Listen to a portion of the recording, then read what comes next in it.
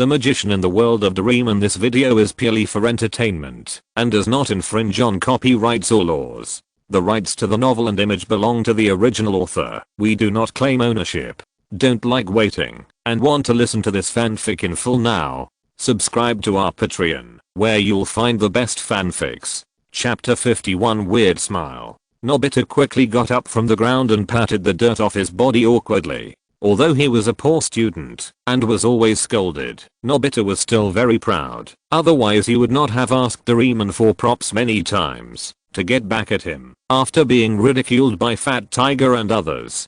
Fortunately, everyone here has been dealt with. It's good that no one saw it. Nobita began to feel lucky that he was the last winner. However, a voice that made him tremble came from behind. Is this guy a fool? Nobita recognized that the owner of this voice was a boy who almost became his nightmare, Junfei, and he could not help but slowly turned his head to confirm this fact. In the end, Nobita still saw the two people, Junfei and Dekisugi. Dekisugi was still refuting Junfei. Classmate, you can't say that. It will hurt people's feelings. He nodded. That's true. There are only 3 of us left now. Let's get rid of him and go back. Nobita then said tremblingly, didn't I knock you out? Why are you acting like nothing happened? Junfei tilted his head and looked at him. Do you still need to ask such a simple question? Of course you missed it. Nobita felt that his confidence was shattered in an instant. The ability he believed in the most was denied by them. When Nobita was stunned, Junfei raised his hand to him, smiled and said, bang. Although his shooting skills were not good, it was no problem for him to hit Nobita. Nobita fell down, and the universe level sharpshooter was KO'd by Junfei. The two looked at the devastation and said calmly, okay, it's all solved, let's go back. Dekisugi could only smile bitterly. Why did you knock him out? Didn't we agree not to be so violent? Junfei shrugged. The goal of this activity was proposed by Nobita himself, and I just followed his rules of the game. Now there are only 2 of us, since you don't want to end. As he said that, he raised his hand. Dekisugi waved his hands repeatedly. You misunderstood. I just think it's not right to use violence. Let's go back. Then he pulled Junfei home. The next morning, as soon as they arrived at school, they heard a shocking news. The boy who was mentally broken by Junfei is coming back today. After knowing this, Junfei was very interested. I wonder if he has repented now? What attitude does he have towards me? Junfei sat in his seat with curiosity and excitement. Dekisugi also heard the news and walked over to him and said, Shizuka is coming back today. I hope you go and apologize to him. You did go too far back then.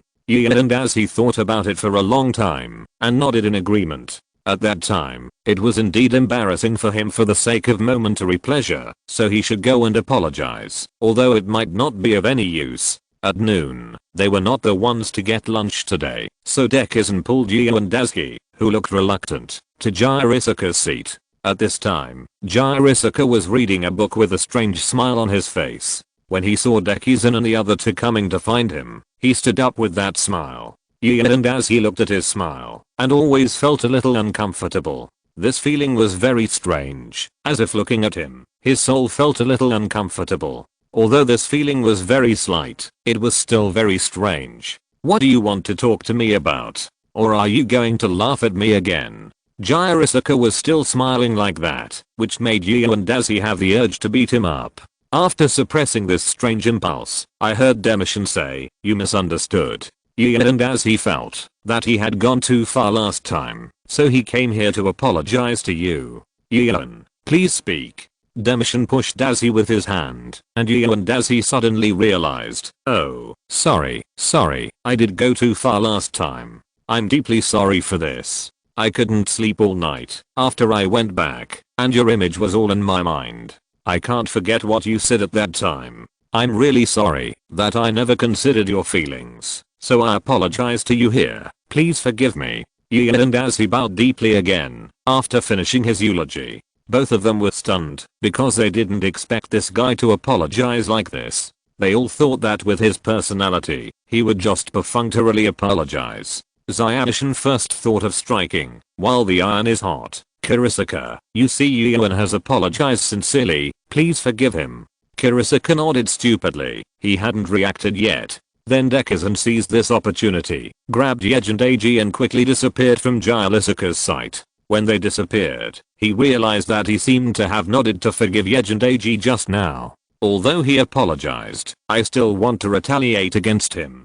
But since he apologized so sincerely, I will be a little gentler. Humph, I don't intend to kill him anyway. After saying this, Jisuka continued to look at the book in his hand. Although he has become a laughingstock because of what happened in the past, he still belongs here, belongs to this class, and he has never changed this. Even if he is laughed at and ridiculed, Jisuka is unwilling to leave. He still likes it here. Yejindaji was pulled back to his class by Dekisugi. At this time, the students who delivered lunch had also returned, and everyone began to share lunch. Regarding what happened just now, the three of them did not say a word. After school in the afternoon, everyone walked out of the school and walked on the way home as usual. But today was not as peaceful as usual. At a corner not far from the school, 5 or 6 junior high school students in school uniforms suddenly appeared in front of them with a strange aura. "Hey kid, we have some difficulties and need your help.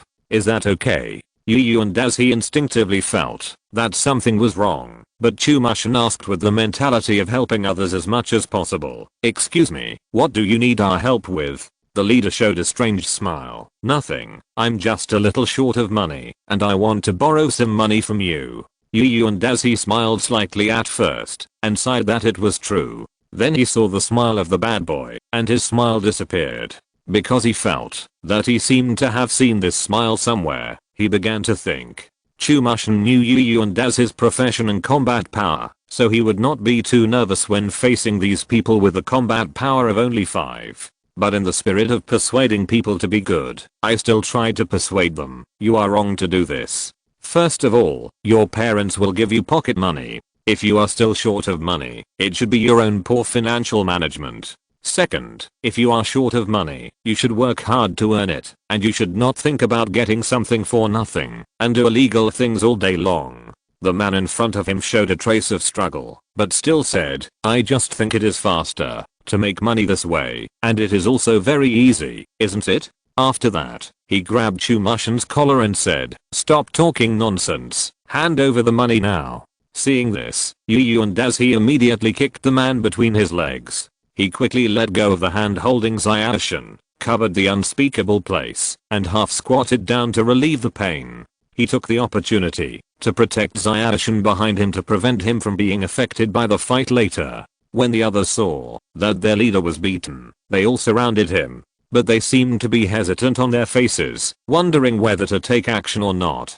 Just when the two sides were in a stalemate, a childish but firm voice suddenly came from outside. "Stop it, what's the point of you guys bullying kids?" Everyone looked in the direction of the voice, and found 2 little boys, both wearing brown school uniforms and shorts, and carrying a school bag. The one who just roared should be the boy in front with a childish face, hunched over in a state of combat readiness. The boy behind looked more quiet, wearing a pair of glasses with broken temples, and glued back together, standing with a school bag on his back.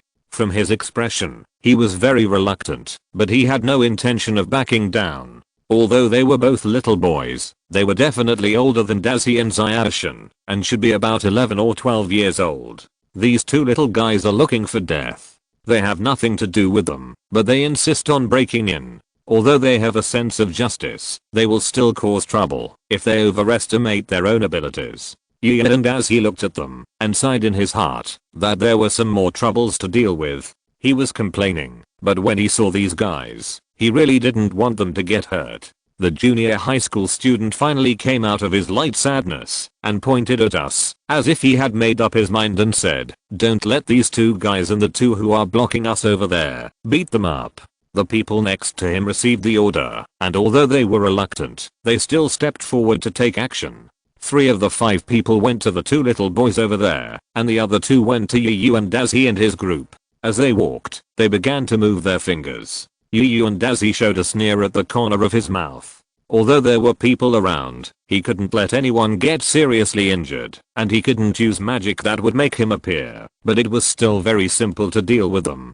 Moreover, he intuitively felt that these guys didn't seem to be completely bad guys, so he didn't need to go too far. While thinking, the first level strange power technique and the first level wind technique were added to Yu and Daz's body. Now his strength has surpassed that of an ordinary adult. Let them feel a bag of rice. The first thin junior high school student rushed over first and punched Yu and Daz in the face. With the advantage of speed, he grabbed the junior high school student's hand with his hand and then turned sideways to remove his strength. He twisted his hands behind his back, then kicked him in the ass, sending him flying more than 2 meters and landing on his face. The other guy saw the kid kicking someone away and his brain circuit didn't react. Of course, he wouldn't miss this opportunity, so he stepped forward and kicked him in the side of the knee, making him kneel on one knee and then kneed him in the stomach. The second junior high school student also lay on the ground, holding his stomach, and lost his fighting ability.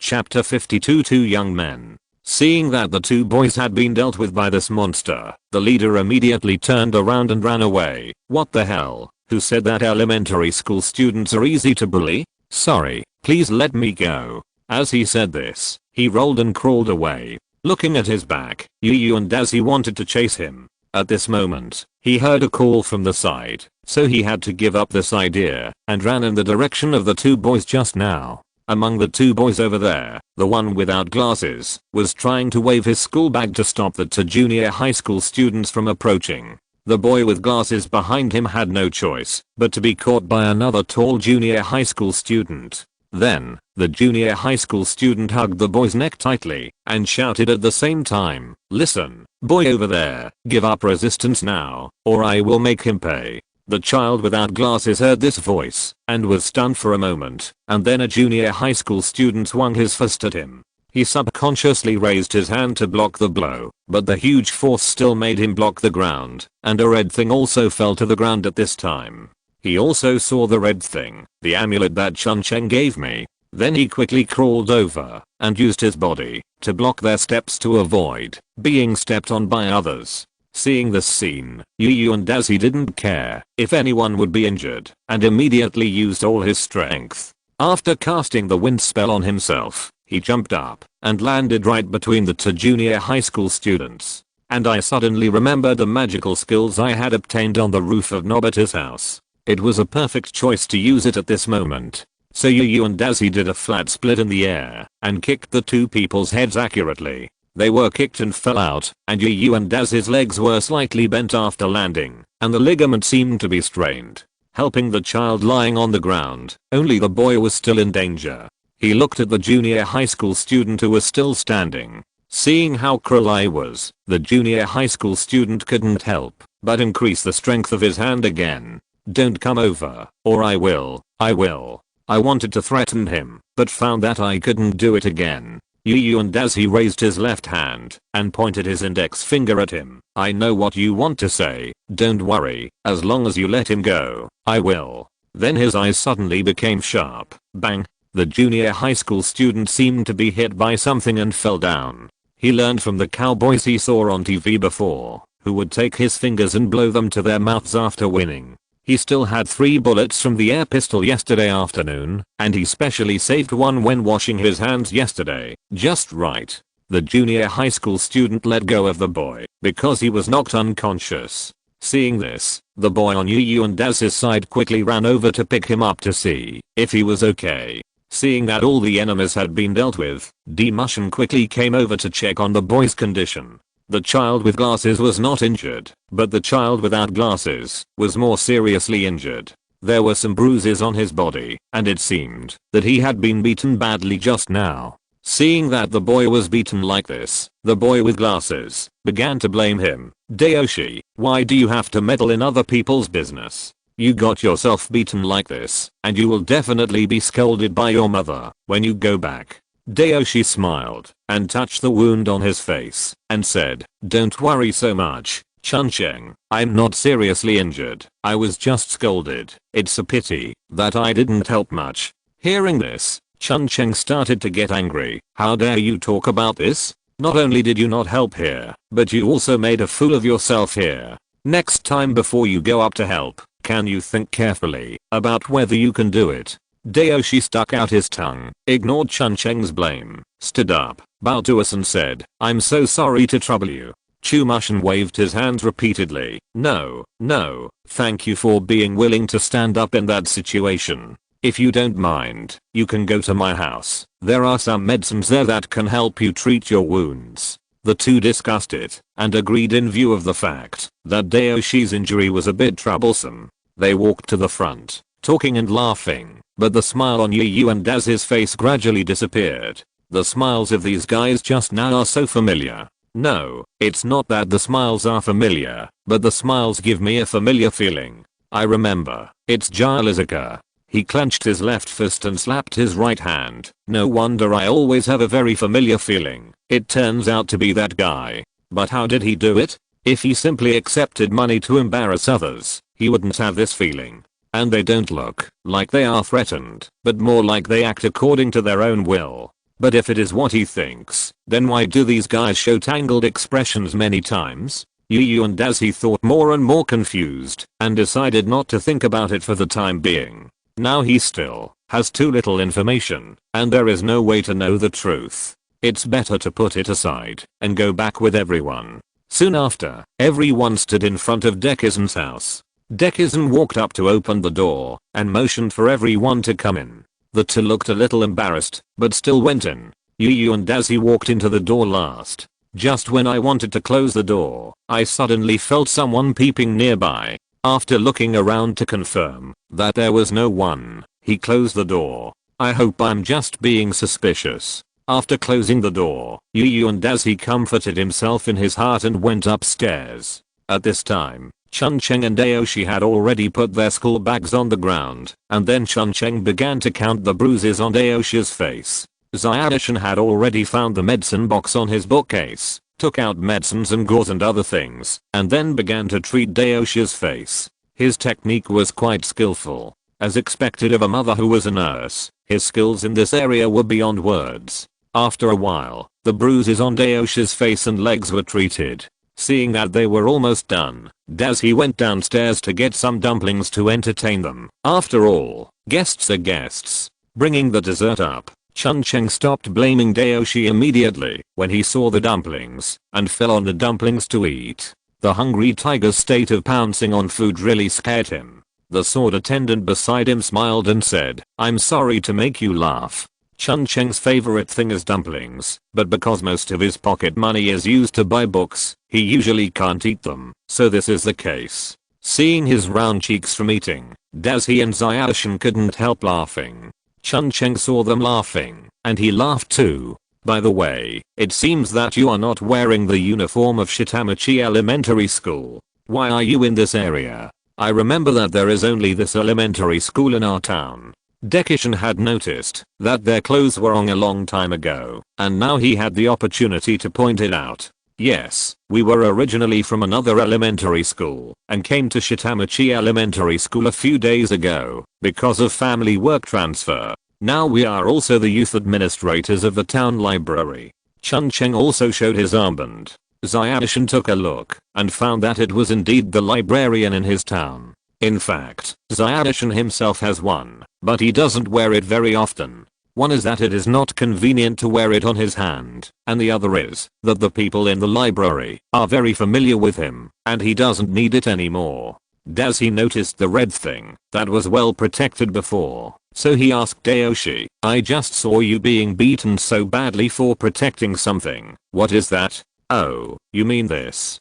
Dayoshi took out the red amulet from his school bag, which looked a little old. "This amulet was given to me by Chuncheng, and it has a special meaning, so I don't want them to break it." And as he looked at it carefully, the amulet was written with peace, which is to bless the person who holds it with peace. Demishin also saw it, and after carefully examining it for a while, he said, "This amulet should have been obtained by Chuncheng for his own peace. But it should have been a year, and it has long lost its effect. However, he gave you his amulet, which also means that it has a special meaning. After all, this thing cannot be given to anyone casually. It seems that you are very important to him. Otherwise, he would not give it to you casually." Zyadishin smiled and said his guess about this amulet. After hearing this, Chuncheng and Aoshi blushed a little, but did not respond. Seeing that he seemed to have said something wrong, Zyadishan glanced at Dazuki. He glanced back calmly. Why, you want an amulet too?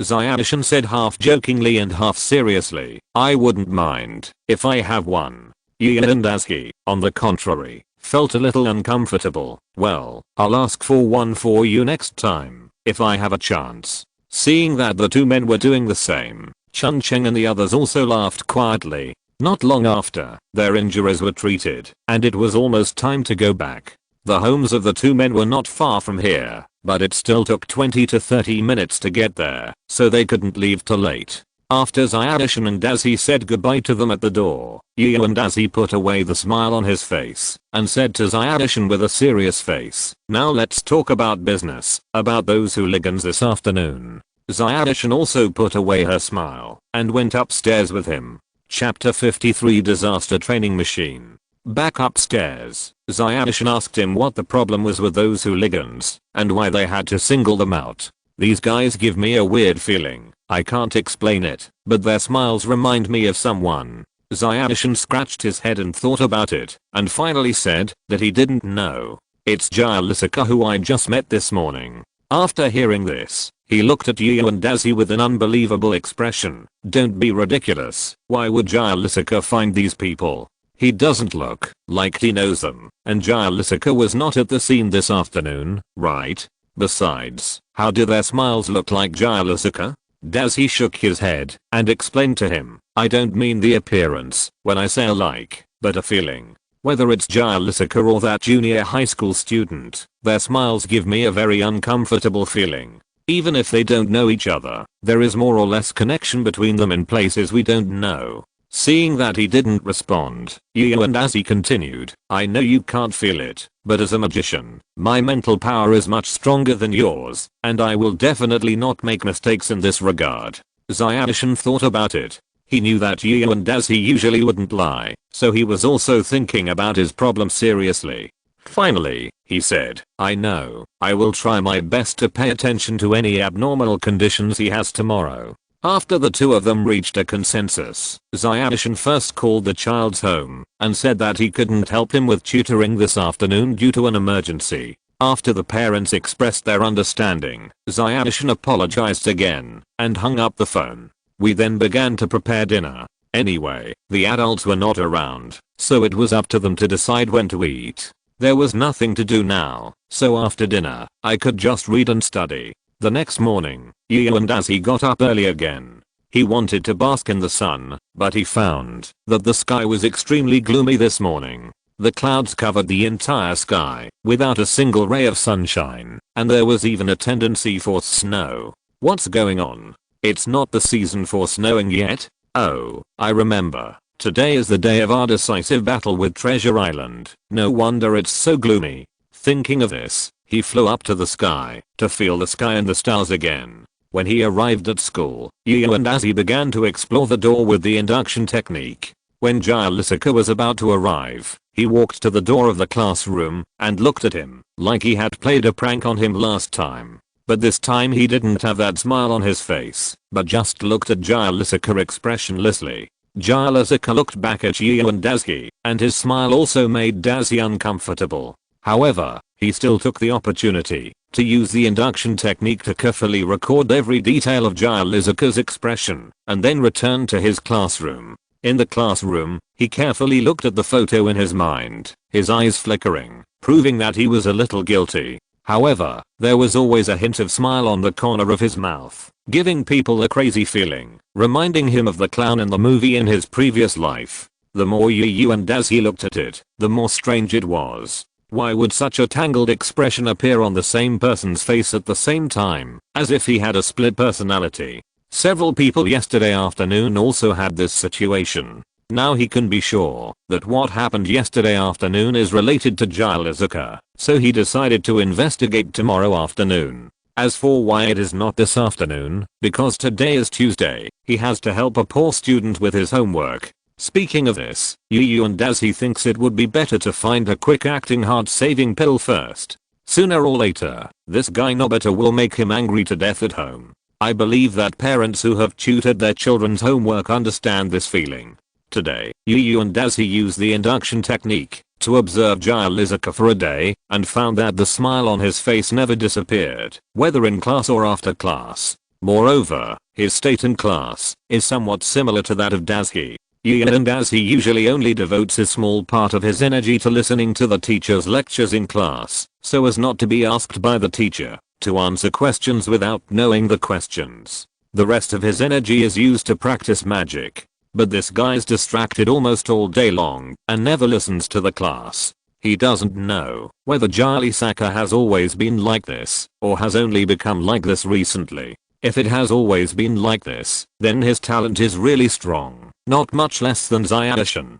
After observing for a day, apart from the smiling photo in the morning, no information was obtained. Moreover, the photo was still imprinted in his mind and could not be used as any evidence. And as he was still very depressed when school was over in the afternoon. After putting away his things, he wanted to go back happily, but when he thought about going to Nobita's house soon, he became even more depressed. Every time he tutored homework, his blood pressure would rise. After the two walked together for a while, Shizuka and Dazi said goodbye. After all, they both had to tutor people to earn extra money today. Nobita still looked reluctant after such a long time, just looking at Yu and Dazi and protesting with his eyes. He didn't bother to care about Nobita. If it wasn't for that meager salary, who would be willing to care about his studies? It's not easy to make a little money these days. The salary is not high, and there is no 5 social insurances and 1 housing fund. It is also very harmful to his body. Yu and Dazi seemed to have seen pediatric hypertension waving at him. Speaking of illness, he thought of last week's salary that was handed over to the hospital, and his mood became even more depressed. Alas, life is so difficult. When he arrived at Nobita's house, Doraemon continued to eat his dorayaki and read comics. Nobita did his homework under his earnest teachings, and he also started to do his homework. There was not much homework today, and it was finished in less than half an hour. This was written under the condition of tutoring Nobita, otherwise the speed could be faster. After finishing his homework, Yu and Dazi began to secretly peek at Doraemon. After all, he was Yu and Dazi's childhood idol, and it was impossible not to be moved. But in order to maintain his aloof personality, he can only take a peek when no one is paying attention. When we were young, it was the dream of many people to have a Doraemon. Nobita's homework was almost finished after an hour of tutoring, and there was still an hour left. Yu and Dazi went downstairs to rest for a while, but Nobita started to get restless upstairs. Doraemon, you see, I have finished my homework, but Yu and classmate is not leaving. Can you help me drive him away? Doraemon refused for Nobita's good. No, after all, Yu and classmate is helping you with your homework for your own good. If you drive him away, he will be very sad. Nobita smiled and persuaded Doraemon, think about it. Today's homework has been completed, which means that I have almost understood today's knowledge, so naturally I don't need tutoring. Don't you think so? Doraemon thought about it, and it seemed that there was nothing wrong, but something was wrong. Seeing Doraemon wavering, Nobita tried again. Think about Yuan. He has done so much for me. He must be very tired. Why don't you let him go back and have a good rest? Look at me. I haven't had a good sleep for a long time, and now the afternoon is occupied by tutoring. I'm seriously lacking in sleep. Look at me. I have dark circles under my eyes. Then Nobita put his face closer. Doraemon pushed him away with a look of disgust. Okay, I know. In this case, I will help you. Look at this, the disaster training machine. Doraemon took out a green half barrel from his pocket. This prop can create the illusion of a disaster, and when he comes in, you can scare him away. Although it won't really hurt anyone, you have to be careful when using it. Nobita smiled and took the disaster training machine, and promised repeatedly. But Doraemon obviously trusted the wrong person. Nobita always promised like this, but when did he do it? Let's try this first. Nobita turned the pointer of the disaster training machine to the fire, and when he heard Yu and Daz's footsteps, he turned on the machine and put it aside, waiting for it to take effect. Yu and Daz went downstairs to drink a cup of tea, and then returned to Nobita's room to continue his lecture. Nobita was sitting on the floor with Doraemon, and he didn't know what they were talking about. But Nobita looked so grinning, which made him confused. Just as Dazzy walked over to tell him to go back to his seat to review, Nobita's window suddenly caught fire. Oh my god, is it so exciting? After sighing, he didn't have time to think about it. As the only adult here, he had to shoulder this responsibility, and he was also capable of doing it. The first level super strength and wind skills were instantly added to his body. He picked up Nobita and Doraemon in one hand, and jumped from the second floor window to the roof outside. Then he jumped from the roof to the ground, and put them down intact. At this time, the fire had enveloped the entire second floor, and was beginning to spread to the first floor. Yu and Dazzy had no choice but to rush into the room again, and carried out his aunt, who was panicking when she saw the fire at the stairs. Seeing that everyone was safe, they planned to call the fire department to deal with the aftermath immediately. But Nobita and Doraemon stopped Yu and Dazzy and his aunt. Please wait a moment, no need to call the police. Take a closer look. There is no fire on the second floor.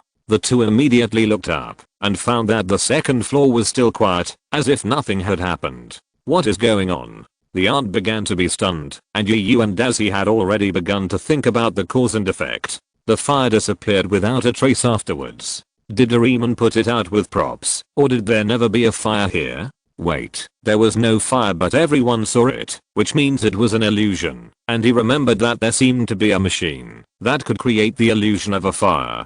Thinking of this, Yu and Dazzy immediately rushed into the house. Nobita and Doraemon seemed to realize something and followed in, leaving Nobita's mother in a daze. Chapter 54. A thief broke into the house. Yu and Dazzy ran into Nobita's room, and after looking around, he found a familiar object. He immediately picked up the semi-cylindrical object and looked at it carefully. There were disasters such as fire, flood, earthquake, hurricane and the end of the world on it, and the pointer now pointed to fire. Humph, it's this thing. Wait and see how I deal with you. Wait, it seems that I don't have to do it myself this time.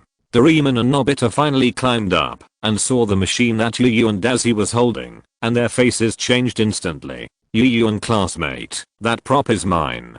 I put it there because it is useless. Can you please give it back to me? Doraemon smiled and tried to fool him. He looked at him contemptuously and said, okay, since it's your thing, shouldn't you give it to your aunt to check it out? Then Yu and Dazzy walked out of the window again. The two hurried to catch up, but when they saw him jumping from the roof, they had to stop. After all, these two people don't have this ability, so they can only reach out and look at the place where Yu and Dazzy left to express their deep despair. When he got to the first floor, he saw his aunt was still in a daze, so he waved it in front of her, and then she came to her senses. Auntie, look at this Doraemon prop. The fire just now was caused by it. You should take good care of Doraemon. His props can cause a lot of trouble if used carelessly. After hearing this, Nobita's mother's face, which was originally pale with fear, gradually turned rosy, and she also put on a headdress with devil horns. She smiled and said to Yu and Dazzy, Student Yuan, we have something to do at home today. Why don't you go back first?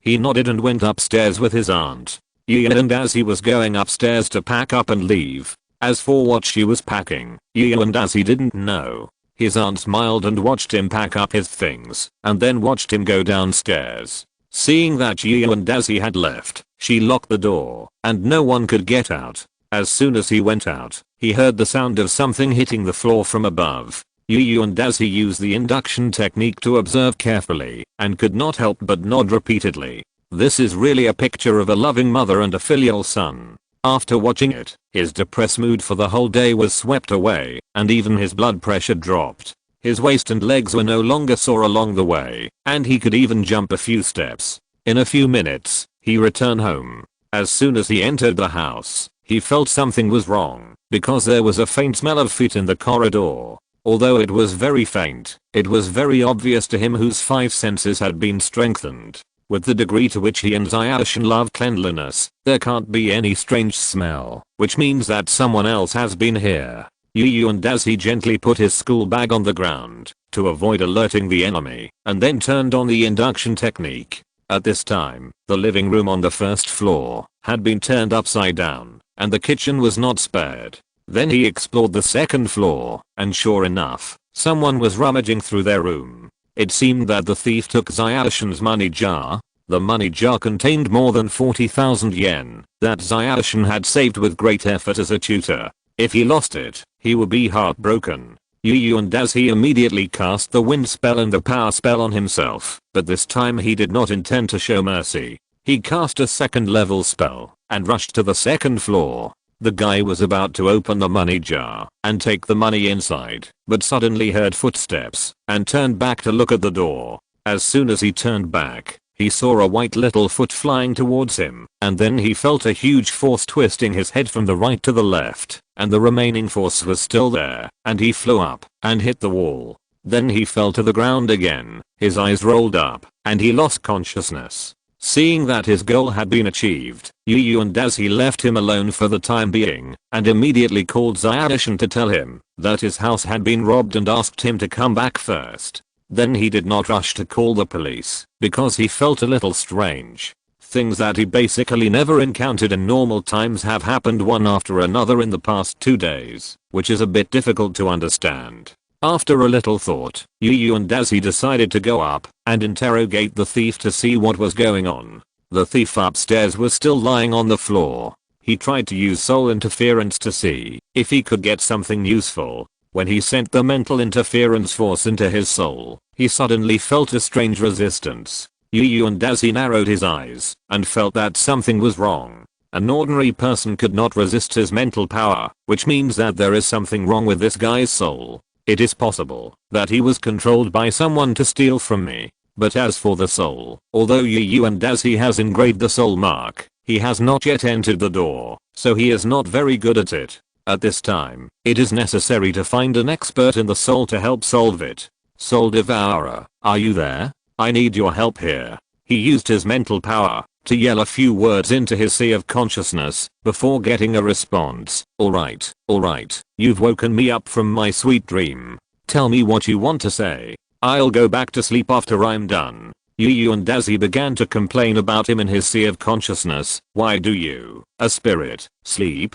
Shouldn't you be on standby 24 hours a day like a mobile phone? Soul Devourer snorted disdainfully, and then retorted, then why don't you say that the futuristic robot named Doraemon has to sleep every day? Isn't he very similar to the smartphone you mentioned? From this we can infer that the more advanced the intelligence, the more it needs to relax itself, and sleeping is the best way. Okay, what's the matter? If nothing else, I'll go to sleep. He was speechless about this spirit, so he had to start talking about business. Look at this guy. I feel like his soul seems a little strange. Is he being controlled by someone's soul? Soul Devourer released his mental power and began to slowly explore his soul. Soon after, he replied to Yu and Daisuke, this guy's not controlled by the soul. He is acting according to his own thoughts. But he is indeed affected. His soul has fallen into darkness and is guided by other people's thoughts. So he came here to steal from your home.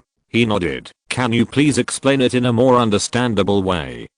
Simply put, a person's soul is divided into 2 parts, light and dark. The light part controls a person's integrity and kindness. The dark part is a negative personality such as insidiousness, jealousy, laziness, etc. This guy's dark personality was forcibly stimulated, and then a little bit of psychological suggestion was used to make him a pawn. This ability is really interesting. He figured everything out. No wonder every time I see these people, I always feel a sense of disharmony. It turns out that it is because of the soul. If so, that guy is also in this situation. By the way, I may know who this person is who forcibly stimulates the dark side of others. Are you interested in seeing it? The soul-eating monument also became interested. This ability is very rare. If I swallow his soul, it will be a great tonic for me. And if you master this ability, it will be of great benefit to your understanding of the soul. Then the soul-eating monument said kindly, who is this guy?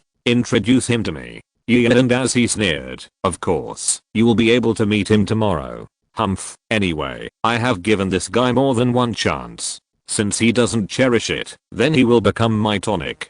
Then he changed his mind. Forget it. Although this guy is a little too much, he is still not guilty of death. By the way, how did he master this ability? Is there any inheritance? Inheritance or something like that should be impossible. After all, it is too common for inheritance to be cut off in this era. Magic is declining, and technology is flourishing between heaven and earth. This is the rule of this planet, and this small world is even more impossible. However, some people will master some strange abilities by chance when they are in extreme emotions. This time should be the case. Yu and Daisy began to ponder. Strange, this guy does not have this ability in the original work. Why is there such a situation? Think about it carefully. In the original work, he must have called Deku-shan to harass Zio-shan in order to take the opportunity to become the first in the whole grade. If it weren't for him, then he would definitely be the first for a while to satisfy his vanity. But this shouldn't be the key. So what is the biggest difference? Oh, it's the way they deal with it after being discovered. If it was Zio-shan, he would definitely choose to forgive him instead of using magic to retaliate against him like I did.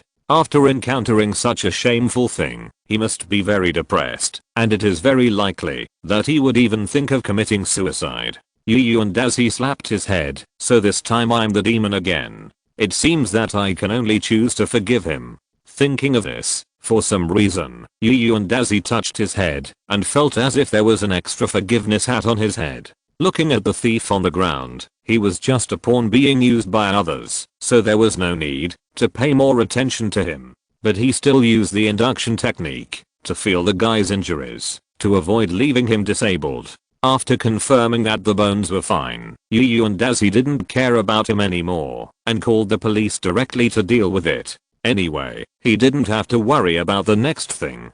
After a while, Zio-shan came back, followed by 2 policemen. They came and took the thief away and asked Yu and Daisy to go over and take a statement with them and didn't let him go home until 6 o'clock in the evening. If you're listening to this novel on a channel other than Fanfic World, it means they downloaded and uploaded it without effort. We cordially invite you to visit our channel, Mundo Fanfic Novelos. There you'll find the original version of this story and you can explore many other novels of various genres. We're waiting for you to immerse yourself in a world of incredible novels. Chapter 55, Revenge of Shizuka. When he got home, Zio-shan had already prepared dinner. While eating, he asked Daisy what happened today and why he came back early. Daisy told Zio-shan what happened. After listening, he put down his chopsticks and said, I still hope you can call the police if you encounter such things in the future. Although money is important, I will be very distressed if you get hurt because of it. Yu and Daisy picked up a piece of fish and put it in his mouth and said to him, if I were not a magician, I would agree with your point of view. Zio-shan looked solemn. Although you have power that ordinary people can't match, you can still be hurt by some things, such as a knife or the bullet before. So I really hope you can protect yourself well. Like you said before, you must first take care of yourself. Hearing his concern, Daisy nodded even though he didn't care. By the way, I have already found out the strange things we have encountered in the past 2 days. It is because someone has changed their minds with supernatural methods and then attacked us. Zio-shan also became serious and asked quickly, then do you know who this guy is? I'm not sure, but it should be Shizuka. This guy gives me the same feeling as those people before. I'll go to confirm it tomorrow. What method are you going to use to confirm it? You won't just beat him up, right? Zio-shan didn't seem to trust Yu and Daisy at all. He felt insulted. Could it be that he was a person who only knew how to speak with fists in his mind? So he began to look for the problems I had solved with my brain before. After thinking carefully for a long time, he found that it seemed that there was really no problem. He copied the last Japanese test. He couldn't refute it. Don't worry, my way of confirming it is not like this. I'll see after school tomorrow. After saying that, he buried his head in eating, not caring what Zio-shan thought of him. When I saw Yu and Daisy like this, I couldn't help laughing. The next morning, the teacher came to the classroom and Yu and Daisy immediately felt bad. This guy seemed to be controlled too.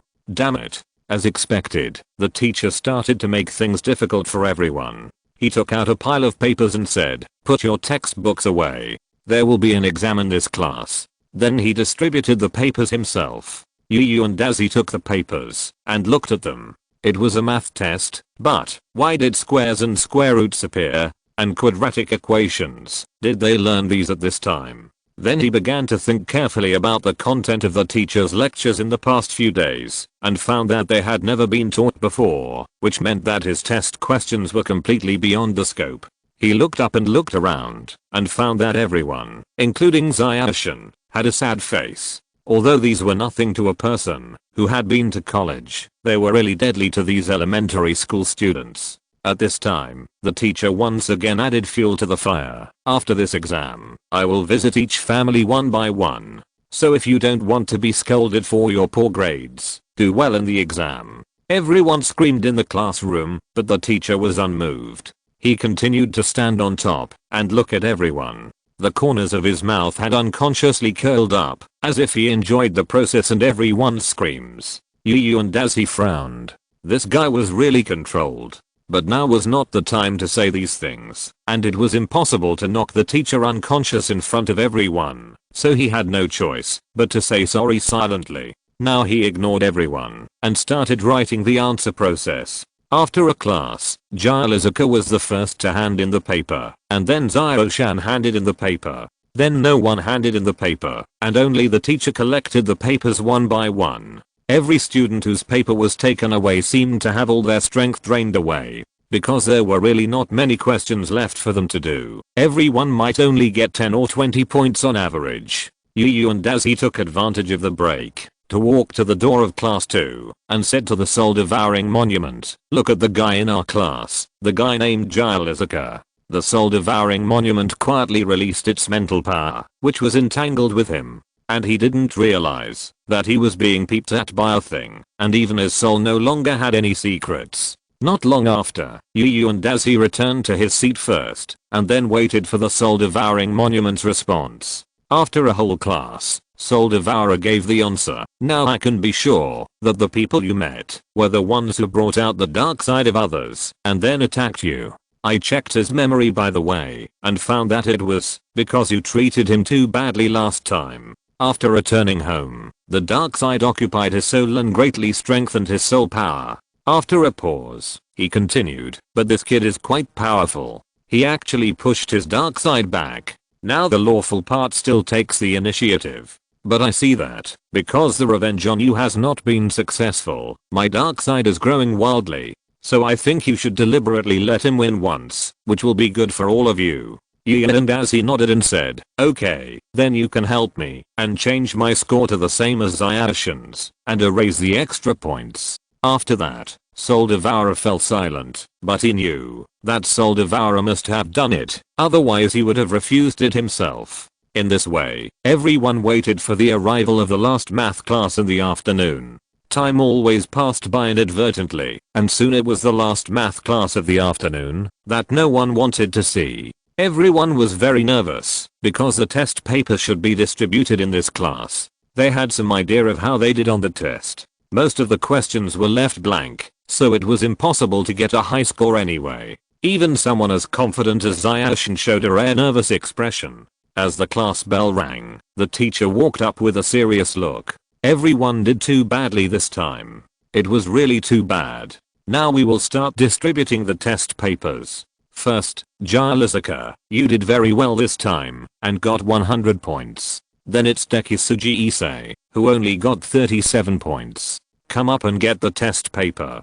Zayashi lowered her head and walked up to take the test paper. Next is Yu and Dazi, 37 points. It's also too bad, the result of not studying hard. Yu and Dazi walked up with a blank face as usual. At this time, he saw that most of the classmates were covering their mouths and laughing, especially Nobita. His mouth was about to fall to the ground. However, Yu and Dazi knew the inside story, so he didn't care. But seeing that Zayashi looked a little shocked, he was a little worried about his condition. I should comfort him after school to prevent him from being overly shocked. Then it's Minamoto Shizuka, 21 points. Go back and reflect on yourself. The teacher took out another paper and handed it to Shizuka, who was walking up. At this time, Yu and Dazi suddenly found that something was wrong with Shizuka's condition. "Hey, soul-devouring monument, take a look at the state of his soul now and see if the dark side has decreased." The soul-devouring monument agreed and began to explore. Soon after, he came back. This guy's soul has begun to entangle again. Now light and darkness are intertwined, and pleasure and apology are entangled in his heart. Now should be the time to decide his final personality. This process may take only a few minutes, or it may take hours, or even months. I can't intervene now, but I look forward to him being swallowed by darkness, which will become my favorite food.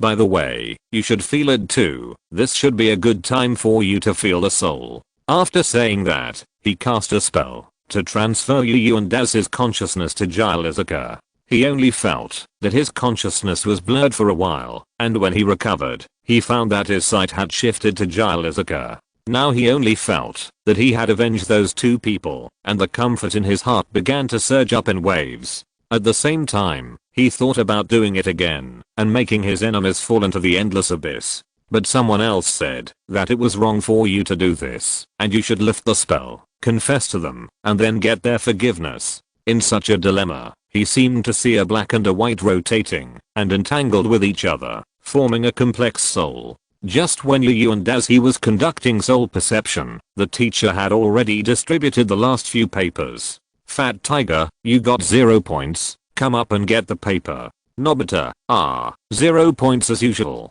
Forget it, I'm too lazy to say anything to you, come up and get the paper quickly. Fat Tiger lowered his head to get the test paper, while Nobita walked up with a smile on his face and his head held high. No one knew why he was so arrogant. The way you guys did in the test this time is enough to show that you didn't study hard at all. The highest score is 100 points. Can't you learn a lot from Shizuka? Especially the two of you, Dekisugi and Yu and Deiji. You actually did so badly in the test. You left me this afternoon to reflect on yourselves. The teacher scolded the whole class angrily, especially Deiji and Zyashin, who were scolded the worst. Deiji didn't hear anything about it because he was comprehending the changes in his soul. But Dekisugi was a little sad. Not only did he fail the test this time, but he was also scolded like this. He would have to visit his home later. Although his parents basically wouldn't say anything because they could understand that he failed the test because the questions were too difficult, but he would definitely embarrass his parents. Thinking of this, his nose was sore and he had an urge to cry. Chapter 56, Strange Fog. In the blink of an eye, a class was over. Since the teacher asked them to stay and reflect until 5 o'clock, the two of them still had 2 hours to think slowly. Shizuka, who was next to him, walked out of the classroom, but did not leave the school. Instead, he found a secluded place to continue to struggle. He was taking advantage of the situation to comprehend his soul. As his thinking about the soul became more and more in depth, the soul patterns in Daz's sea of consciousness began to have colors and became more agile. Time passed unknowingly, and the students who were cleaning had finished cleaning and left, leaving them with a gloating smile. Now only the two of them were left in the classroom. Zyashin was relieved when he saw that everyone had finally left, and he lay on the table to calm down. Yu and as he had also comprehended almost everything and asked the soul-devouring monument to send his consciousness back. He saw Dekushan lying on the table. He walked over and pushed his shoulder. What's wrong? Did someone bully you? Soul-devouring monument told him about the class at this time. Just now, this child was a little strange after hearing that he was going to visit his parents. Either he didn't want his parents to know his grades, or he was afraid that his parents would be embarrassed. You can do it yourself. And as he thought about it, although Zyashin's parents didn't have much contact, they were still quite open-minded. It should not be that he was afraid of his parents knowing his grades, but that he was afraid of his parents being embarrassed. Thinking of this, he knew how to comfort him. Are you afraid of the home visit? Zyashin nodded on the table, but still didn't look up. Don't worry, I will go and convince the teacher not to go on the home visit. He walked out. Demishin heard it and thought that Yu and Dazi was going to take the teacher to the hospital, so he hurriedly chased after him. No, you can't hit people casually. He saw that his method was effective, smiled and said, what are you worried about? I'm not using my fists. Zyashin heard his assurance and relaxed a little. Yu and Dazi continued, do you remember why I said yesterday that those people attacked us? Zyashin nodded, guessing what he wanted to say. Just as you thought, the teacher was also controlled today, so he did such an incomprehensible thing. Then Yu and as he lowered his voice and leaned close to his ear and said, I have confirmed today that the person is Shizuka. This time I will make him pay. Then he returned to his normal voice and said, so don't cry. I will make the teacher return to normal and forget about this matter, and you also promise me not to take it to heart. Okay. Then handed him a handkerchief to wipe his tears. This time the questions are questions that will only be learned in junior high school. You can get 37 points, which is very good. So you still have to believe in yourself. Zyashin nodded, and then quickly grasped the key point of Daz's words. You know this is a junior high school question? How did you know? Yu and Dazi turned around, with cold sweat on his forehead. Zyashin's family didn't seem to have any books about junior high school. He saw that Yu and Dazi was guilty, and didn't ask any more questions, and returned to his seat and waited. It was not until 4:30 that Zyashin asked him to go find the teacher. Because the teacher asked us to stay until 5 o'clock today, Zyashin, who abides by the principle, would not leave before 5 o'clock. He calculated the time, and it was almost time to erase his memory. He stood up and went to the office to find the teacher. At this time, the teacher was gradually approaching a violent state because of the dark power.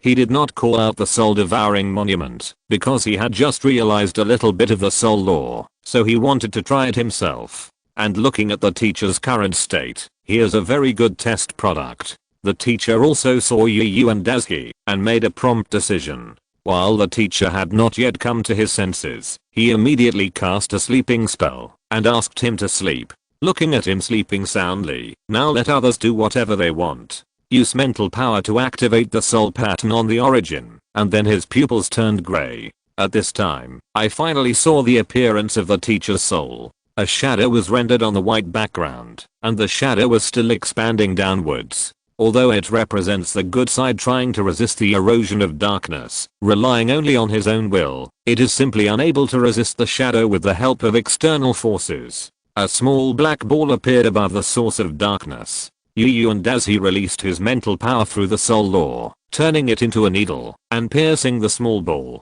The small ball was pierced without any resistance and began to ooze out dark mist. As soon as Yu and Dazi's mental power touched it, he felt a little uneasy and had the urge to get angry, but this mist still couldn't affect him. With the vibration of mental power, he swept these things away. Because the teacher's soul lost the support of the black ball, the shadow began to fade away. The shadow gradually decreased to a quarter of the area, and then it didn't decrease anymore. It seemed that it should be the normal proportion that had not been affected before. But this is not over yet. After solving the problem of being controlled by others, he let the soul-devouring monument wash away the teacher's memory of going to visit the home, which was a perfect solution. After that, he clapped his hands with satisfaction and returned to the classroom, making a gesture to Chumushin that everything was done.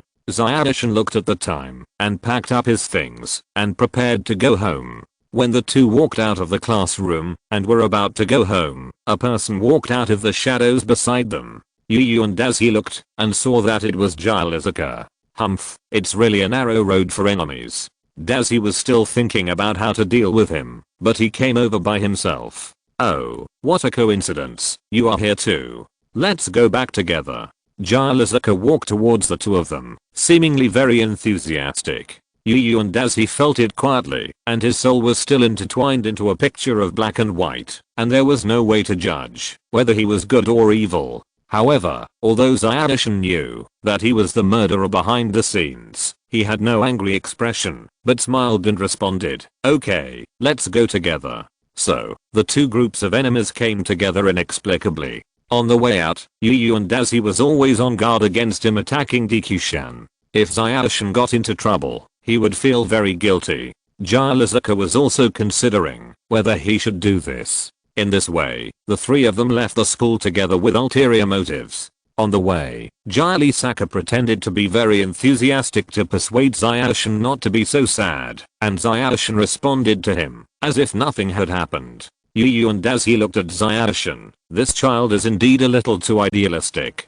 Now he should still not give up the mentality of persuading Shizuka to change his evil ways, and he should also be worried that Dazi will beat him to death here later. Although Zyadishan didn't know that Yu and Dazi had killed people, Zyadishan's intuition told him that if he really angered Yu and Dazi, then he would definitely not be able to save Shizuka. So he also tried his best to make the atmosphere between the two less intense, and didn't want them to fight. With Dekishan carefully maintaining the atmosphere, the three of them successfully walked out of the school gate. As soon as he walked out of the school gate, Yu and Dazi felt something was wrong. Strange, the weather is wrong. At this time, the sky was very gloomy, and the surroundings seemed to be covered with a layer of white fog. In this fog, Yu and Dazi felt a little uneasy, and the two of them also felt the chill around them. What's going on? I remember there wasn't such a thick fog when I just came out of the classroom. Shizuka shuddered as he looked at the thick fog around him. After all, he was a person who had awakened his ability, and his physical fitness was better than that of ordinary people. Now Zyadishan was gradually starting to tremble, and as he could even feel that his vitality was gradually fading away. No, if this goes on, he will at least get seriously ill. He had to pretend to take out a warm cloak from his backpack and put it on Zyadishan. That's right, that cloak was the embrace of the goddess of dawn. The surrounding fog was not something that ordinary clothes could resist. Now the small hole in the cloak has almost recovered, but those huge cracks will need some time to be nurtured. As for the half-meter long hole, Yu and Dazi has been nurturing it with magic for a long time, but the signs of healing are pitifully small. Even so, after Zyadishan put on this cloak, it immediately isolated the surrounding fog, and his vitality was no longer lost. Shizuka didn't say anything when he saw this. After all, he knew that Yu and Dazi and he had a bad relationship, and he also noticed that Zyadishan was not in a good state. What is the fog around here? Why is it so cold? Zyadishan's face became a little rosy, and he asked them this question. Shizuka shook his head, and he also said that he had never encountered it. The three discussed and decided to continue moving forward. After walking a distance, there were still no pedestrians on the road, and the sky turned from dim to dark. It's really strange. It's only 5 o'clock. Why is the moon out? Everyone looked at the new moon in the sky, and even the dumbest people knew that there was something wrong. But even if they knew it, what could they do? There was no way to leave here. Yu and as he quietly clenched his right hand, where his Muling magic wand was. Now he seriously suspected that all this was caused by Shizuka. Otherwise why did the teacher keep us until now? To let them go home? Yu and as he swore that if there was anything wrong with him later, he would be the first to kill Shizuka.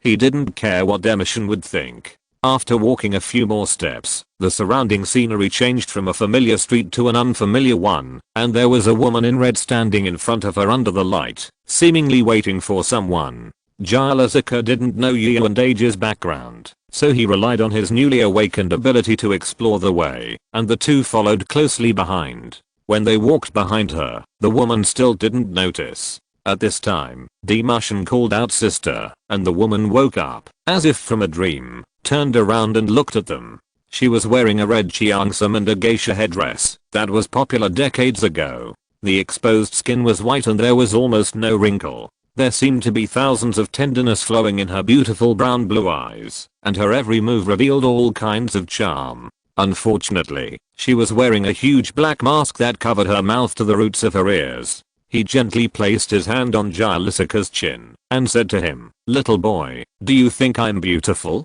Shizuka was fascinated by this beautiful figure and couldn't help but say, "I have never met anyone more beautiful than you." The woman cast her eyes on the other two people, and they also nodded and said that she was very beautiful. Although she didn't know what he was going to do, it seemed better to follow her meaning. "So you see, am I still beautiful now?" She took off the mask. Chapter 57, The Slit Woman. As her mask gradually came off, everyone saw her full appearance. Whether it was her nose, eyes, or ears, they were all perfect. But she had an extremely huge mouth, the opening of which could draw an arc from the base of one ear to the base of the other ear. From the cracked gap, you could also see a mouth full of teeth, which were very sharp. This was not a mouth that a human could have at all.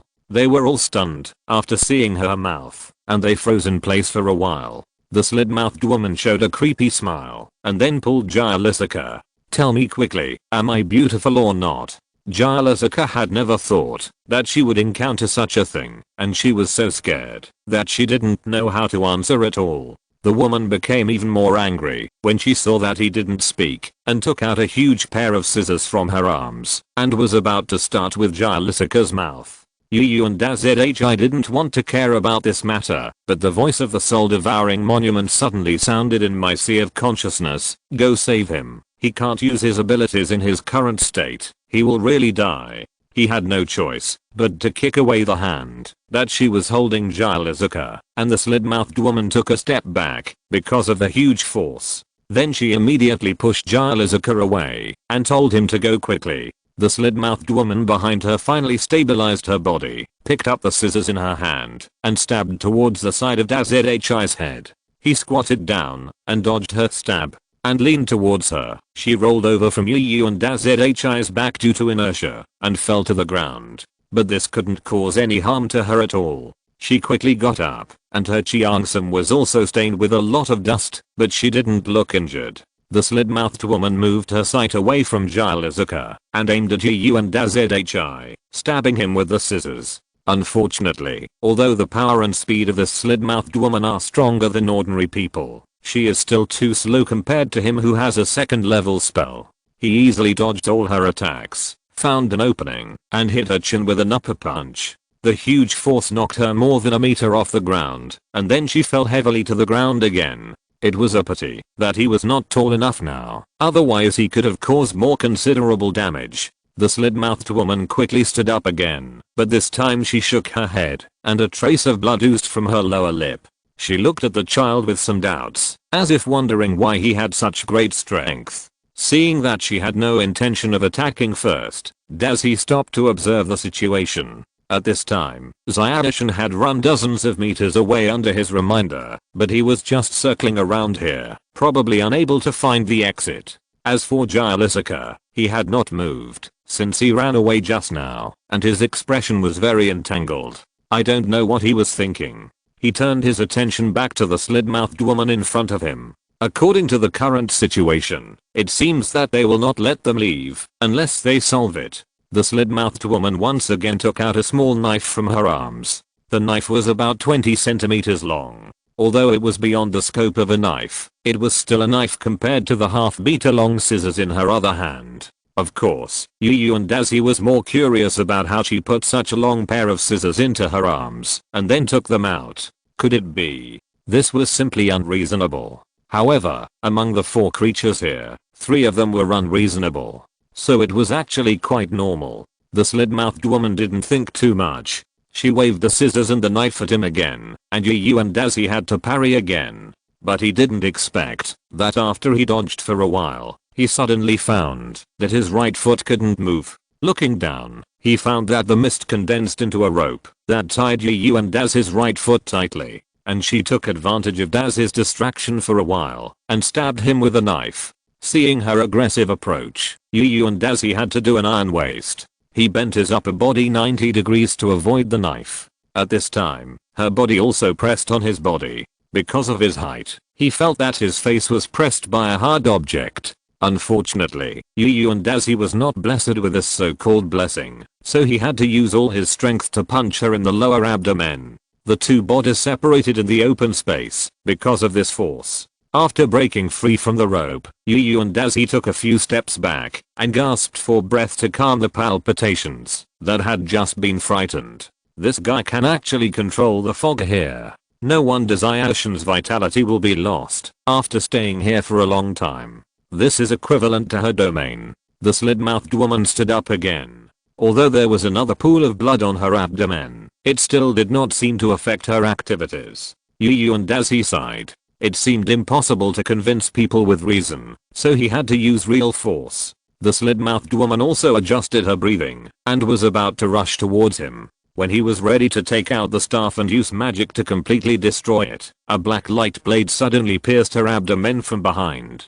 There was a lot of black blood on the wound on the abdomen, dyeing the cheongsam black. She turned her head 180 degrees in disbelief and saw a child who was about the same age as Yu and Dazhi. Black energy was flowing out of Shizuka's hand, turning into a blade of light and sinking into her abdomen. The other end of the blade of light spread out from the part that had been hit by Daisuke, adding insult to injury. Without much hesitation, she stabbed Shizuka's chest with the hand holding the scissors.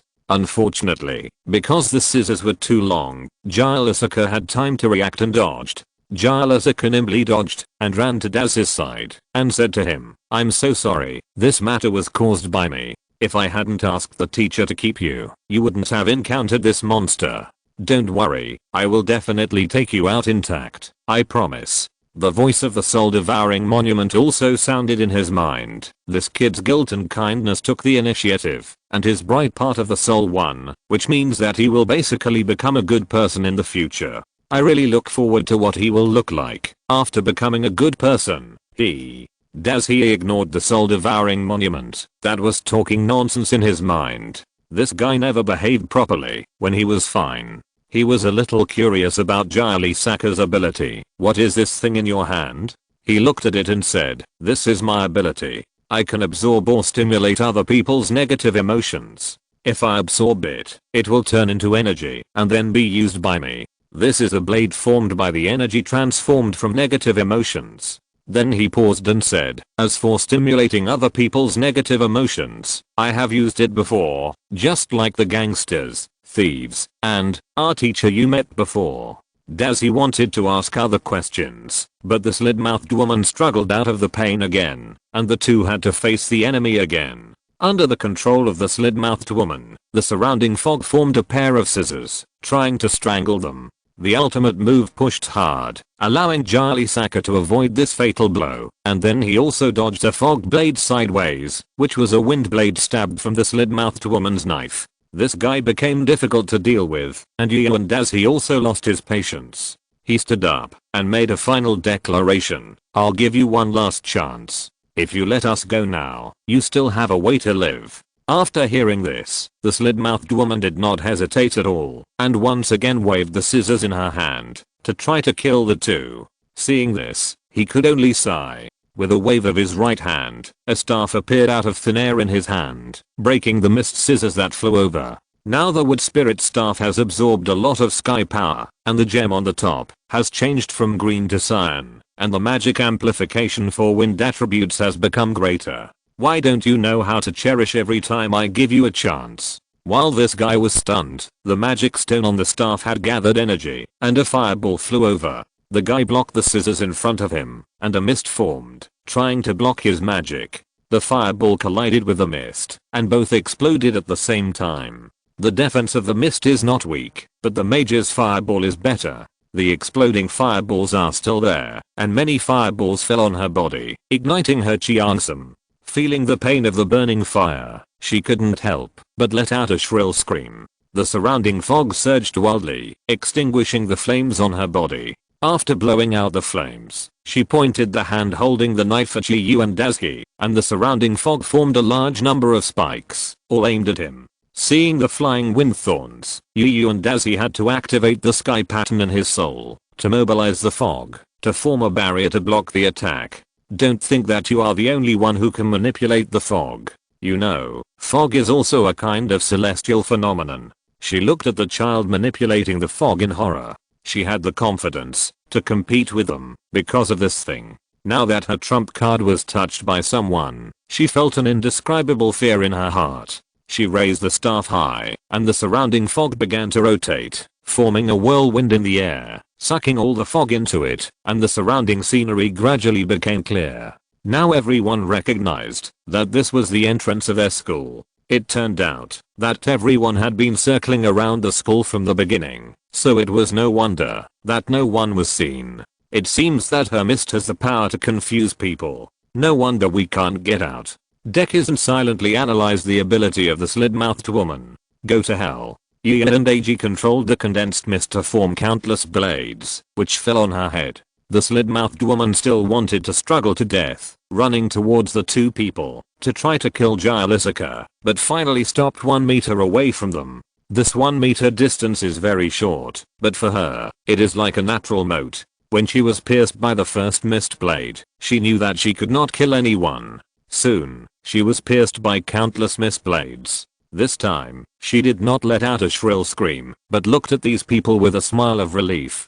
The scissors and the knife had fallen to the ground, and the blood deep in her mouth had stopped. There was no other movement, just smiling. A gust of wind blew, and her body and the mist began to turn into dust, and disappeared with the wind. When there was only one head left, she spoke again. Am I free? Chapter 58, Cultivating Immortality. As the slit-mouthed woman disappeared, the atmosphere here returned to normal. Shizuka looked at Yu and Dazi in surprise. He didn't expect that he was such a strong magician. Now he was a little embarrassed facing Yu and Dazi. He had expected to save them, apologize sincerely, and finally make peace, but it ended up like this. After seeing the slit-mouthed woman being killed, Shizuka returned to the two of them, took off the embrace of the goddess of dawn, and returned it to Yu and Dazi.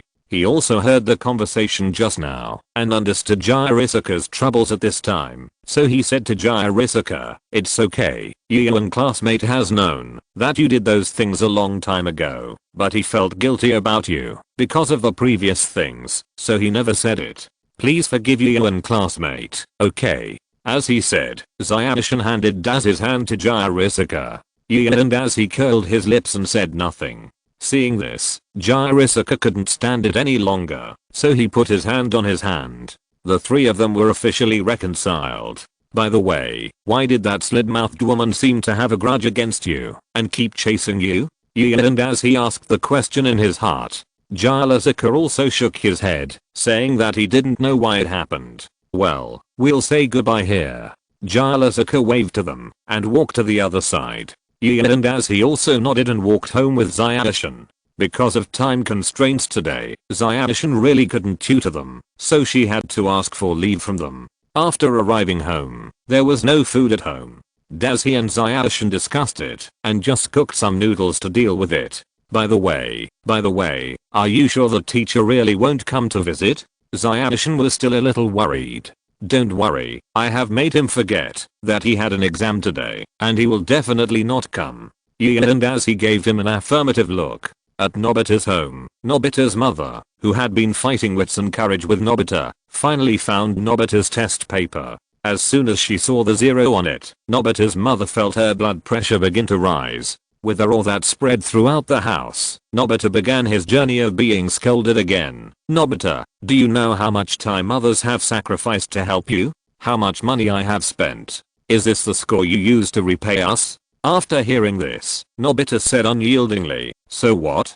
He only got 37 points this time." His mother became even angrier after hearing this. "Even so, you don't even get this 1 point, so what qualifications do you have to criticize him? If you work half as hard as he does, you won't get 0 points at least. You sleep all day long, and you can't bear to spend a little time to study." After saying this, Nobita's mother threw the test paper away in anger and left Nobita's bedroom. When she closed the door, there was a loud noise, which scared Nobita and Doraemon.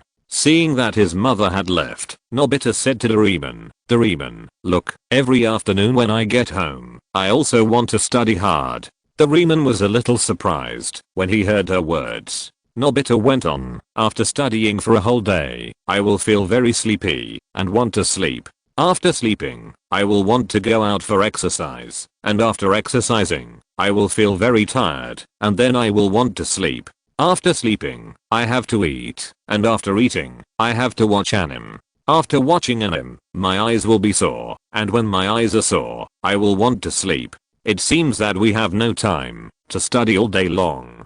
Don't you think so?" Doraemon was shocked by Nobita's twisted logic and shamelessness, and could only say dully, "Yes, you said it very well, and what you said is alright." Nobita did not understand Doraemon's sarcasm at all. After hearing Doraemon's praise, he continued, "Then Doraemon, do you have any props that can allow me to have more time than others, such as medicine that can prevent people from sleeping?" Nobita looked at Doraemon with hope, but Doraemon had now degenerated into a lazy cat, lying on the ground. "Ah, you mean this? Of course there is. But I believe you won't like this prop at all." When Nobita heard that Doraemon had this prop, he immediately asked, "Why? Why doesn't anyone like such a good thing?"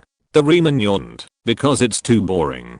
He didn't care so much and said, Doraemon please. Think about it. I can use this extra time to study. Isn't that great? Doraemon thought about it and realized that it was true. He had no choice but to agree. Okay, but don't bother me when the time comes. Then he took out a bottle of medicine and said, take 1 tablet of this potion and you can stay awake for 24 hours. But you'd better think about it, because it's really boring after taking this. After that, the blue fat man put the medicine bottle on the tatami, and then climbed up to sleep. Nobita got what he wanted, and happily picked up the medicine bottle, poured out a tablet of medicine and ate it. After that, he entered the learning state with full confidence. But within 10 minutes, Nobita was already lying on the table in boredom, and began to fantasize endlessly. Not long after, Nobita felt too bored, so he stood up, took out a few comic books, and lay on the tatami and read happily. It was very tiring today, and as he and Zayashin had already washed up, and were ready to go to bed. What level is the slit-mouthed woman we met today in your world? Demishin was still thinking about what he encountered today. And as he made an objective analysis, if there were no mists, that guy could only be said to be a beginner.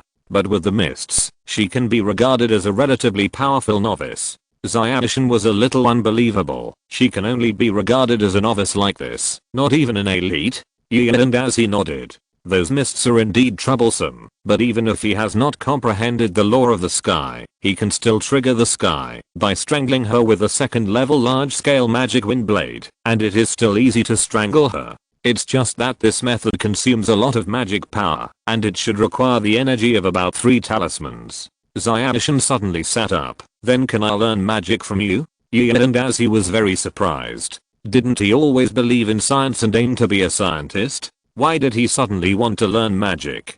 Zayashin saw his doubts, looked him in the eyes and said seriously, because I feel that when you fight, I can only hide by the side. It was like this on the pirate ship before, always holding you back. After a pause, he continued, now facing the slit-mouthed woman, not only did I not help, but I also asked you to give me the defensive magic device, which made you very distressed. I don't want to be a burden, so please teach me, so that I won't be a spectator, okay? And as he didn't intend to reject him directly, because he couldn't take care of his life safety in the battle. But he couldn't agree easily, because his magic inheritance came from the soul-devouring monument. Now he is equivalent to not being a master, and he can't accept disciples. It is impossible to give a magic inheritance to others at will without the consent of the master, so the consent of the soul-devouring monument is required. And as he called the soul-devouring monument in his sea of consciousness, and soon the spirit of the weapon responded, what do you want from me, kid?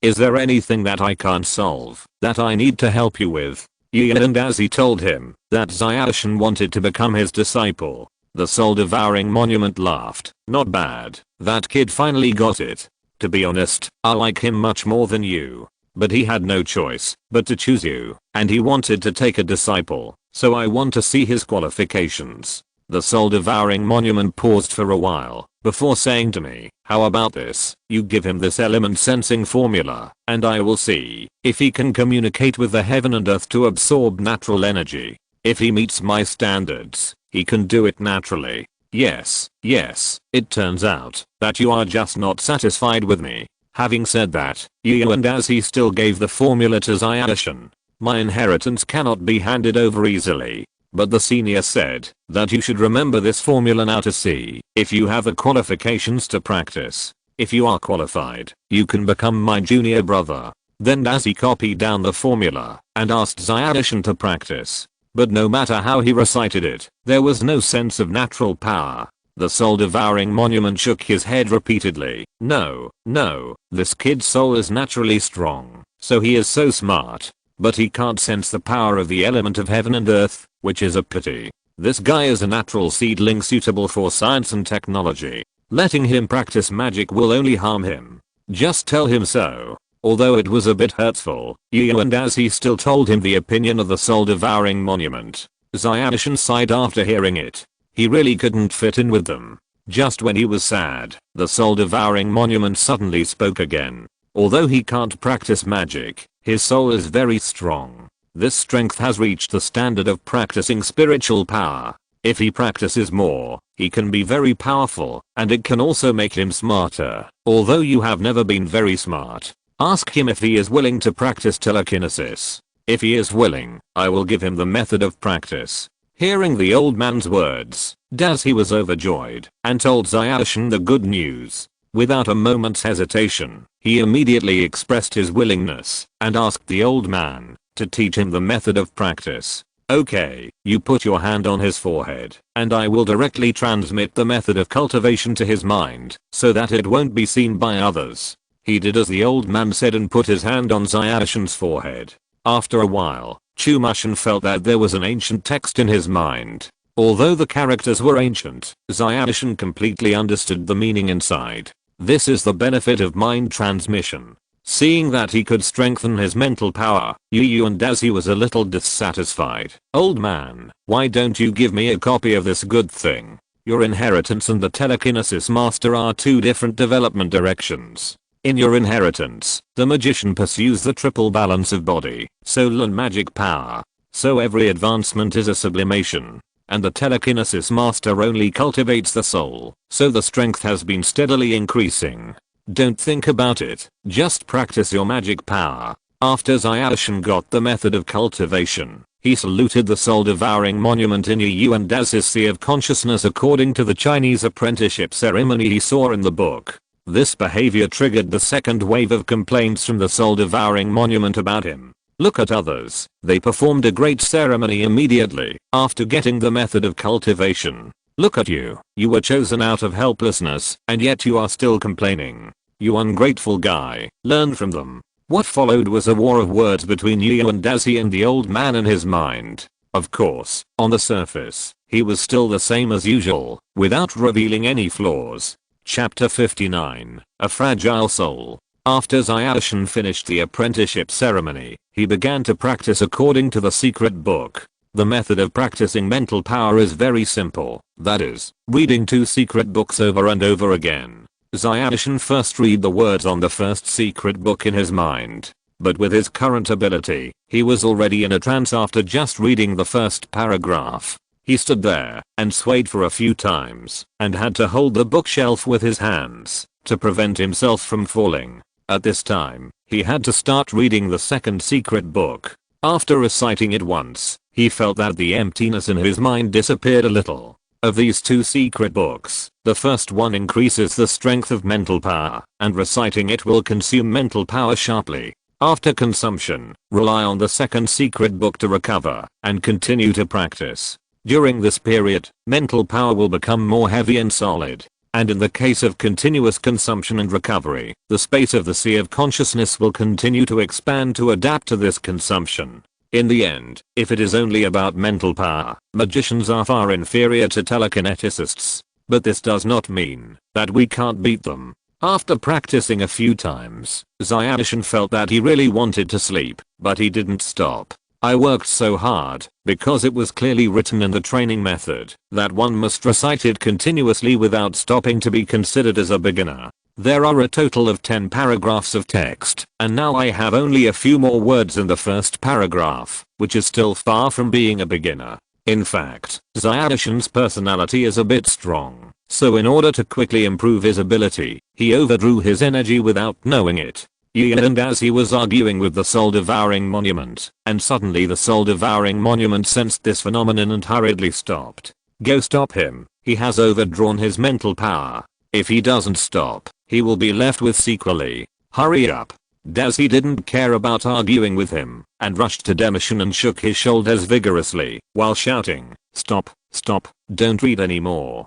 Zayashin finally came back to his senses. His eyes were a little sluggish, which was a sign of overdrawn mental power. Seeing that he didn't respond, Yu and Dazi immediately asked the expert in this area, Soul Devourer Monument, "Old man, do you have any ideas?" But this time, Soul Devourer Monument began his arrogant response, "Humph, you still call me old man?" Hearing his words, Yu and Dazi gritted his teeth. This old guy actually made conditions for me. Believe it or not, I endure it. Master, do you have any good ideas? He changed his tone. "Humph, you ask me to do something, and you don't bring me anything? Yu and Daisy gritted his teeth again. I endure it again.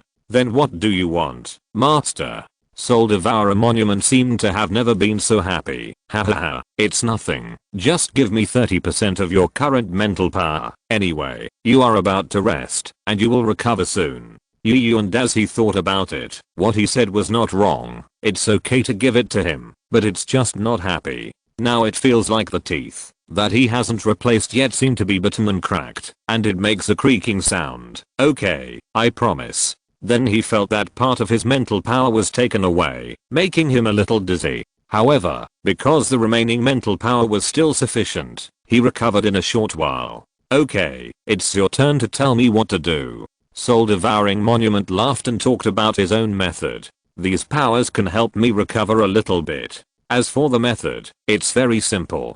Do you remember what I did when you overdrawn your mental power? Everyone thought about it. Transfer your mental power to me. Yes, you can invoke the soul law to transfer part of your mental power to me. That's it. He bit a tooth that had not yet had time to welcome a new life. In the end, I still have to do the work. Yes, I only said to give you a method, but I didn't say I would solve this problem. Crack. Yu and Daisy pulled out the tooth he had just bitten off. Okay, you are awesome. You are ruthless. I will save him. Then he first gave himself a healing spell to stop the bleeding gums, and then used his mental power to activate the soul law. After carefully feeling his soul, it was almost completely white, without a trace of shadow. This guy's really a perfect personality as designed. And as he mobilized part of his mental power, transformed into an invisible stream of light, and gradually merged into Xiaoshin's soul. The illusory white gradually solidified, and as he felt that Xiaoshin's soul began to gradually fill up, and he also felt the weakness from the soul. When Xiaoshin's mental power had returned to normal, he had also consumed about 20% of his mental power. He wanted to stop there, but he felt that Xiaoshin's sea of consciousness could be more enriched, and it seemed that it had not reached its limit. He felt his own sea of consciousness again, and there was about 40% of mental power left. With this remaining amount, he could no longer practice today. He simply gave the rest to him, and tried to see how much he could fill. So Yu and Daisy did not stop transmitting, and continued to nourish Xiaoshin's soul. After he injected another 20% of mental power, he felt that Xiaoshin's soul had been saturated. At this time, Xiaoshin gradually woke up. Feeling his powerful mental power, he stood up, and said to me excitedly, "Look, classmate Gian. This secret book is really useful. My mental power is more than twice as strong." And as he stood up, covering his head, and now his mental power was only about 20%. With so little left, he was already in a sleepy state, and he felt a little dizzy now. After getting up, the first thing Yu and Daisy did was to hit him on the head with a knife. He covered his head, feeling very surprised. This was the first time Yu and Daisy had hit him in such a long time. Why did you overdraw your mental power for no reason? Do you know how dangerous it was just now? After the beating, he was still not satisfied, so he added more. Listen, because we are cultivating the ability of the soul, although it will make the soul stronger, it is still extremely fragile in essence. There is no room for mistakes in the cultivation. I came back covered in blood before, because something went wrong in my cultivation. If it weren't for the senior who kept looking after me, I wouldn't have come back that day. He took a deep breath to calm down, and then continued, you too, the mental power you overdrawn just now has exceeded your recovery ability. If no one saves you, you will become a fool at best, or even brain dead on the spot, you know. After finishing what he wanted to say in one breath, he felt much better. Seeing him lower his head and not talking, and as he sighed, and didn't dwell on this matter anymore, he just waved his hand and said, okay, it's alright now anyway, go to sleep quickly, my mental power is almost exhausted. Xiaoshin agreed, and then went upstairs to sleep. By the way, before you go to bed, read the first sutra first, and see how much you have improved. Xiaoshin nodded while sitting on the bed, and began to silently recite the words in the Sea of Consciousness. After he finished reading the first paragraph, Demoshin felt that his mental power was still sufficient, so he continued to recite. No, I'm so tired. He kept reading until halfway through the third paragraph, and then he felt the same feeling as when he finished reading the first paragraph, before he stopped reading silently. My mental power has increased by about twice. Zyadishan looked a little tired. And as he nodded, and didn't say much, and climbed onto the bed to rest. Just now, he gave his mental power to him, which was also very tiring, and he needed to sleep to recover. At this time, Nobita was bored at home, lying on the floor reading comics. Soon after, he realized that he should do his homework. He immediately climbed back to the desk with amazing willpower and started studying. Unfortunately, he put down the pen in his hand within 2 minutes. He could no longer study. Lying on the ground, he began to make excuses for himself again. By the way, it must be because I'm hungry that I can't study at ease. Thinking of this, Nobita immediately woke up Doraemon. Doraemon, give me a machine that can make ramen. Doraemon opened his hand and said, don't make fun of me. How can I have such a machine? If you want to eat, just ask your mother to make it for you. Really? After saying that, he turned over and continued to sleep. How can that be? Mom is asleep now. If I ask her to get up and make ramen, she will definitely be scolded. So Doraemon, please help me. Nobita looked at Doraemon with a flattering face. The fat blue man looked at the child in front of him and wanted to refuse, but he couldn't say it. He could only sigh in his heart and began to take out props to help him. Sleepwalking microphone. As long as you hold this thing, you can let the sleeping person help you do things. As he spoke, he took out a microphone and said to the microphone, Mom, please choose to make a bowl of noodles immediately and send it to Nobita's room, okay? After Doraemon finished speaking, he went back to sleep. And Nobita also heard the sound of cooking from the kitchen below and knelt on the ground excitedly waiting. A few minutes later, the mother came to Nobita with a steaming bowl of ramen. Nobita said excitedly, that's great. Thank you mom for making ramen for me so hard. Then he wanted to take it and start eating noodles. But the mother's movements were faster. After putting the noodles down, she picked up the chopsticks and started eating noodles. In less than 2 minutes, the ramen in the bowl was gone. But Nobita's mother was not satisfied yet, so she picked up the bowl and drank it. After a while, she put the bowl down, breathed a sigh of relief, and left with satisfaction. Nobita immediately went forward to check, and found that his mother ate it very cleanly, without even leaving a drop of soup. Seeing that he couldn't eat, Nobita had to pick up the microphone, and decided to go out, and sit down to see what the world looks like late at night.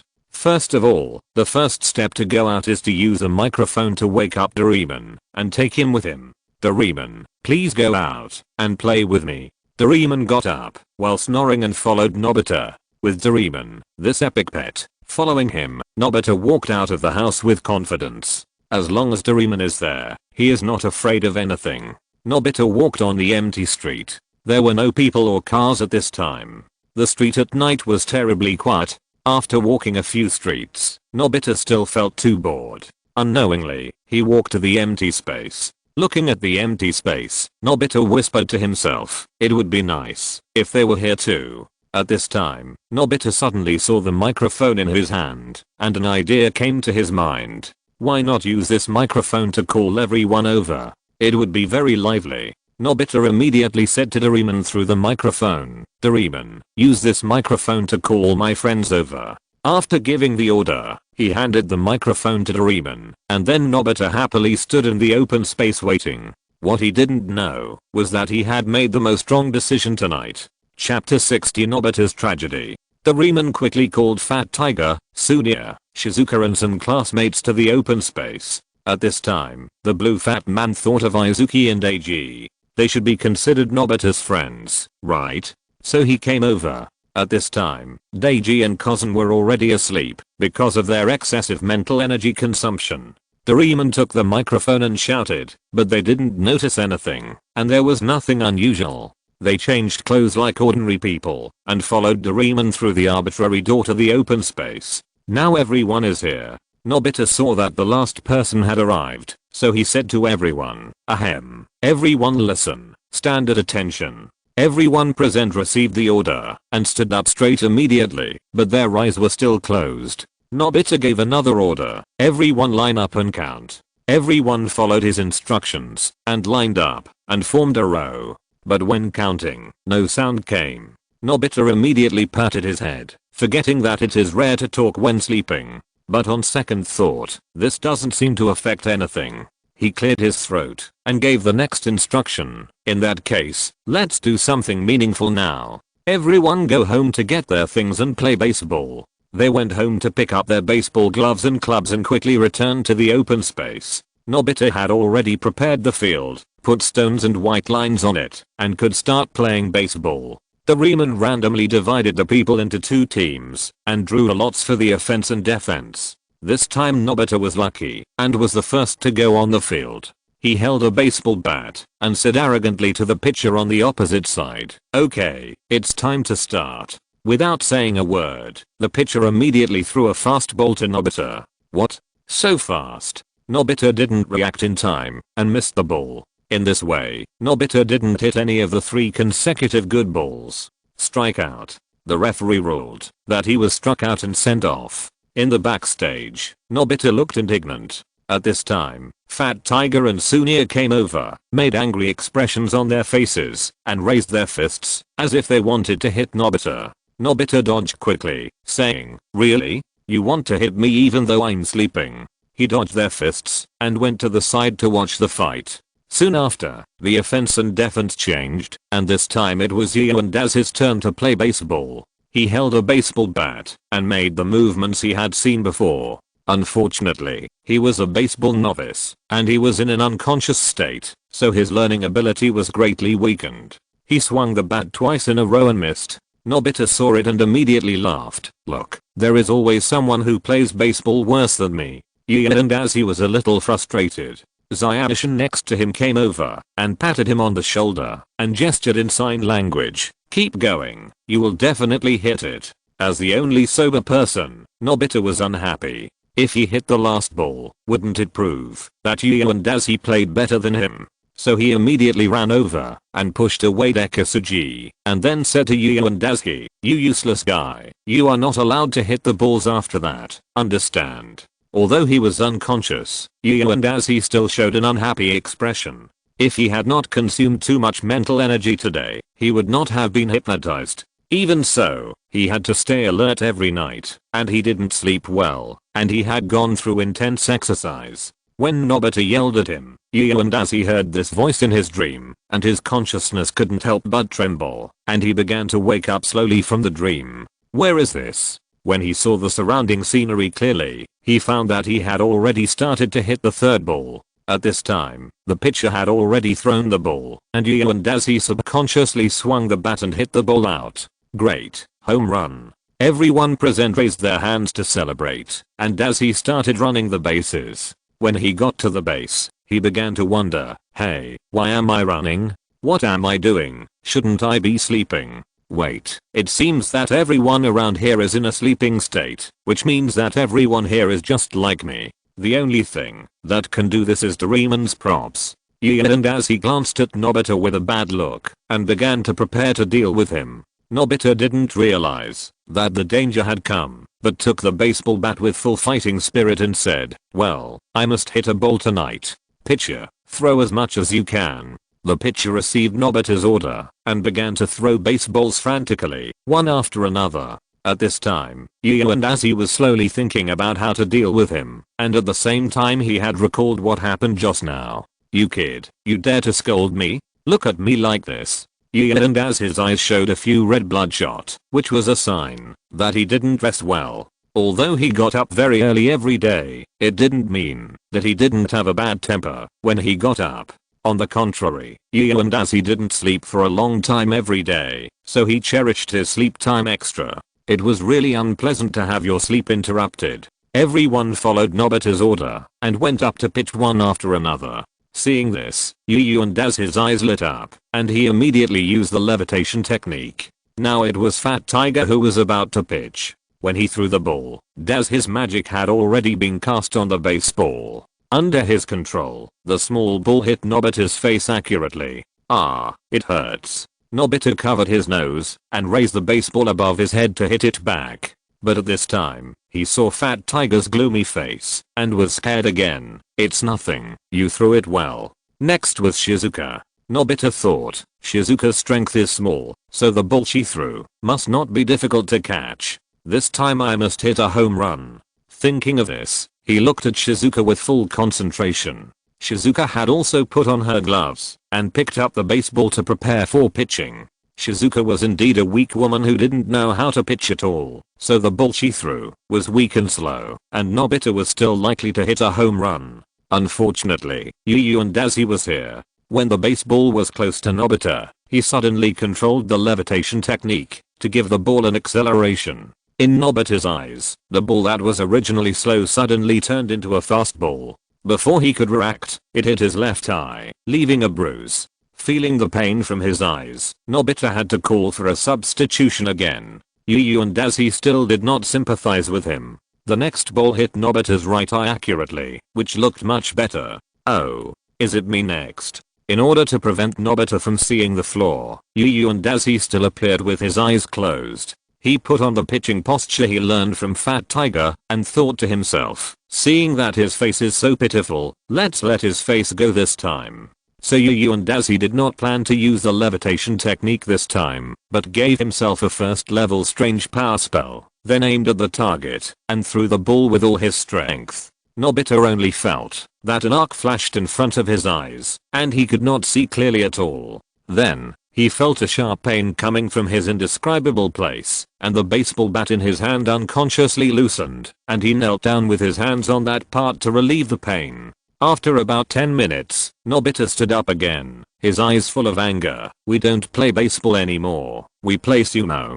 Then he pointed in the direction of Yu and Dazi. First, I want to play sumo with Yu and Dazi. This time I must have a good fight with you. Everyone drew a circle on the ground, stood in it, and made the starting position of sumo, glared at Yu and Dazi, and invited him to play. Yu and Dazi silently lifted his sleeves. Oh, since you are looking for death, you can't blame me. Walking forward, he imitated Nobita's posture, and made the starting position of sumo, and then withdrew the strange power.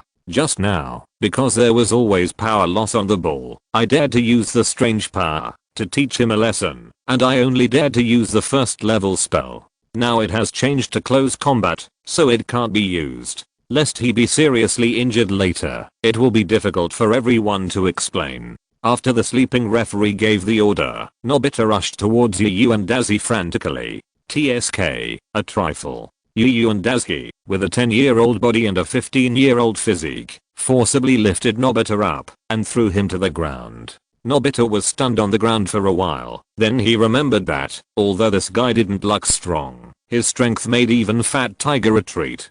He slowly got up and challenged Sunia. Sunia was not happy at the time. Do you think I'm a soft persimmon? So he rolled up his sleeves and went on the field. Nobita and Sunia collided with each other. After a short stalemate, Nobita was pushed to the ground by Sunia because of exhaustion. He lay on the ground and began to doubt his life. But in the spirit of fighting again and again after failure, he regrouped against Sun and challenged Dekisugi. Dekisugi looked slightly thinner than Sunia, and although he ran fast, it didn't mean he was strong. Nobita encouraged himself in his heart. Sunia didn't retreat, and immediately walked up to him, and took the starting position. After the referee gave the order, he immediately threw him over the shoulder. This was the fourth time that Nobita had close contact with the ground. After doubting his life again, Nobita really couldn't stand it anymore, and then said something that shocked everyone present. I want to play sumo with Shizuka. After hearing this, Yu and Dazi was stunned and frightened by Nobita's shameless ruthlessness. Playing sumo with a girl? You are really cruel. He observed quietly, and found that Nobita was really angry. Now he urgently needed a victory to vent his anger. Everyone looked at Shizuka. If he refused, no one would let a girl go on the field. But Shizuka stepped forward, took out her thin arms, and posed a strong posture in front of everyone, showing that she could do it. Nobita was really angry when he saw Shizuka doing this. Is he not afraid of even a girl? He returned to the sumo field and took the starting position. Shizuka also stood up and made the same moves. As the referee put his hand down, the two sides launched a fierce offensive, and the two were deadlocked in the center of the field. Seeing this, Yu and Dazi thought to himself, since you want a victory so much, I will give it to you. Then he launched a magic on Shizuka, soul interference. Although it was magic, Yu and Dazi controlled the power, and only made the mental power in her mind tremble. This kind of tremor, if she was awake, would at most cause a little dizziness. But now she was in a state of sleep, and the effect was that Shizuka woke up from her dream. Shizuka just woke up and saw Nobita pushing her with a hideous face. She was so scared that her arms went limp and was pushed by Nobita. Nobita took advantage of the situation and rushed forward and pounced on Shizuka. Shizuka also reacted and immediately let out a loud scream and then slapped Nobita. Seeing that the time was ripe, Yu and Dazi immediately launched a group attack, soul interference. Among all the people present, everyone except Zayashi woke up. The first scene everyone saw when they woke up was Nobita lying on Shizuka, and then Shizuka slapped Nobita. The scene was very awkward for a while, but Yu and Dazi showed a fatherly smile. Chapter 61. Smiling at life. The scene was very quiet at this time. Shizuka also saw that everyone was nearby and felt very embarrassed. Thinking of this, Shizuka was furious and immediately kneed Nobita in the abdomen. Nobita, who had been injured many times today, felt that he was about to lose consciousness. Soon, his body stiffened, and he fell to the side. His eyes had lost their spirit. He had completely lost his dream, and became a salted fish. Shizuka also got up. Fat Tiger and Sunia immediately came forward to ask if Shizuka was injured.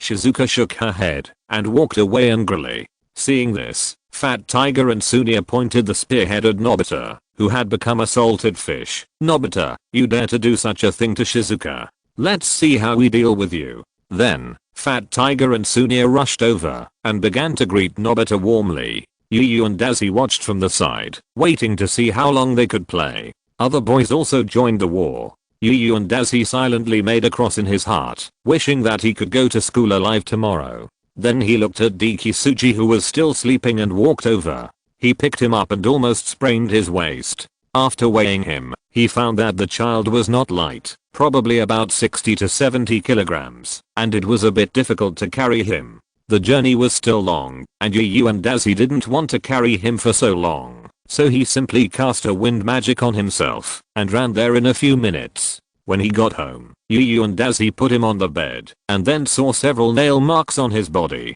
It seems that I still have some sequelae from running too fast, and my strength is too great, so I can't do it casually. I will be more careful next time. After resting for a while, he began to change his pajamas for him, because if he didn't change his clothes, he would find something wrong when he woke up tomorrow morning, and he would have to explain it again when he asked about it. It's better to do the work more perfectly. After putting on his pajamas, Yu and Dazi also wiped the sweat from his head. It's still very strenuous to do so many things with his current physical condition. After solving the remaining problems, he also went to bed. He was really tired today, and the magic just now consumed a lot of mental energy, so he should go to bed quickly. He yawned while lying on the bed. There were still more than 3 hours left, so he hoped that his mental strength could be restored. The next morning, it was Dekisugi who woke him up. When Yu and Dazi opened his eyes, he found that it was already bright. He looked at the time, and it was already past 7 o'clock. He immersed his mind in the sea of consciousness and felt the mental strength in the sea of consciousness. It was only restored by more than 70%. Sure enough, being delayed by Nobita for an hour last night really affected his rest. Having said that, I don't know if Nobita can go to school alive today. While thinking, he changed clothes and prepared to wash up. Anyway, he would be able to get to school soon, so there was no rush. In the morning, when Zayashi was having breakfast, he suddenly said to Dazi, "Did I do anything strange last night?" Yu and Dazi thought about it. Sleepwalking out to play sumo and baseball in the middle of the night shouldn't count, right? So he shook his head.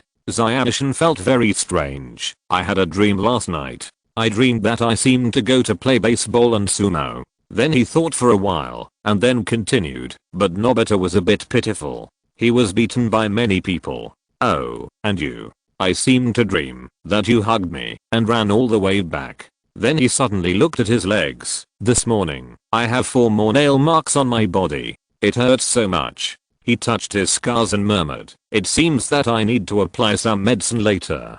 And as he heard what he said, and gradually buried his face deeply in the rice bowl, he knew nothing. Nobita's beating had nothing to do with him, and the nail marks on Emerson's body were not left by him. When he arrived at school, Emerson sat in his seat. And as he passed by him, and saw that the mark was a bit conspicuous, so he said to him, the wound on your leg is very annoying, why don't I heal it? It's not good for others to see it. Emerson looked at the 4 bright red marks on his leg, nodded and said, thank you for your help. And as he put his hand on his wound, and the first level healing technique emitted a warm light, and healed his wound.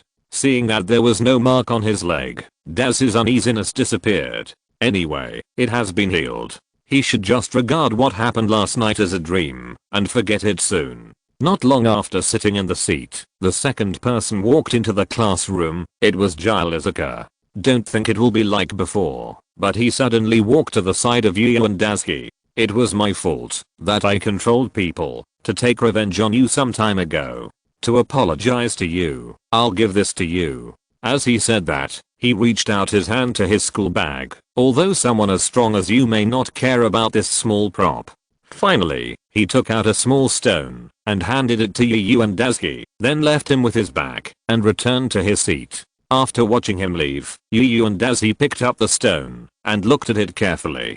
Just as he was thinking about what this was, a voice in his mind startled him. This stone is not bad. That guy is quite sincere and gave you a pretty good little thing. Yu and Dazuki immediately became interested after hearing it. Oh, what is this thing? The soul-devouring monument chuckled. It's just a low-grade soul stone. Holding it has a certain acceleration effect on the cultivation of the soul. And I guess the reason why this guy can develop his ability is inseparable from the credit of this stone. Otherwise, how can it be so easy for humans to master supernatural powers? This stone doesn't do much for me, but it should be quite effective if given to Zayarshan, right? Yu and Dazuki thought so. That's right, you finally got it. This low-grade soul stone is much more useful to him than to you. Give it to him quickly. It's a waste of God's gift to keep it on you. A few wells popped up on his temple. This guy really seizes every opportunity to hurt others. So Yu and Dazuki and the old man started a new round of Holy Grail war in their minds. At this time, the classmates had gradually arrived. Fat Tiger and Sunia came in with angry faces. As long as they thought about their goddess being knocked down by Nobita last night, they were still angry until now. The other classmates had almost the same expression, and Yu and Dazuki was now looking forward to what Nobita would look like when he came. But his expectation was destined to be in vain, because Nobita did not enter the school until the teacher entered the classroom. The first thing the teacher said after arriving in the classroom was, Nobita was playing outside last night and accidentally caught a cold. Everyone must take care of their health when playing outside in the future, and don't go home too late, otherwise your family will worry. Everyone sneered when they heard the teacher's words. Anyone who was in the open space last night could guess why Nobita didn't come today. And as he was also a little disappointed. He wanted to see his masterpiece. It doesn't matter, there is still time in the afternoon. Today is Thursday, and he has to go to tutor Nobita this afternoon anyway. Even if he doesn't go to tutoring, he can use this as an excuse to go see Nobita. Thinking of this, he started pretending to go to class again. When school was over in the afternoon, he felt his magic power. At this rate, he could condense the 7th seal in just 1 or 2 days. Unfortunately, it was Yu and Daz's turn to be on duty today, so he had to go later. When everyone left, there were only a few students on duty. Because Yu and Dazuki joined later, he was assigned by the teacher to a group with acquaintances, that is, a group with Dekisugi and the others. Today, because of Nobita, he really didn't want to waste so much time cleaning, so he said to everyone, please go back. To thank everyone for taking care of me, I will do the cleaning today by myself. I thought everyone would leave happily, but unexpectedly everyone shook their heads. No, Yu and classmate, we usually can't help you, and occasionally come to trouble you. How can we let you suffer alone? Yu and Dazuki. Didn't he remember that those people in the original work left happily immediately after hearing that Sunia was going to take the initiative to clean? Why are the people in this group completely different? Seeing that everyone's will was very determined, Zyadishan also came over and patted him on the shoulder. Okay, you and classmate, I know you want to help everyone, but now it is our common task, let's do it together. Haha, okay. Yu and Dazi still had a blank expression on the outside, but he was gradually desperate in his heart. Okay, since you want to choose a way that everyone is very tired, then I will accompany you. More than 20 minutes later, everyone cleaned the classroom and packed up to go home. After walking for a while, Dazi and Zyadishan said goodbye, because both of them had tutoring tasks today. Not long after, they arrived at Nobita's door. When they entered the door, they found that the door was not locked. They greeted the aunt who came out to check who it was, and then went upstairs. As soon as they entered the door, they saw Nobita lying on the ground with gauze all over his body. His legs and hands were wrapped like a dumpling, and only one eye was exposed on his face. There was a faint sadness in his eyes, which was a look of indifference to life. Doraemon was watching him from the side, constantly checking his physical data. The blue fat man saw Yu and Dazi coming over, and was a little panicked. Why are you here, classmate Yuan? He smiled and raised the school bag in his hand. Of course I came to tutor Nobita. At this moment, Yu and Dazi's induction technique sensed it, and the sadness in Nobita's eyes instantly turned into despair. If you're listening to this novel on a channel other than Fanfic World, it means they downloaded and uploaded it without effort. We cordially invite you to visit our channel, Mundo Fanfic Novelos. There you'll find the original version of this story and you can explore many other novels of various genres. We're waiting for you to immerse yourself in a world of incredible novels. Chapter 62, Nobita who has no money to travel. In the eyes of Nobita's despair, Dazi helped him up from the floor. Looking into his eyes, Yu and Dazi said seriously, don't think that you don't need to study just because you are sick. I have received the money, and I must be responsible to the end. Then he dragged Nobita, who looked like he had lost all hope, up, asked him to sit at the table, and began to explain the content of today's class to him. After talking for a while, Dazi found that Nobita did not respond, so he looked at him, and found that his eyes were erratic and his expression was uncertain, as if his soul was no longer in his body. Seeing him distracted, Yu and Dazi thought of his college days. At that time, he was still so carefree that he didn't have to worry about life and didn't have to consider the source of 3 meals a day. Now he seems to still not have to consider it. But after all, it is related to his salary, so he can't just ignore it. There is no other way, so he has to use his way to improve Nobita's learning efficiency. Nobita, do you know that listening carefully will help your body recover? Yu and Dazi looked at Nobita with a smile. Nobita looked at him as if he was a fool, and Doraemon also laughed unkindly behind him. He also laughed. Humph, don't think I'm lying. I promise that you will be completely well after finishing your homework today. If you don't believe me, try it. If not, I will take care of your homework for the next week. Nobita's eyes lit up after hearing what Yu and Dazi said. He could still distinguish between a day's homework and a week's homework, and he knew which one to choose. After weighing the pros and cons, Nobita immediately devoted himself to studying. Seeing that he was willing to learn, Yu and Dazi first gave him a first level healing spell to let his body recover a little. With Nobita's full cooperation, he explained very smoothly and finished today's homework in just over an hour. Yu and Dazi also breathed a sigh of relief. Today was pretty smooth.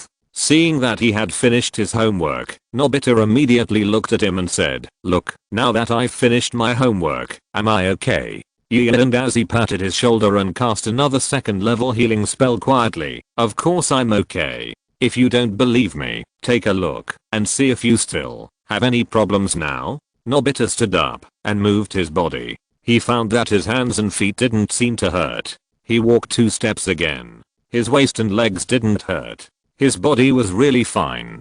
Doraemon also took out the machine and began to check Nobita's body. The results showed that everything was normal, and some of his physical indicators even exceeded the previous state. He was beaten like that yesterday, but he's okay today. Under the incredible gazes of the two of them, Yu and Dazi carried his school bag and left Nobita's room. After leaving the room, he began to encourage himself every day. I did a lot of good things today. I'm really a good boy. But this is indeed what he should do. After all, he hurt Nobita like this yesterday to vent his anger. Now he is allowed to rest at home for a day without falling behind in his homework. This is already a good compensation. Remember to thank him. When he returned home, there was still no one. And as he put down his school bag and began to practice, the magic power floating in his mind was about to construct the next talisman.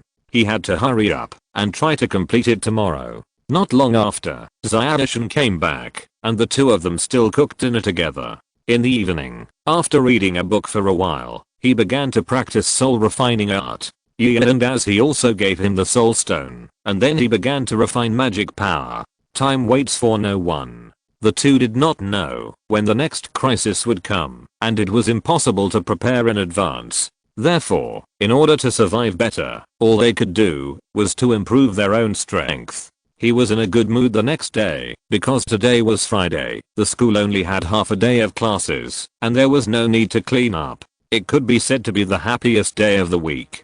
After school at noon, Dashi and Zyadishan left school together to solve their own lunch. Sunia asked Fat Tiger and Shizuka to stay. When Nobita saw the three of them staying, he also wanted to listen to what they talked about, so he stayed with them. Sunia began to show off his treasure in front of everyone. It's like this. My cousin said yesterday that he would take me to the Millionaire Hotel to soak in the hot springs tomorrow, and said that I could bring a few classmates with me, so I want to invite you to go with me. What do you think? He looked at everyone smugly, hoping to get the pleasure of being admired. The three of them lived up to expectations, and immediately put on a pair of money-worshipping eyes. Fat Tiger even hugged Sunia and said, "Sunia, I knew you were my close friend." Shizuka also smiled and nodded. Nobita saw them like this, and looked at Sunia with hope, hoping that Sunia would be merciful, and take him to the Millionaire Hotel, to soak in the hot springs. Sunia waved his hand in disdain. "No, Nobita, my brother's car can only seat 4 people, so I can only take 2 classmates with me, so I'm sorry." Fat Tiger also sighed at the right time. "Yes, it's a pity, Nobita." Shizuka also nodded and looked at him sympathetically. Nobita's face flushed with anger, and he walked home angrily, ready to seek help from Doraemon or his father after returning home, and then go out to play. Dashi and Zyadishan were walking on the street, ready to go home for dinner, but Zyadishan smiled and refused. "No need to cook. Let's go out to eat today." And as he looked at him in confusion. Zyadishan was usually very frugal, and would spend a long time to buy vegetables. Why did he suddenly decide to go out for dinner today?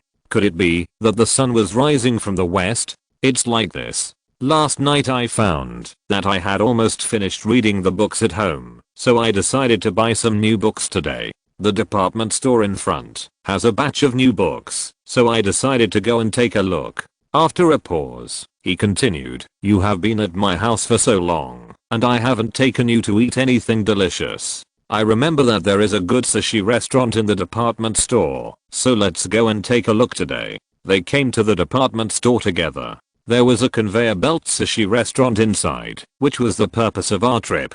It is now dinner time, and there are still many people inside. The two are still queuing here. Zyadishan smiled a little embarrassedly and apologized to Dashi. "I'm sorry, I didn't expect so many people today. I should have thought of it." And as he smiled and comforted him, "It's okay. There are so many people here. It means the food is delicious. It's worth so many people waiting."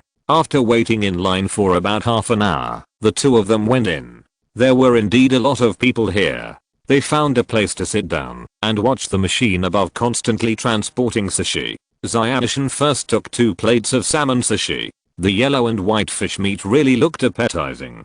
Pick up a piece of sushi and put it in your mouth. The freshness of the fish meat and the spiciness of the mustard mixed together, giving it a special taste. And as he nodded, "The taste here is really good."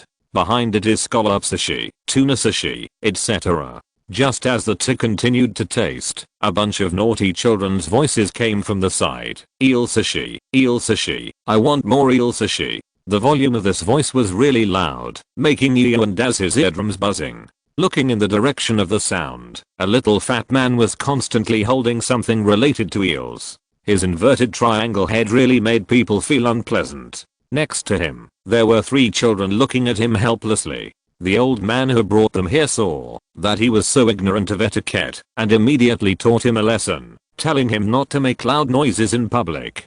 Only then did he calm down, pick up his eel sushi and start eating. Yu and as he looked at them and felt a familiar feeling in his heart, especially the little boy in dark blue suit shorts and glasses. When he finally matched the boy with the boy in his impression, his heart skipped a beat. Where this guy appears, there must be a dead person. Will he not even be able to eat a meal this time? Yu and as he looked at the table with some worry. But when they finished their lunch, no one died. Yu and as he was secretly happy in his heart and felt a little empty. Was it disappointment? He was not sure. But that guy should not be the elementary school student of the god of death. After all, this is a world view of Doraemon, and it is not on the same channel as Conan. He should be too suspicious, just looking alike. The two wandered in the department store, and soon they found the destination of this trip, the bookstore in the department store. Dazi accompanied Zyashinin. He was holding a newly printed scientific journal, which made Daz's eyes jump unconsciously. Deciding not to make trouble for himself, he began to use the induction technique to search the bookstore to see if there was anything that interested him. Originally, he just wanted to give it a try, but he actually found someone familiar. And as he said to Zyashin, and walked over to that side. At this time, 2 boys in brown school uniforms were reading a book, which was a serialized novel. Dazi walked over to greet them. Chuncheng, Daoshi, how have you been after not seeing you for a few days? Are you feeling better? When they heard someone calling them, they looked up and saw Yu and Dazi and immediately remembered what happened that day. Many things that afternoon were already blurred, but this child with incredible strength was still fresh in their memory. Chuncheng immediately closed the book and said, "It turned out to be you. We are fine. Did they cause you trouble later?" After Chuncheng asked, he felt that his question was stupid. They were beaten like this, and they still dared to cause trouble? Yu and Dazi smiled and shook his head. "Don't worry, those guys never came again. I guess they won't think of doing those things again in the future." What he said was right. Those people were just a group of ordinary junior high school students, but they were controlled by Shizuka. Now that they have been released, they will naturally not have such ideas anymore. But his statement is obviously easy to be misunderstood. The two of them just thought that Yu and Dazi went to find them again and beat those junior high school students so that they would never dare to do evil again, and smiled awkwardly. They chatted for a while, and Zyashin also came over. After saying hello to them, he said goodbye and left. After all, these people were not very familiar with each other. They were just casual acquaintances. Chapter 63. Dare you play a lottery with me? Zyashin took a few brand new science magazines to the cashier counter and spent more than 1,000 yen to buy them. However, when paying, the cashier said that there was a lottery at the department store today. "Children, you can go to the door with your shopping receipts to participate in the lottery. The first prize is a trip." The cashier smiled and looked at them. And as he heard about the lottery and his eyes lit up instantly. "Oh, you dare to set up a lottery in front of me? I can make you bankrupt. Ha ha ha ha." Then, regardless of whether Zyashin was willing or not, he immediately dragged Chumushin to the door of the department store. Sure enough, someone set up a lottery booth there, and the octagonal box on it was very conspicuous. The conditions for the lottery were also very simple. As long as you go over and give him the shopping receipt, you can participate in the lottery. Dazi took the receipt from Zyashin's hand and went over to try his luck. The uncle saw a child coming with a receipt and didn't take it seriously, but he still entertained him enthusiastically with his professional spirit. "Hey kid, come and try your luck. Maybe you can draw something good." And as he smiled after hearing what he said and removed the possibility, he can control the ball with the levitation technique. So what prizes can he get at that time? "Uncle, what are the lottery rules here?" Before deciding what prizes to win, you must know the prizes first. The golden ball is the first prize, and you can get a 2-day tour to the Millionaire Hotel in Hokkaido. You can't miss the hot spring trip. The silver ball is the second prize, and you can get a washing machine. The yellow ball is the third prize, and you can get a set of tea sets. The rest are consolation prizes, and you can get a small pendant. After saying that, he pointed to the small things around him. I took a look and saw that they were all small pendants of some cartoon characters, which had only a little ornamental value. After hearing these prizes, do you still need to think about it? Definitely the first prize. Dazzy gave the shopping receipt to the uncle, and the uncle indicated that he would turn the octagonal box himself. And Dazzy was not polite and pushed it hard, and the small box started to turn. In order to make it easy for him to operate the secret box, he used a lot of strength. Then he used the induction technique to find the golden ball among the rolling balls, and then the levitation technique to catch it. When he saw that the lottery box was about to stop, and as he found the right opportunity and threw the golden ball out. The uncle saw that it was a golden ball, and he wiped his eyes immediately to confirm it in surprise. Then he took out the loudspeaker. Today's first prize has been drawn. The winner of the grand prize is this kid. Such a huge noise immediately attracted a lot of people to watch, and Dazzy and Zyashin were a little embarrassed. Seeing that the promotion was almost done, the uncle grabbed and Dazzy's hand and said, "Children, come over and register. We will soon give you round-trip tickets and accommodation vouchers." Then he pulled them to the staff who came and asked the two to follow and register. They came all the way to the office of the department store, and the staff handed over 2 forms and asked them to fill them out. This is the registration form for the winning customers. After registration, the air tickets and accommodation vouchers will be given to you within half an hour.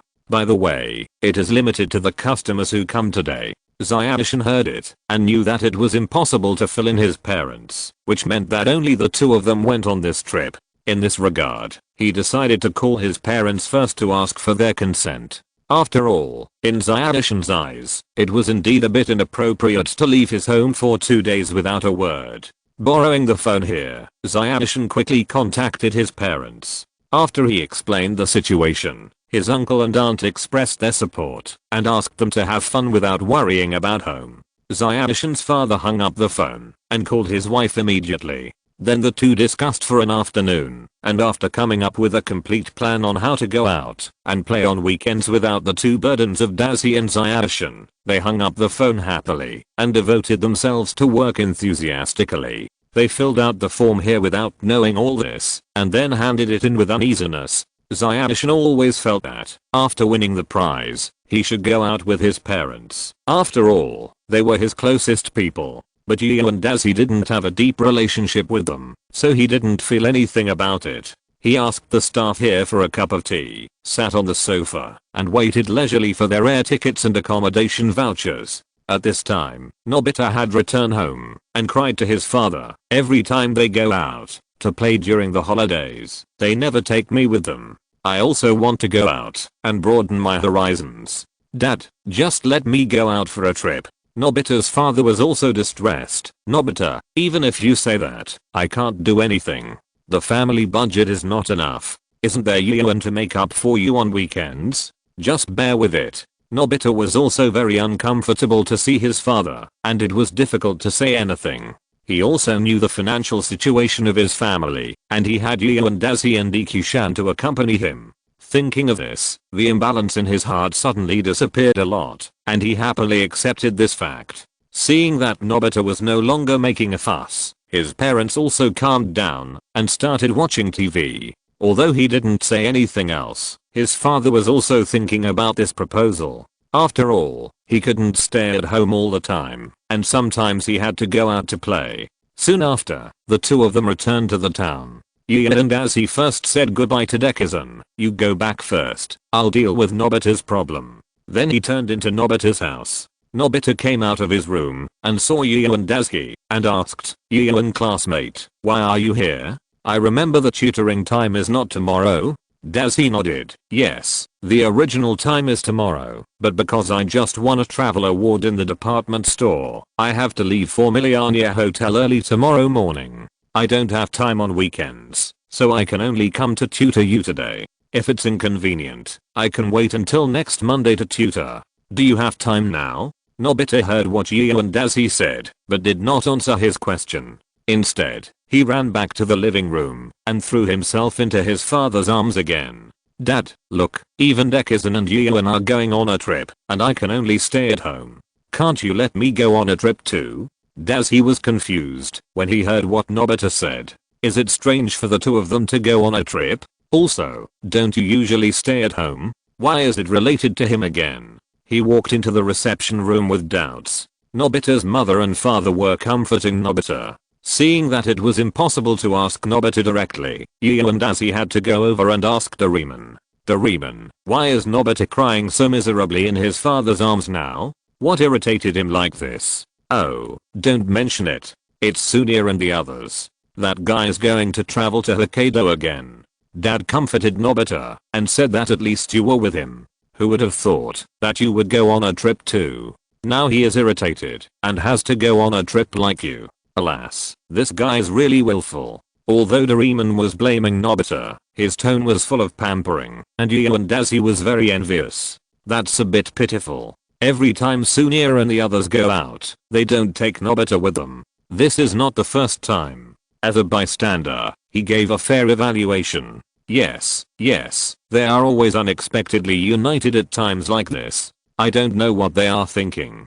Doraemon agreed with Yu and Dazi's point of view. Just when his mother couldn't help but get angry, Nobita's father suddenly slapped his head and thought of his friends in Hokkaido. Oh, I remembered that my relative's friend's friend opened a travel hotel in Hokkaido. It is said that it has a long history. You can stay there. The price should be discounted. After hearing this, Nobita seemed to have grasped hope. He immediately burst into tears and said, "Great, thank you, Dad."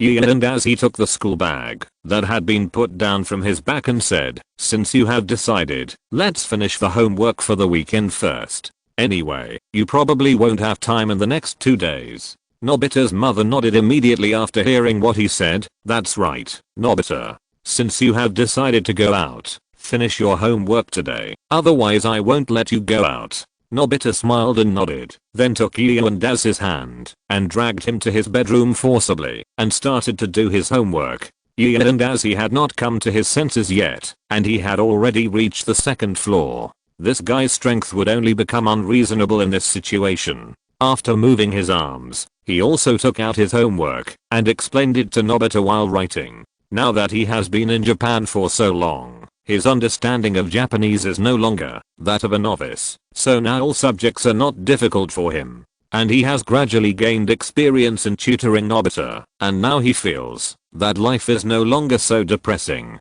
Especially for tutoring him, Yu and Dazi has already let it go. After spending more than 2 hours, all the problems were finally solved. Dazi happily took his school bag and prepared to go home.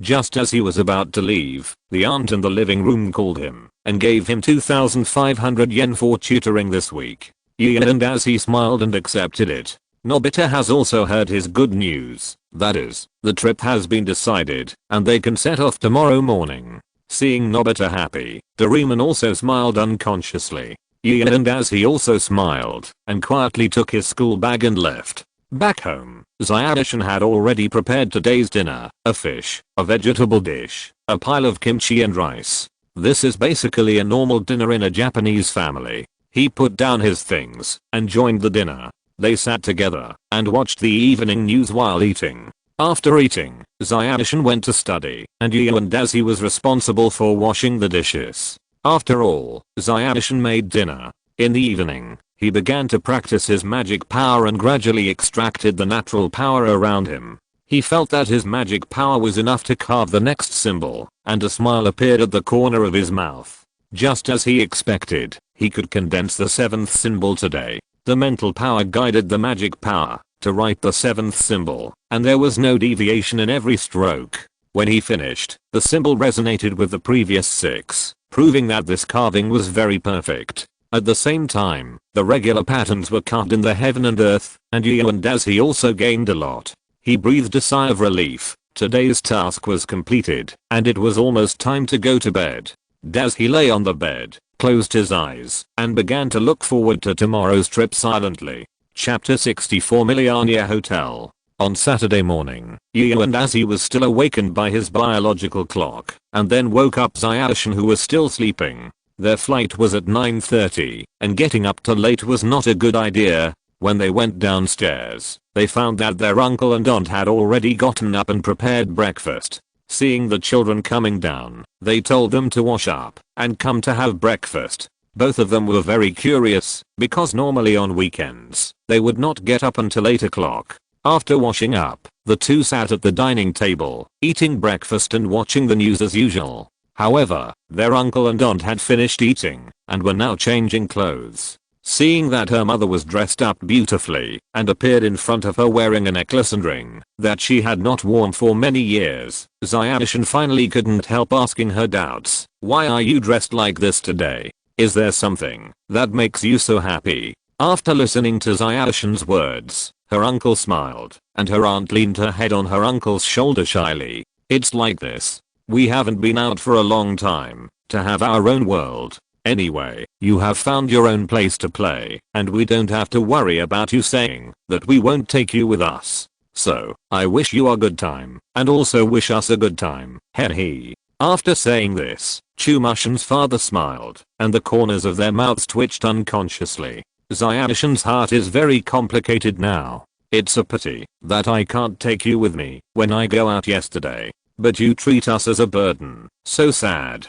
Just like that, the family walked out of the house together in a very harmonious atmosphere. The children went to take the plane, and the adults went straight to the tram station. Although I know that they treat these two people as a burden in this situation, Zyashin hasn't seen his parents so happy for a long time. Winning the lottery yesterday can be regarded as the desired effect. Zyashin, it's time for us to go too. Seeing Yu and Dazi waving at him, Zyashin ran over immediately. After all, time is still quite urgent, and he can't be in a daze for too long. After completing a series of formalities, he and Zyashin finally sat on the plane. At this time, there were only more than 10 minutes before the plane took off. It's really rushed. Gian and as he sat in his seat, and his nervous heart finally relaxed. There was still some time. Zyashin picked up the magazine that came with it and read it, while Dazi looked at the airport outside the window and suddenly felt a little emotional. It has been 3 months since he came here in August, and now he seems to have completely adapted to life here. However, the memory of the previous life has been restored, and the plane is one of the memories he doesn't want to face. After all, he only took this means of transportation once in his previous life, when he bought a hang glider and prepared to test fly on the snow mountain. At that time, he took the first and last plane in his life. Soon after, the plane took off, and the two would spend more than an hour in the sky. After flying into the sky, the scenery outside was much better, and he put his worries aside and began to appreciate the clouds. Time always passes inadvertently, and the two soon arrived at their destination. After getting off the plane, they followed the map and took a cheap sightseeing bus to the Millionaire Hotel. After a while, they were standing under a magnificent building, carrying large and small bags of things. The 8-story giant building was made entirely of red bricks and tiles, with the hotel name in gold on it, Millionaire. Zyashin pulled Dazi inside, and Dazi was also very excited. After all, he had never stayed in such a good hotel before. When they walked to the front desk, they showed their certificates to the waitress. After the front desk staff carefully confirmed it, they took out a form and said to them, the board and lodging expenses of the two children, Chumashin Yinkei and Yu and Dazi, have been prepaid by Muda Department Store. Please fill out the registration form, and then I will give you the room card. Yu and Dazi secretly complained, don't you even need adults to stay here? Forget it, don't talk about safety here. If you really meet a bad guy, what should the bad guy do? After all, they still filled in their information according to the requirements on the form. The young lady put away the form and handed them a room card. This is your room card. The location is the luxury suite on the 6th floor. You can enjoy the buffet on the 3rd floor and the large natural hot spring in the hotel. I wish you a happy 2 days. They took the room card, thanked her, and left the front desk impatiently. The space on the 1st and 2nd floors can be directly connected. You can see the corridor on the 2nd floor and the giant crystal chandelier hanging above. Even in the daytime, the chandelier did not stop emitting light. The bright light was like a small sun, illuminating the entire hall. The 2nd floor is the hotel's office, and the manager and others live in these places. Starting from the 3rd floor, the red carpet that has been laid at the entrance has turned dark gold, showing luxury. They did not feel any stiffness when they stepped on it, but it was very soft, and it was very clean inside, and there must be someone to clean it. Judging from the faint fragrance it has been emitting, it should have been changed and washed recently. The 4th and 5th floors are ordinary guest rooms, but the 4th floor is a single room and the 5th floor is a multi-person room. The two people's destination is the luxury double suite on the 6th floor. After reaching the 6th floor, Dazi stood to catch his breath for a while Zayarshan ran up the 6th floor without even taking a breath. Are children really energetic? Wait, I'm a child too. Why am I so tired? Is it determined by my mentality? It's really strange. Facts have proved that a young mentality is indeed helpful to the body. At least now Dekisugi looks more energetic than Dazi. Stepping on the red and gold carpet, they stood in front of the door of their room. The door was made of an unknown ancient wood and was carved with very complicated patterns. After swiping the card on the door handle, they could press the handle to enter the room. The room inside did not disappoint them. First of all, it was very spacious. There were only 8 rooms on such a large floor. If you calculate the average of the rooms, one room is larger than the area of Zayarshan's house. First of all, there is a living room with a soft sofa, a thick coffee table and a huge LCD TV. The bed in the bedroom is also several times the size of the one in Zayarshan's house, so it would not feel crowded for 2 people to lie down. After Zayarshan put down his things, he immediately threw himself on the bed and shouted, "It's so comfortable. I will sleep well tonight." Gian and Dazi couldn't help laughing when he saw him lying on the bed. It's been so long, I rarely see him with such an expression. It seems that just coming here is worthwhile. Gian and Dazi put his school bag on the ground, sat on the sofa, and began to think about what to do in the next 2 days. Oh, I remember Nobita said that Sunya, Fat Tiger and others are also coming here.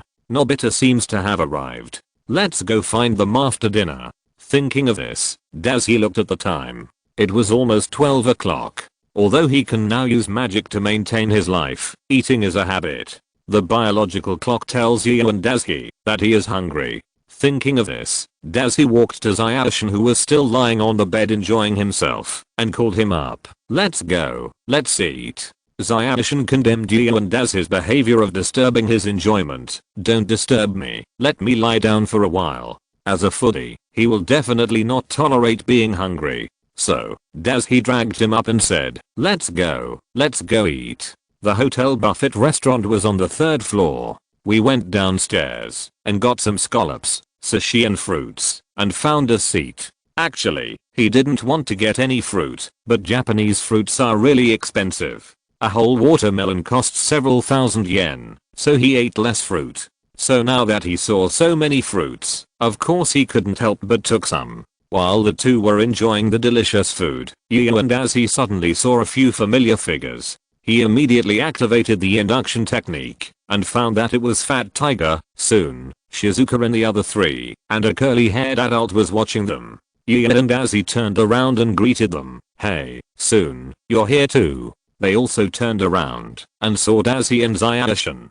Soon came over immediately. "Why are you poor guys here? It shouldn't be like this." Dazi looked at him with a smile, a cross on his forehead, and murderous intent was revealed in his kind eyes. Zairofu was completely unaware of the approaching danger and was still guessing to himself, "Did your relative suddenly get rich?" After saying that, he looked at Gio and Dazi with disdain. He wanted to break the tabla in his hand to warn Zairofu, but then he thought that he would have to pay money, which was not worth the loss. At this time, Gio and Dazi suddenly found that the scallops on the table seemed to be good.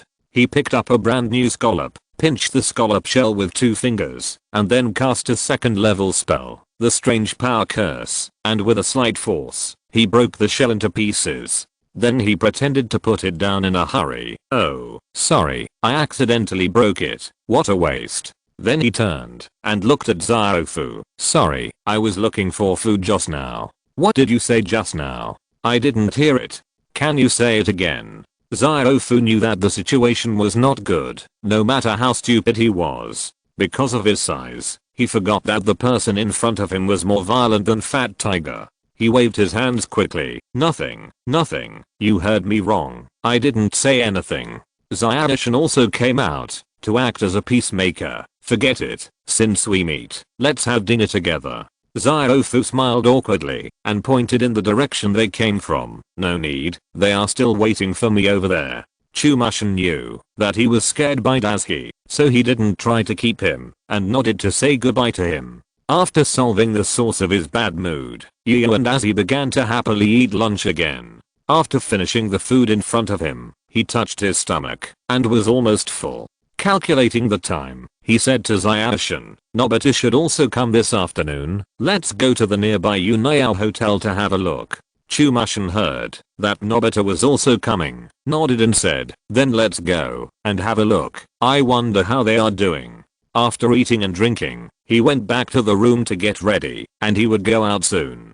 Chapter 65 When the roles are reversed. In the afternoon, they decided to go to Unayao Hotel, so they went back to pack up and then went downstairs. In the lobby on the first floor, Daisuke met Fat Tiger, Sunia and Shizuka, who were also preparing to go out. What a coincidence. Are you going out to take a hot spring bath too? Shizuka was a little happy to see them coming down, so she walked towards Diki-san and asked him what he was going to do. Ian and Daisuke calmly took out a lemon that he had peeled from somewhere and started eating it. That's right, he got it in the restaurant. Zayashin was frightened by Shizuka's enthusiasm and took a step back. I heard from Ian and Daisuke that Nobita was coming, so I decided to go and look for him. Sunia became interested again. Oh, even Nobita is coming. Is he rich? A sense of superiority of a rich man emanated invisibly, and Ian and Daisuke couldn't help but frown. This guy's really annoying. But now it's not convenient to teach him a lesson in front of so many people, which is really tangled. In this situation, even Fat Tiger and Zayashin unconsciously stayed away from him. This guy really doesn't know what's good for him.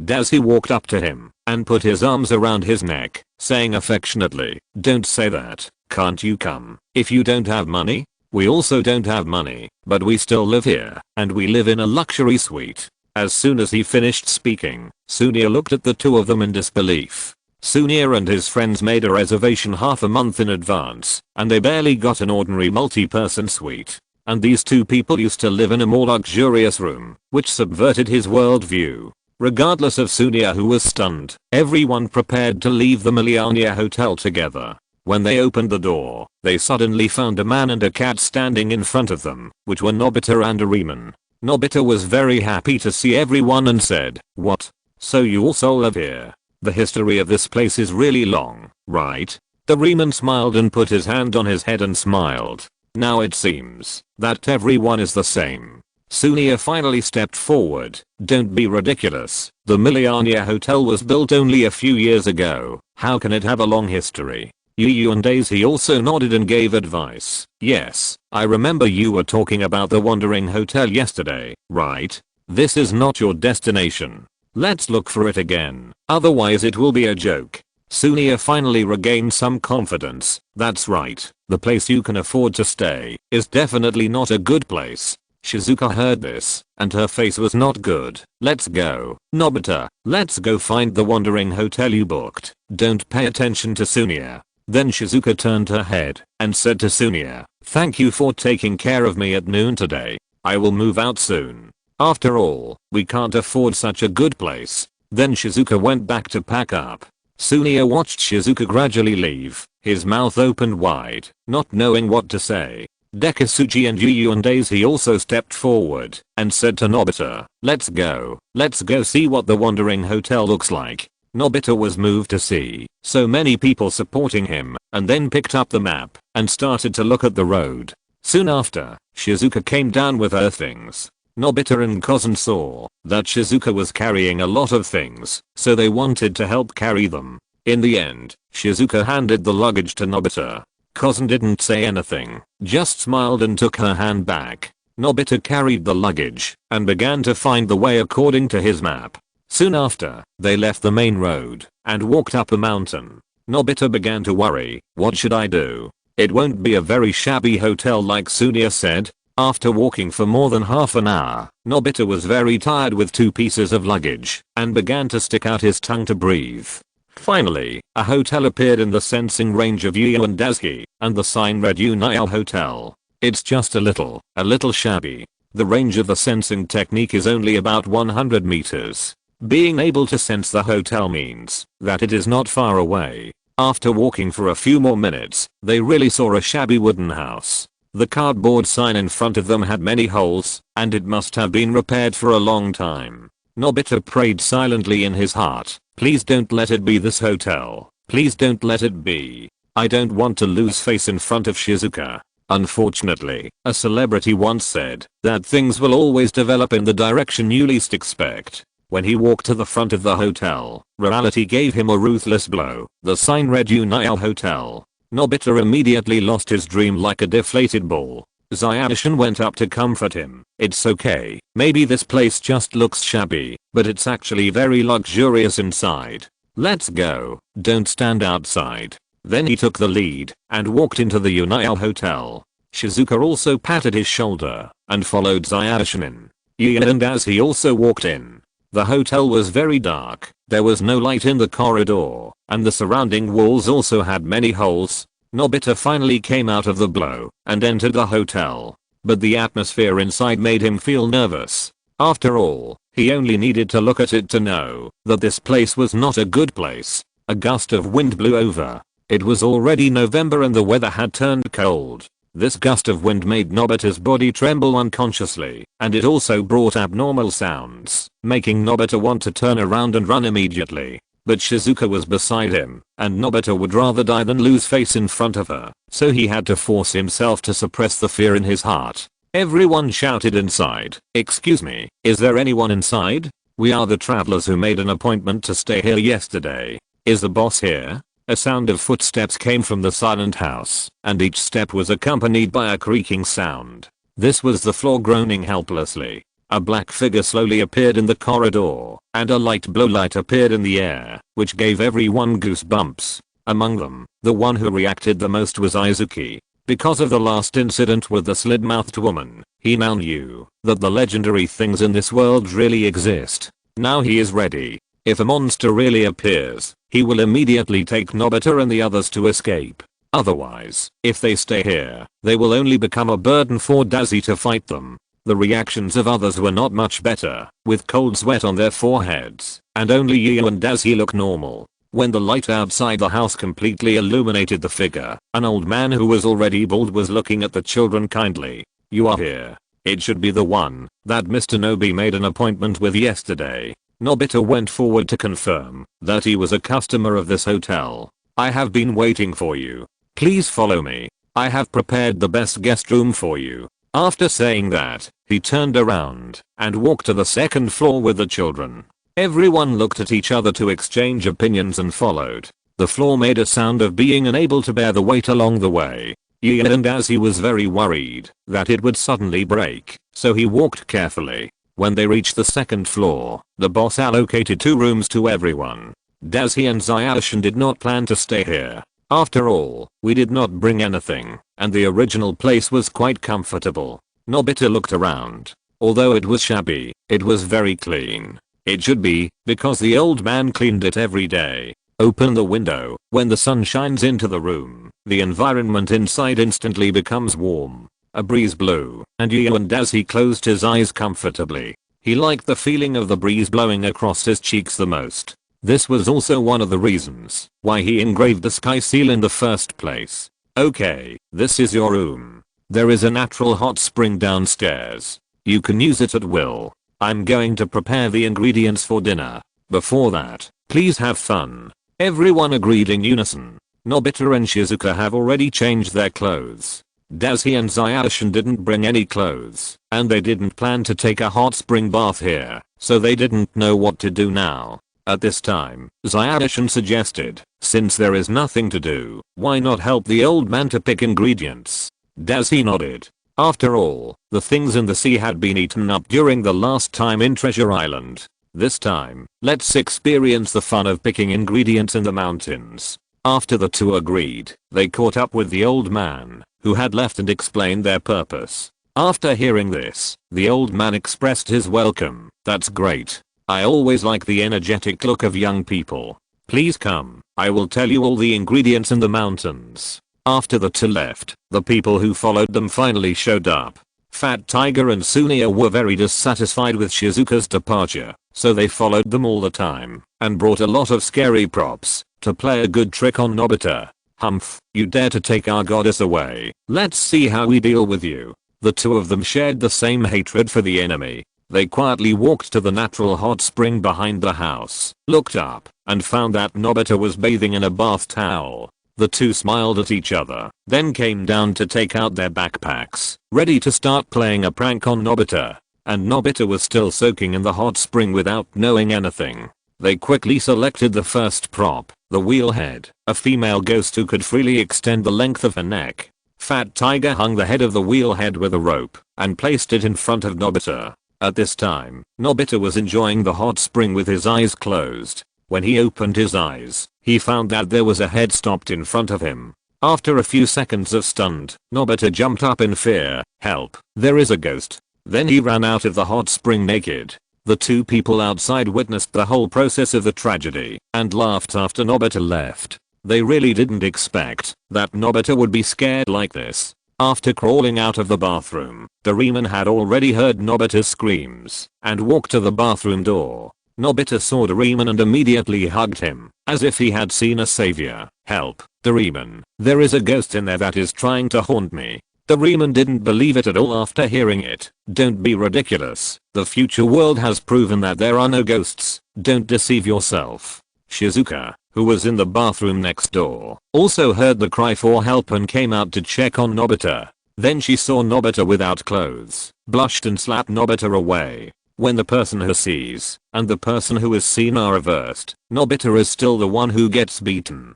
Chapter 66. The heart is old. Shizuka blushed and slapped Nobita. Then she ran back to her room. Nobita, with a slap mark on his face, looked helplessly at the place where Shizuka left. He stretched out his hand to say something, but reluctantly put it down. After thinking for a while, Nobita turned his eyes to Doraemon. The blue fat man sighed and said, okay, I know. Since you have seen the legendary creature, let's use the legendary creature to solve this problem. Then he used his round hands to dig in his 4-dimensional pocket and finally took out something like a stone tombstone with a golden round buckle on it, sealing the hole at the top of the small tombstone. This thing can summon ghosts from Japanese legends. You just need to let them check what you just saw, and there will be no danger.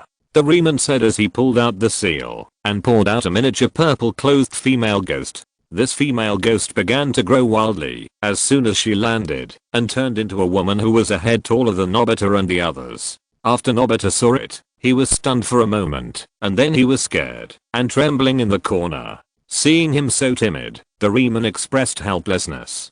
Don't hide, Nobita. This ghost won't hurt anyone, and she wants to help you. You'll hurt her feelings if you hide like this. Come out. Doraemon persuaded Nobita for a while, and Nobita reluctantly stood up. Seeing that Nobita was finally willing to stand up, Doraemon said to the female ghost standing next to him, please go and see what's going on outside. The female ghost nodded, and just when Nobita thought she would run out by herself, the female ghost's neck suddenly stretched out and pushed her head out of the open-air hot spring. At this time, Nobita saw that this female ghost had such an ability, and he was so scared that his eyes rolled back and fell straight to the ground. Seeing that Nobita was scared and fainted, Doraemon quickly put down the tombstone in his hand and began to press Nobita's heart for cardiopulmonary resuscitation. The head of the wheel stretched his head out and saw Fat Tiger and Sunia, who were still waiting for an opportunity. So he stretched his head in front of him and just looked at them. While the two were discussing what to do to trick Nobita, they suddenly saw a pale face in front of them, and the face instantly turned as pale as the ghost. Fat Tiger subconsciously looked at the props he had just used, and they were exactly the same as the ghost in front of him with her tongue sticking out. Mom! The two shouted immediately, threw away everything in their hands, and then fled from this haunted place at the fastest speed in their lives. Seeing that the two pranksters had run away, the wheelhead slowly retracted his neck to its original state. Doraemon finally woke Nobita up again. He finally accepted the setting that the ghost girl could retract her neck, and Doraemon began to listen to the ghost girl's explanation of what happened outside. After understanding the cause and effect, Doraemon said to the wheelhead, "I'm really sorry to bother you. Please go back and rest now." Then the round hand picked up the tombstone, aimed the hole on the top at the wheelhead, and put it in. Then he turned to Nobita and said, "The wheelhead just now was a prank by Fat Tiger and Sunia. There is no ghost at all." Nobita nodded in shock, but his expression was still a little dull.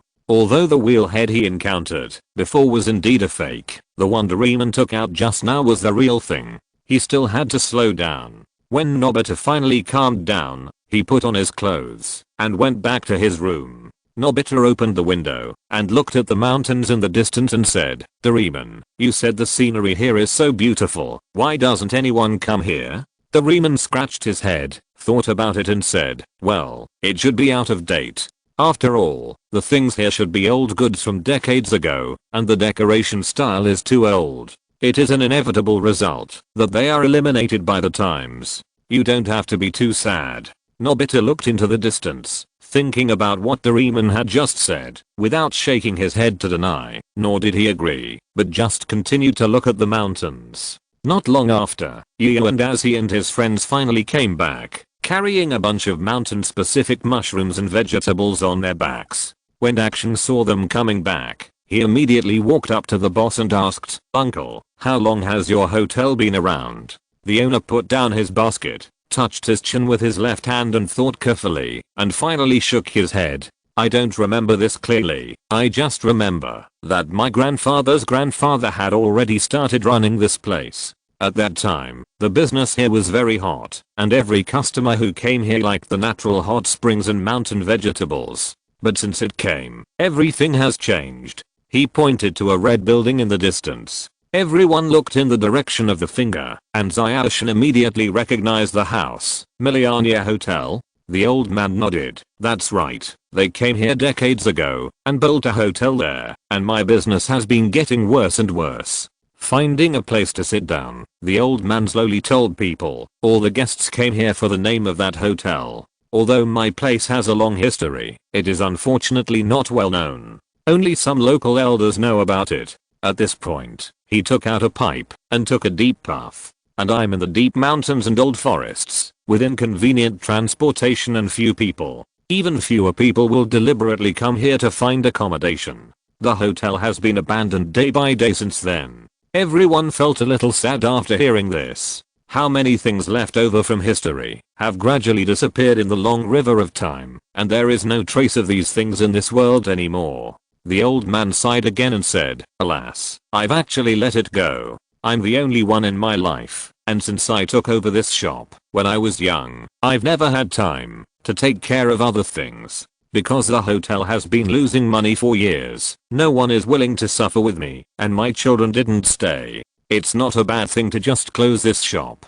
Nobita quickly asked, "Grandpa, have you ever thought about rebuilding this hotel and reopening it?" This time the old man smiled and said, "There's no need. I've been here for 40 years, and I'm very tired. My spirit has been worn away by time. It's time to leave." As he said that, he shifted his gaze to Nobita and the others. "You always remind me of my youth, when I was so carefree and didn't have to worry about these trivial matters. You are my last batch of customers. After serving you, it's almost time for me to leave this hotel and find a place to retire." After the old man finished smoking, he stood up and said, "So, my little guests, I'll pay for your expenses. I will do my best for this last dinner and use the best ingredients to make the best dishes. Stay tuned." After saying that, he picked up the ingredients again and walked towards the kitchen step by step.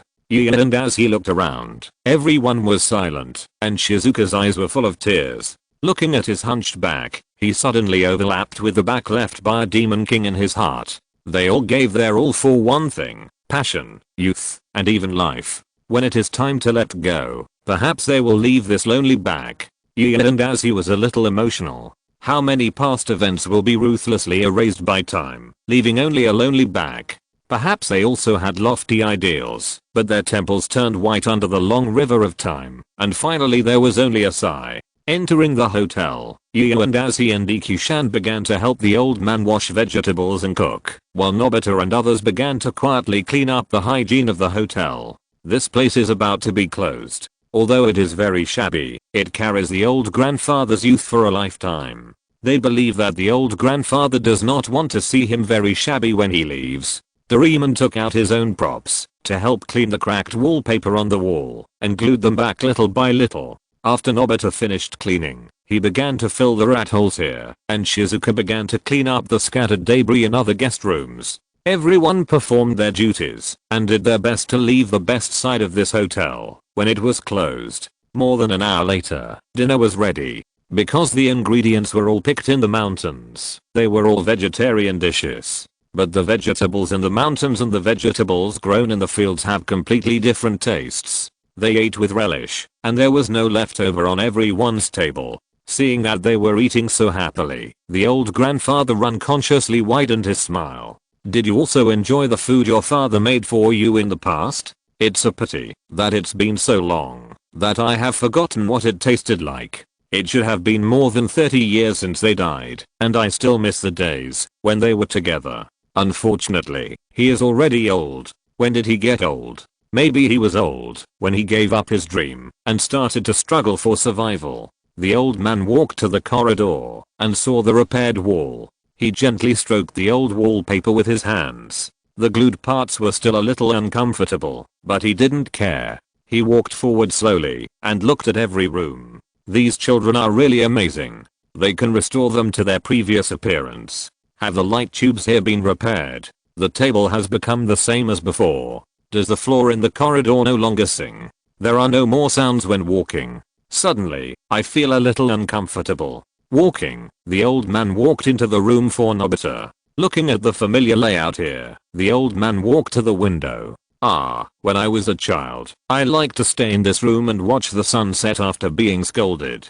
The scenery here is really beautiful. I never get tired of it, no matter how many years I watch it. It's a pity that the person who was willing to accompany me to watch the sunset at that time has long gone. This old store that has been passed down for hundreds of years finally ended in my hands. The old man looked at the sunset and had a lot of things to say to this 1,000-year-old scenery. But when it came to his lips, he couldn't say anything, and finally he could only sigh. Chapter 67 The Unexpected Surprise Brought by the Naughty Child. After dinner, Yu and Daisuke and Emu-chan also returned to the hotel. The atmosphere of that hotel was a bit sad, and he didn't want to stay any longer. After discussing in the room, they decided to go to the hot springs in the evening.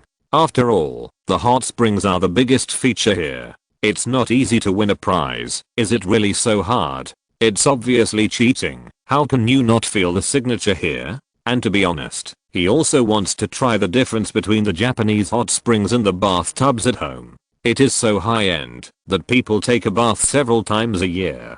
After the two went downstairs to take a shower, they walked into the hot spring with only a towel. The floor is covered with marble tiles, which looks really high-end. However, there are a lot of people bathing here, and they are piled up at the edge of the hot spring, like dumplings. No, dumplings are randomly distributed in the hot spring, and here they are surrounded by the edge of the hot spring, which should be said to be like noodles.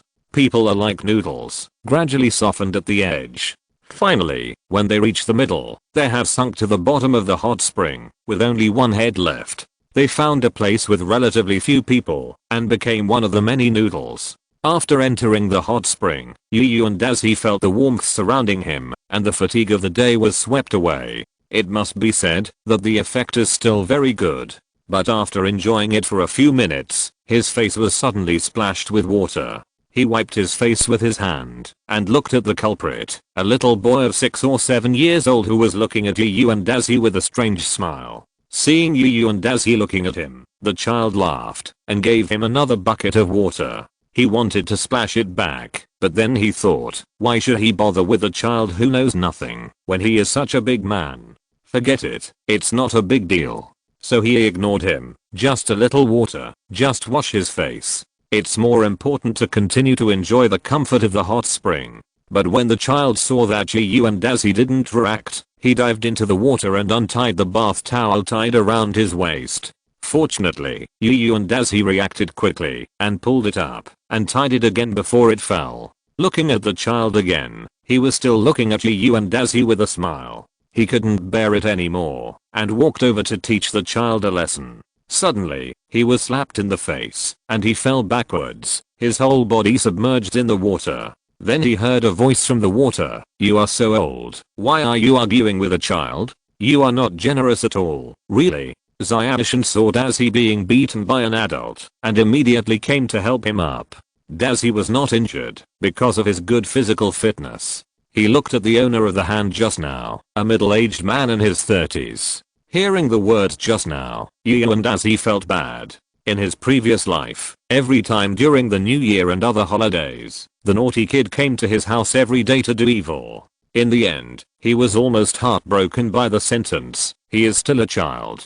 This sentence made him almost have myocardial infarction. Not only during the New Year and other holidays, but also in the park and on the bus. Unexpectedly, he met him again this time. Why didn't he think about it? He is still a child now. Seeing that Yu and Dazi was fine, Zayanshin wanted to go up and argue with him, but was stopped by Dazi. As a person with keen intuition, Zayanshin instinctively sensed that something was wrong, but he said nothing and just walked away silently. Dazi gave him an affirmative look in his heart, then looked at the man over there with a smile. "You are right, I should be more generous and shouldn't bother with the child." The man nodded with satisfaction and continued to enjoy. Seeing him close his eyes, Dazi's eyes became dangerous.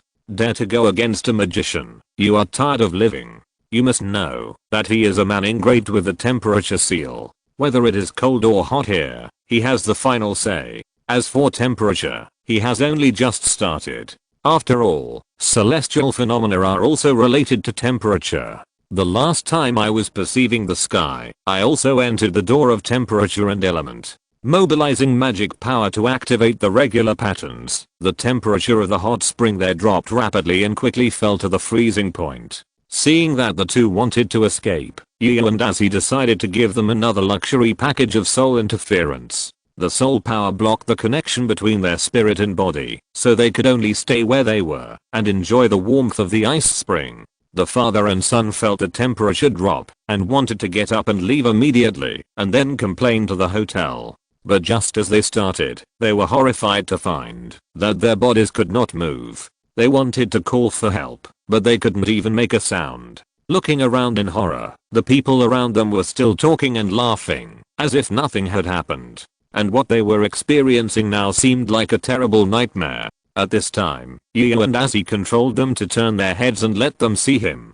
Dazi was looking at them with a smile. When the two saw that he noticed their abnormality, they immediately tried to signal Dazi to go out and call for help, as if they had seen a savior. But no matter what he did, Dazi just looked at them like this, and the smile at the corner of his mouth was getting bigger and bigger. Yu and Dazi originally just wanted to retaliate against them, but he felt the passing of the lives of the father and son. In front of nature, human life is so insignificant, just a little change is enough to make people fall asleep.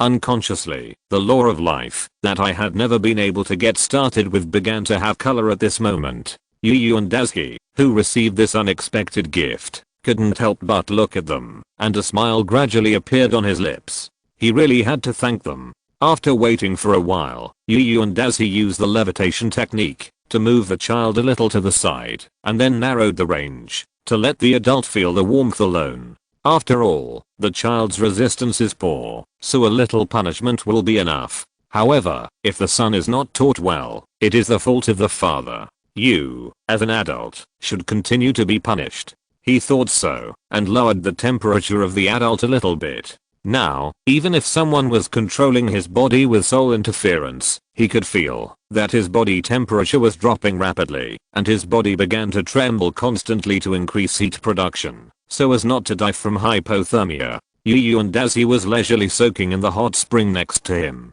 continuing to feel the mystery of life. Soon after, Yu and Dazi felt that the old man was close to fainting, so he lifted the spell of soul interference and temperature reduction. The son found that he could move and immediately fled from the hot spring screaming. Although he had been out of the low temperature for a while, the fear of staying here still made him choose to leave as soon as possible. But the adult's physical condition was a bit serious. His body had long been frozen, and he slowly recovered with the help of the hot spring. It should take a while before he can move. Seeing that the punishment given to them was enough, he didn't wait here, called Zyadishan to leave the hot spring, took a shower, and prepared to go back. This hot spring trip was really unforgettable. He didn't want to come to the hot spring casually anyway, just like making noodles. Moreover, Yu and as he was more conservative, and he didn't like to take a bath here without clothes. It was also possible to meet these uncultured people, which was really annoying.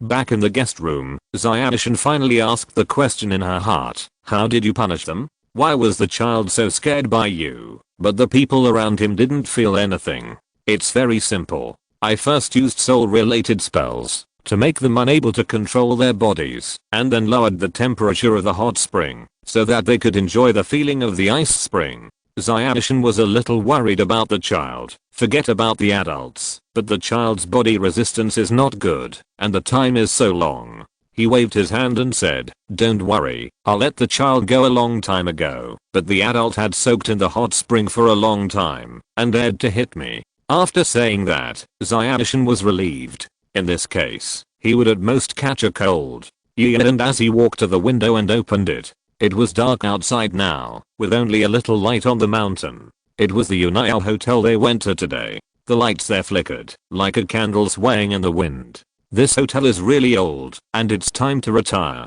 Why did you open the window? You might catch a cold, after soaking in the hot spring, and blowing the cool breeze just now. Zyadishan came over to persuade him to go back, but Dazzy didn't plan to leave here. He likes the cold, especially the feeling of the strong wind blowing on his face. Although it is suffocating, it also makes him addicted. There are not many opportunities to come to such a high-rise building, so he is unwilling to leave easily. Zyadishan saw that Dazzy didn't want to leave at all. Knowing that she couldn't persuade him, she could only remind him to take care of his health, and went back to bed to read. Dazzy practiced by the window for a long time, and felt the emptiness of his spiritual power. He reluctantly closed the window, and went back to bed to prepare for sleep. It was getting late. In the evening, there was no conversation. The next morning they came to the buffet restaurant, and Dazzy suddenly saw some surprises. There were Chinese breakfasts such as soy milk, steamed buns, and dumplings. Great. He has been missing these things since he came here, and he actually saw them here today. It's really worth the trip. Dazzy immediately went to the dining cabinet, picked up some small buns and soy milk, and fried dough sticks, walked to a place, and sat down to taste them slowly. Zyadishan took some ordinary breakfast, and sat next to Dazzy. Seeing him holding these strange breakfasts, she asked, Student Gian, do you like Chinese leftovers? He nodded while eating the buns. Are you kidding? If you don't like it, can you eat it for decades without getting tired of it? The culture of China is broad and profound. How can it be as simple as you see? Just one cuisine is enough for you to eat for more than 10 years. How could he not like it? Zyadishan nodded, said nothing, and continued to eat the breakfast he had taken out. Dazzy also started to have breakfast. Today's flight ticket is also after 10 o'clock, and the two of them don't have much time. After eating, they started to pack up. Zyadishan also put away the bath towel that was just washed yesterday, and Dazzy also packed their backpacks. Looking at the time, it was almost 9 o'clock, and it was almost time to set off. Chapter 68. What should I do if I catch a cold? Along the way, Yu and Dazzy looked at Zyadishan, and found that something was wrong with him. Because people like him did not read books in the next few hours, but kept sleeping with their eyes closed. I looked at him strangely on the plane. He looked like he must be exhausted, right? Forget it, just ignore him. It's okay as long as he is fine. If he doesn't want to read, then don't read. Maybe there are just a few days every month when he doesn't want to read. When I got home, my adoptive parents had not returned from traveling yet. I played longer than them. My adoptive parents are really childish. But it's so late, and I haven't had lunch yet. Let's solve this problem first. Entering the room, Yu and Dazzy put down his school bag and asked Zyadishan what he wanted to eat for lunch. Zyadishan replied weakly, forget it, I don't want to eat. Make whatever you want to eat yourself. I want to sleep. He felt something was wrong, and immediately put his hand on Zyadishan's forehead, and then put his other hand on his own forehead.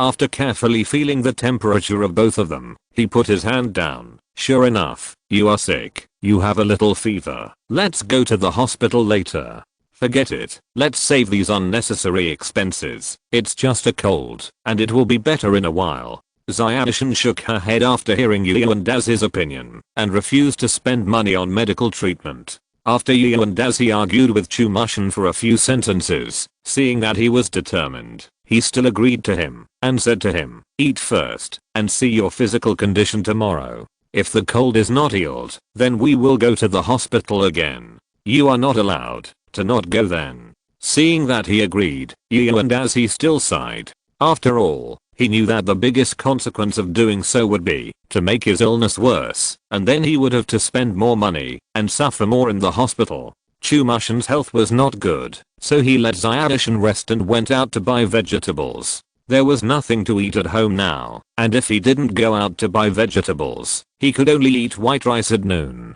Yu and Dazi walked on the street with a basket. It was already past 1 o'clock, and there were few people buying vegetables at this time. On this street, Yu and Dazi kept hearing coughing sounds along the way, which made him spend a long time choosing vegetables when buying them, because he was worried that he would buy something that someone else had coughed on. It seems that many people have caught a cold now, but it's normal. It was sunny and windy a few days ago, and the temperature dropped sharply yesterday. It's normal that so many people are not prepared. After buying vegetables, Yu and Dazi talked to himself on the way home, explaining to himself what he encountered today. When he got home, he saw Demushan on the phone, standing next to him and listening carefully. It was Shizuka who was discussing with Demushan about coming over to play tomorrow. Zio-shan thought about it for a while and agreed. After hanging up the phone, he saw Yu and Dazi eating a lemon that he didn't know where he got from at the door. Do you like eating lemons recently? I've seen you eating more than once in the past few days. He nodded. I suddenly think lemons are not bad. They are delicious. Demushan didn't continue to dwell on this matter and began to count the vegetables Dazi bought. Yu and Dazi stopped him from doing anything and pushed him back to his bedroom to let him have a good rest. At the same time, he told Dekishin that if he got better, he could save himself a lot of trouble. Then he cooked lunch by himself. He made 2 vegetarian dishes and a soup with the vegetables he bought. Because Yu and Dazi didn't like to be good at handling meat, he didn't buy it. After finishing, he asked Zyadishin to come down to eat. He still looked listless and put down his bowl and chopsticks after eating a few bites. Dazi tasted his own cooking and found that he didn't do it badly. It seems that Zyadishin's cold is more serious than he thought. That's right. After all, he remembered that Dekishin usually didn't catch a cold in the original work, but once he caught a cold, it was very serious. He would take a few days off at any time, and he couldn't get out of bed if it was serious. After washing the dishes, Yu and Dazi considered the feasibility of taking Zyadishin to see a doctor while he was resting. Not long after, the current adoptive parents came back and brought a lot of Hainan specialties to the children. Yu and Dazi didn't show any special joy, but there was still a necessary smile. The adoptive parents did seem to have a lot of fun. And they also brought them a good news. That is, because many people are sick now, the school said that the school will be closed for 2 days tomorrow and the day after tomorrow to prevent colds.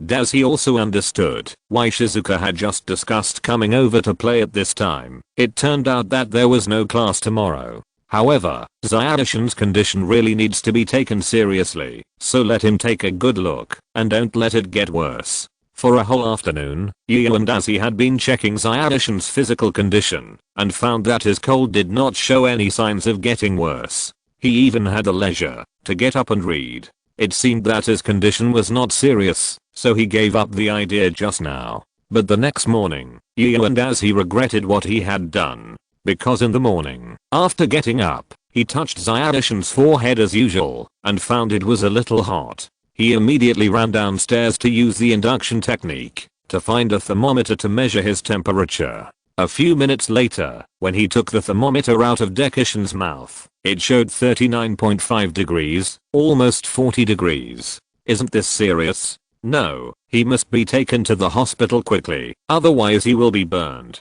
But no matter how much Yu and Dazi dragged him Chumashin refused to let go of his bed and kept saying that there were still 2 days of vacation. Maybe he would be fine tomorrow. This sentence almost gave him a heart attack.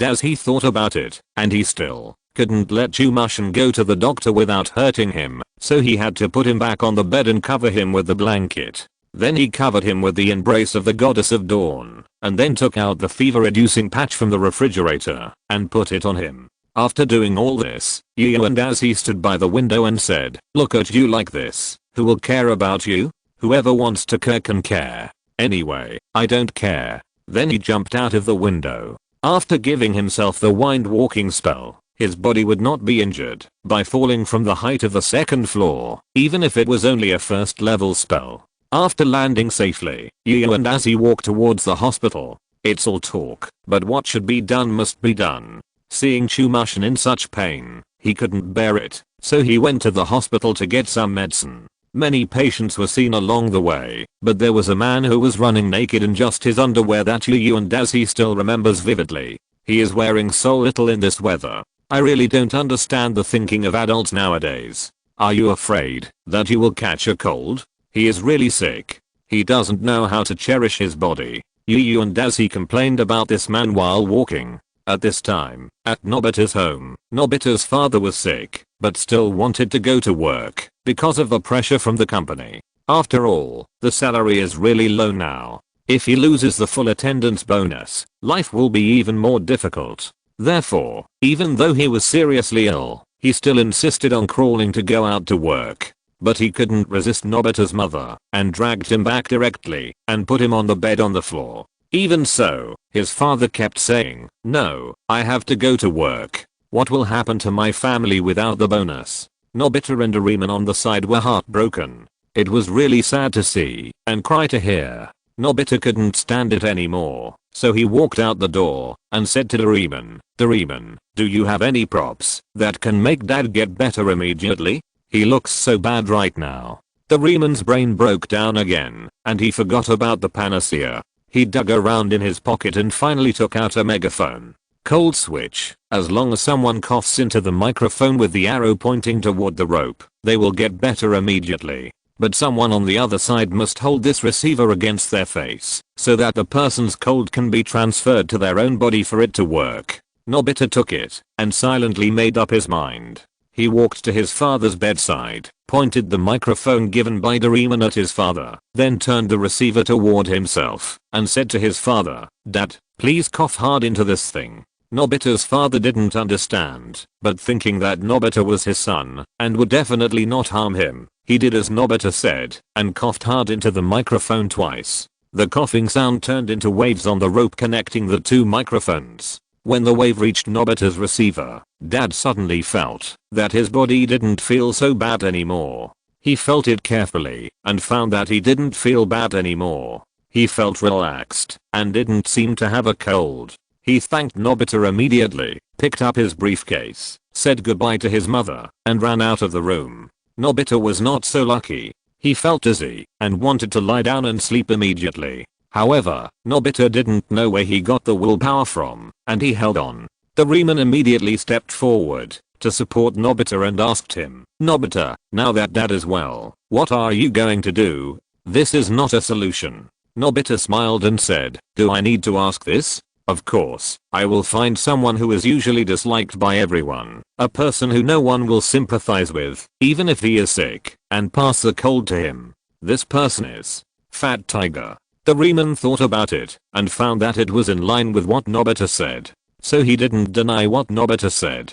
After all, Doraemon is most concerned about Nobita. As for other people, as long as nothing serious happens, he doesn't bother to care so much. Those guys have a cold. How can it be as serious as my Nobita's cold? The two hit it off and went out to find Fat Tiger. The two discussed it and unanimously decided to go to the place where Fat Tiger is most likely to appear, that is, his home, to look for him. I tried to write a paragraph in the third person. Do you like the first person or the third person? If you're listening to this novel on a channel other than Fanfic World, it means they downloaded and uploaded it without effort. we cordially invite you to visit our channel, Mundo Fanfic Novelos. There you'll find the original version of this story and you can explore many other novels of various genres. We're waiting for you to immerse yourself in a world of incredible novels. Chapter 69. I'm really tired. The two went to Fat Tiger's house, but no one responded, no matter how they knocked on the door.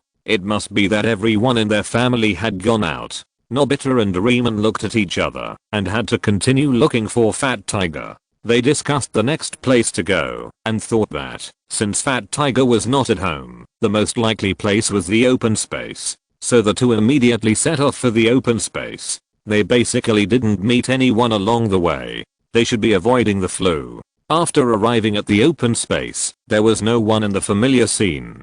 Damn it, why can't I find him when I look for him? Nobita was very unwilling and went to the cement pipe that was always in the open space to check. Unfortunately, the result still disappointed them. There was still no one in the cement pipe.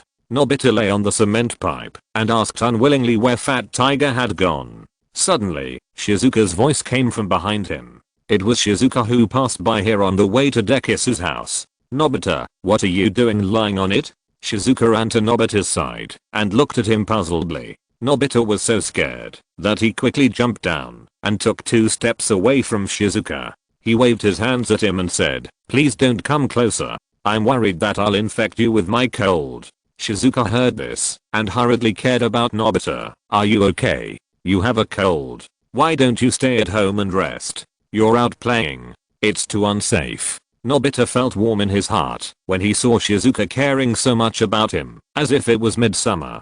He quickly explained to Shizuka, "It's okay. My cold is just a small matter, and I can infect others in a short time. You don't have to worry about me.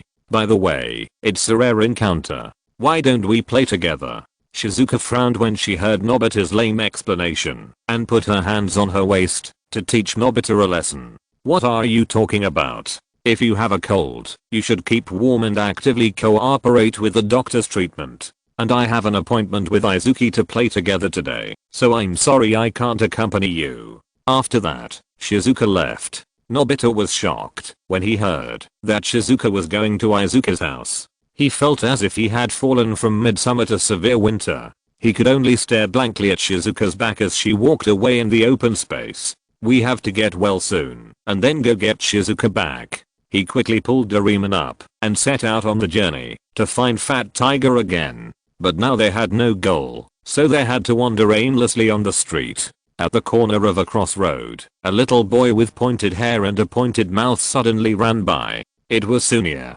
Sunia also caught a glimpse of Nobita and Doraemon when he passed by and turned back to greet them. "Hey, isn't this Nobita and Doraemon? What are you doing here?" Nobita and Doraemon didn't want to pay attention to this annoying person, so Doraemon stepped forward and said, "This has nothing to do with you.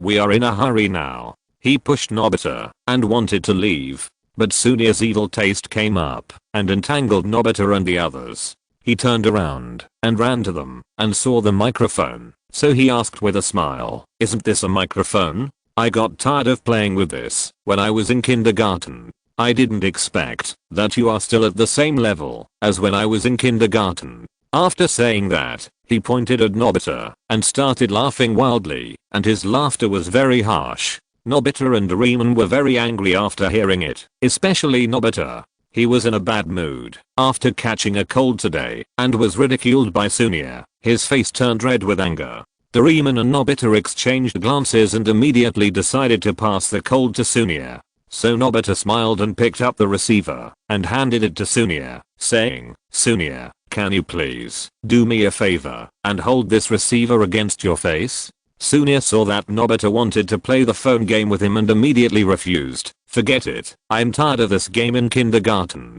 Doraemon saw that his plan was about to fail and immediately tried to persuade him, "Just for a moment, please do me a favor." Seeing that their attitude was very sincere, Sunia had to raise his hand and said, "Okay, I'll just play with you for a moment."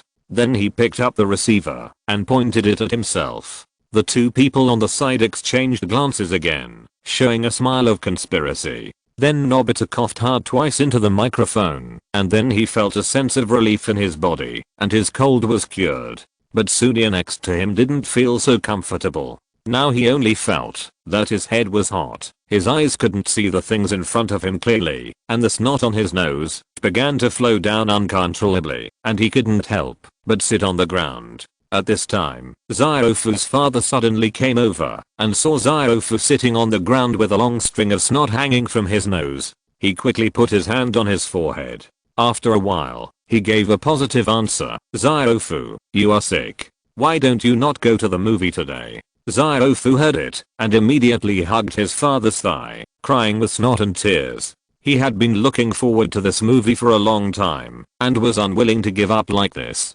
His father was also very entangled. After all, Ziofu's illness could not be delayed and he should see a doctor as soon as possible. But he looked like he was definitely unwilling to go to the hospital now. What should I do? Nobita couldn't stand it. After all, because of his momentary anger, he ruined what Ziofu had been waiting for so long, and he was really a little sorry. So after struggling for a few seconds, he faced the microphone to Ziofu, and the receiver was pointed at himself again, asking Ziofu to cough twice. Ziofu listened to him, and passed his cold to Nobita again. Ziofu found that his illness was actually cured. He stood up happily, pulled his father up, and strode towards the cinema. Looking at Sunia's back, Nobita sighed helplessly, and had to embark on the journey to find Fat Tiger again. Unfortunately, there is still no clue, and they can only wander aimlessly on the street. I don't know if the goddess of luck is paying attention to them this time. Just when Nobita was about to fall to the ground, he saw Fat Tiger walking towards him. At this time, he was walking on the street, and suddenly saw Nobita, so he came over to greet Nobita. Now Yu and Daisy has arrived at the hospital, which is now overcrowded. Seeing the tide of people in the hospital, he sighed in despair. Since they have come here, they naturally have to take something back, so they have to line up.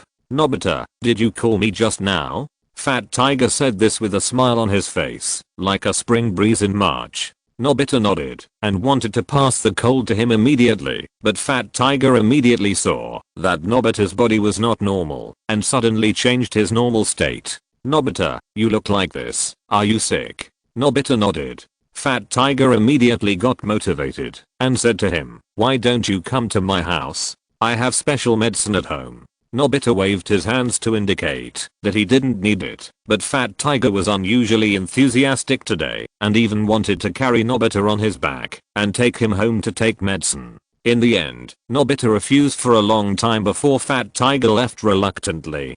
Damn it, why is Fat Tiger so nice to people at this time? Nobita looked at Fat Tiger's jumping back and said indignantly. Fat Tiger was of course very happy at this time. He just came back from the hot spring hotel yesterday and received news that he would have a day off today and tomorrow because of a cold. He didn't have a cold yet. Is there anything that could make him happier than this? Nobita really couldn't do it to Fat Tiger, so he had to look for the next target. At this time, Nobita suddenly thought that, since Shizuka was going to find Mushin, it was impossible to pass the cold to Shizuka, but he could pass it to Demishin. This would not only prevent Shizuka from playing with him, but also take the opportunity to retaliate against Demishin. It was really killing two birds with one stone. Nobita immediately took Doraemon and ran to Dekisugi's house. At this time, Yu and Azzy was still queuing to buy medicine. Finally, there were fewer people in front of him, and it would be his turn soon. Nobita came to Dekisugi's door, and after ringing the doorbell several times, Dekisugi reluctantly stood in front of Nobita. Nobita, what do you want to talk to me about? Zianishin was wearing a mask, long sleeves, and a fever patch on his forehead. He was looking at Nobita, who was also catching a cold outside. When Nobita saw Dekisugi like this, he asked him, Dekisugi, you have a cold too?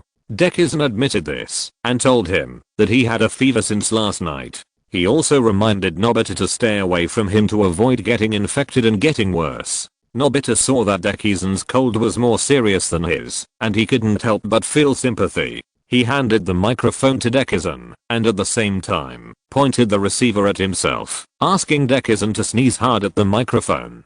Dekisugi was a little confused, but he still did what Nobita said. As the cold spread over the antenna, Dekisugi felt relieved, and took off his mask. I'm fine. That's great. I don't know how it works, but thank you, Nobita. Nobita already had a cold, and now he was carrying Dekisugi's virus, so he had trouble even standing. He had to say goodbye and go find the next unlucky person who was randomly picked to pass on the cold. And as he finally bought the special medicine from the hospital, squeezed out of the hospital, cast a wind spell on himself, and started running home quickly. When he passed by the vegetable market, he looked at the time. It was almost 10 o'clock, just in time to buy vegetables. So he bought some radishes and vegetables to take back. When he stood at the door again, it was almost 11 o'clock. He opened the door with the key, and Zayashi heard the movement, and came down to greet Yuandazi. He looked at Dekisugi, and found that Zayashi was in very good spirits, and had a ruddy complexion. How could he look like he was sick? Are you cured? Yuandazi just looked at him, and tilted his head slightly. Zayashi replied with a smile, yes, just now Doraemon and Nobita came over, and gave me a prop, and asked me to cough at it, and my cold was cured. You see, I'm very healthy now, I don't need to go to the hospital at all. Yuandazi put down the food and medicine in his hand with an expressionless face, saying that he was very tired. I ran for 2 hours, waited in line for nearly half an hour, and finally bought the medicine. But you tell me that your illness is cured? Chapter 70 Nobita wants to do an experiment. Although Yuandazi wanted to say something, he couldn't say anything in the end. After thinking about it, he decided to forget it. It was a wasted trip. At least it was much better than Ikushan being sick all the time. It was just a pity that he wasted nearly 1,000 yen. The money he just got was sent to the hospital before it even warmed up. It was such a pity. He had to put down the things in his hands and started to discuss with Zayashi what to eat for lunch today. At this time, Nobita had been forcibly dragged to the hospital by Doraemon, and the two met the naked man that Yuandazi saw today in the hospital. Driven by curiosity, they stepped forward and asked, "Uncle, why are you not wearing clothes? It's easy to catch a cold like this. You will feel uncomfortable like me after catching a cold." After that, Nobita sneezed. The uncle scratched his head, looked at a beautiful nurse in the hospital, and said, "I dressed like this just because I want to catch a cold." Both of them were surprised that there are people in this world who don't want to have a healthy body, but want to catch a cold deliberately, and hurriedly asked him why he wanted to catch a cold. "It's like this. After I met that nurse, I fell in love with her, so I really hope I can catch a cold once, so that I can get close to her openly. Unfortunately, my body is too good. I have never caught a cold since I was a child. Even if I go out on the street, it will be fine. If I can catch a cold once, it will be great." After saying this, the man turned his eyes to the nurse, who was trying to treat the patient. Nobita and Doraemon immediately thought of the fastest and simplest way to treat Nobita. After exchanging glances, the two came to the same conclusion, so they handed the receiver of the cold switch to the uncle. Dazi and Zayashi discussed and made lunch together. Because there was nothing to do in the afternoon, they rested for a while after lunch, and then began to practice and read books. In the afternoon, Sunia went to the movies, and bought a ship model by the way. However, when he came back, he met Fat Tiger by chance. Fat Tiger was very curious about the toy in Sunia's hand, and wanted to play with him. Under Fat Tiger's strong promise, the two agreed to make models at Fat Tiger's house this afternoon. Although Sunia was not very willing during the whole process, he had to agree, otherwise the consequences would be very serious given Fat Tiger's personality. Sunia finished his meal with a heavy heart. He knew that this thing might not be his after this afternoon. Picking up this brand new model, hundreds of parts were neatly arranged one by one. He couldn't help but stroke the packaging, and felt very disappointed when he thought that this thing would not be his soon. But think about it on the bright side, at least it will take a lot less time to assemble this ship model. This is the only good news. Nobita and Doraemon had lunch outside at noon. Doraemon went on a date with Xiaomi, and Nobita was wandering around bored. Not long after, Nobita accidentally wandered near Fat Tiger's house, and heard Sunia say to Fat Tiger in the room, "Fat Tiger, be gentle, don't be so rough." Fat Tiger couldn't wait to say, "It's okay, this is not the first time I've done this, nothing will happen."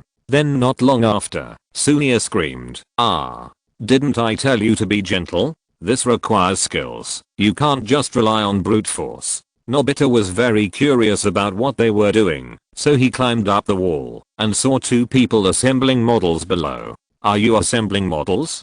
Can you take me with you? Nobita also wanted to join them, but was ruthlessly rejected. Sunia said with disgust, no, the ship that Nobita touched will definitely not float, so Nobita, you should stay where you are. Fat Tiger also smiled and nodded, with a firm attitude, not letting Nobita join the ranks of assembling models. Nobita saw that his request was unsuccessful, although it was expected, but he was still very angry. So Nobita said angrily, what's a ship?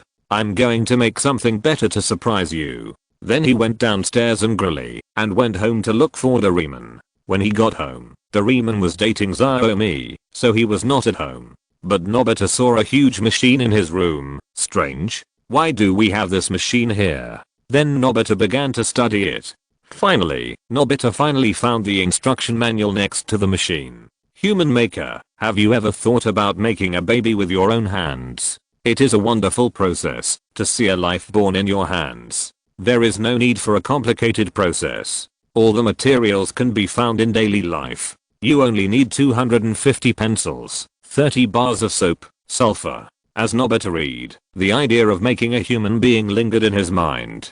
Just when Nobita was thinking about whether to do it or not, the drawer suddenly opened, and a middle-aged man wearing a work hat emerged from the time tunnel. Excuse me, is this Doraemon's house? This is a future department store. I have an appointment with him to recycle this machine. Nobita was immediately alert after hearing this. You are talking about this. The owner of this machine is not here for the time being. I will ask him to contact you when he comes back. How about that? The man nodded and said, since that's the case, please contact him as soon as possible. After all, this thing is very dangerous and has begun to be fully recycled. After that, the people from the future department store left from the time tunnel. Nobita thought, since this thing will be recycled soon, it should be okay for me to use it, right? Although it is very dangerous, I can't see it at all. In the end, Nobita slapped his head and said, forget it, I'll just do it, while Doraemon is still dating someone. I started to do it as soon as I thought of it, but there are indeed a lot of things. Although Nobita's pocket money can buy them all, there will definitely be no money left. At this time, Nobita suddenly thought, I can find someone to invest together. Who should I find?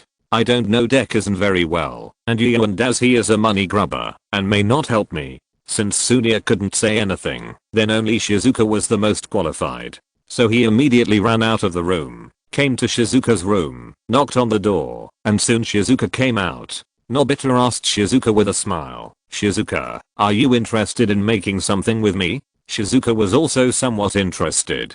After all, since Nobita dared to show it, it would not be too bad. So she asked, then what are you going to make?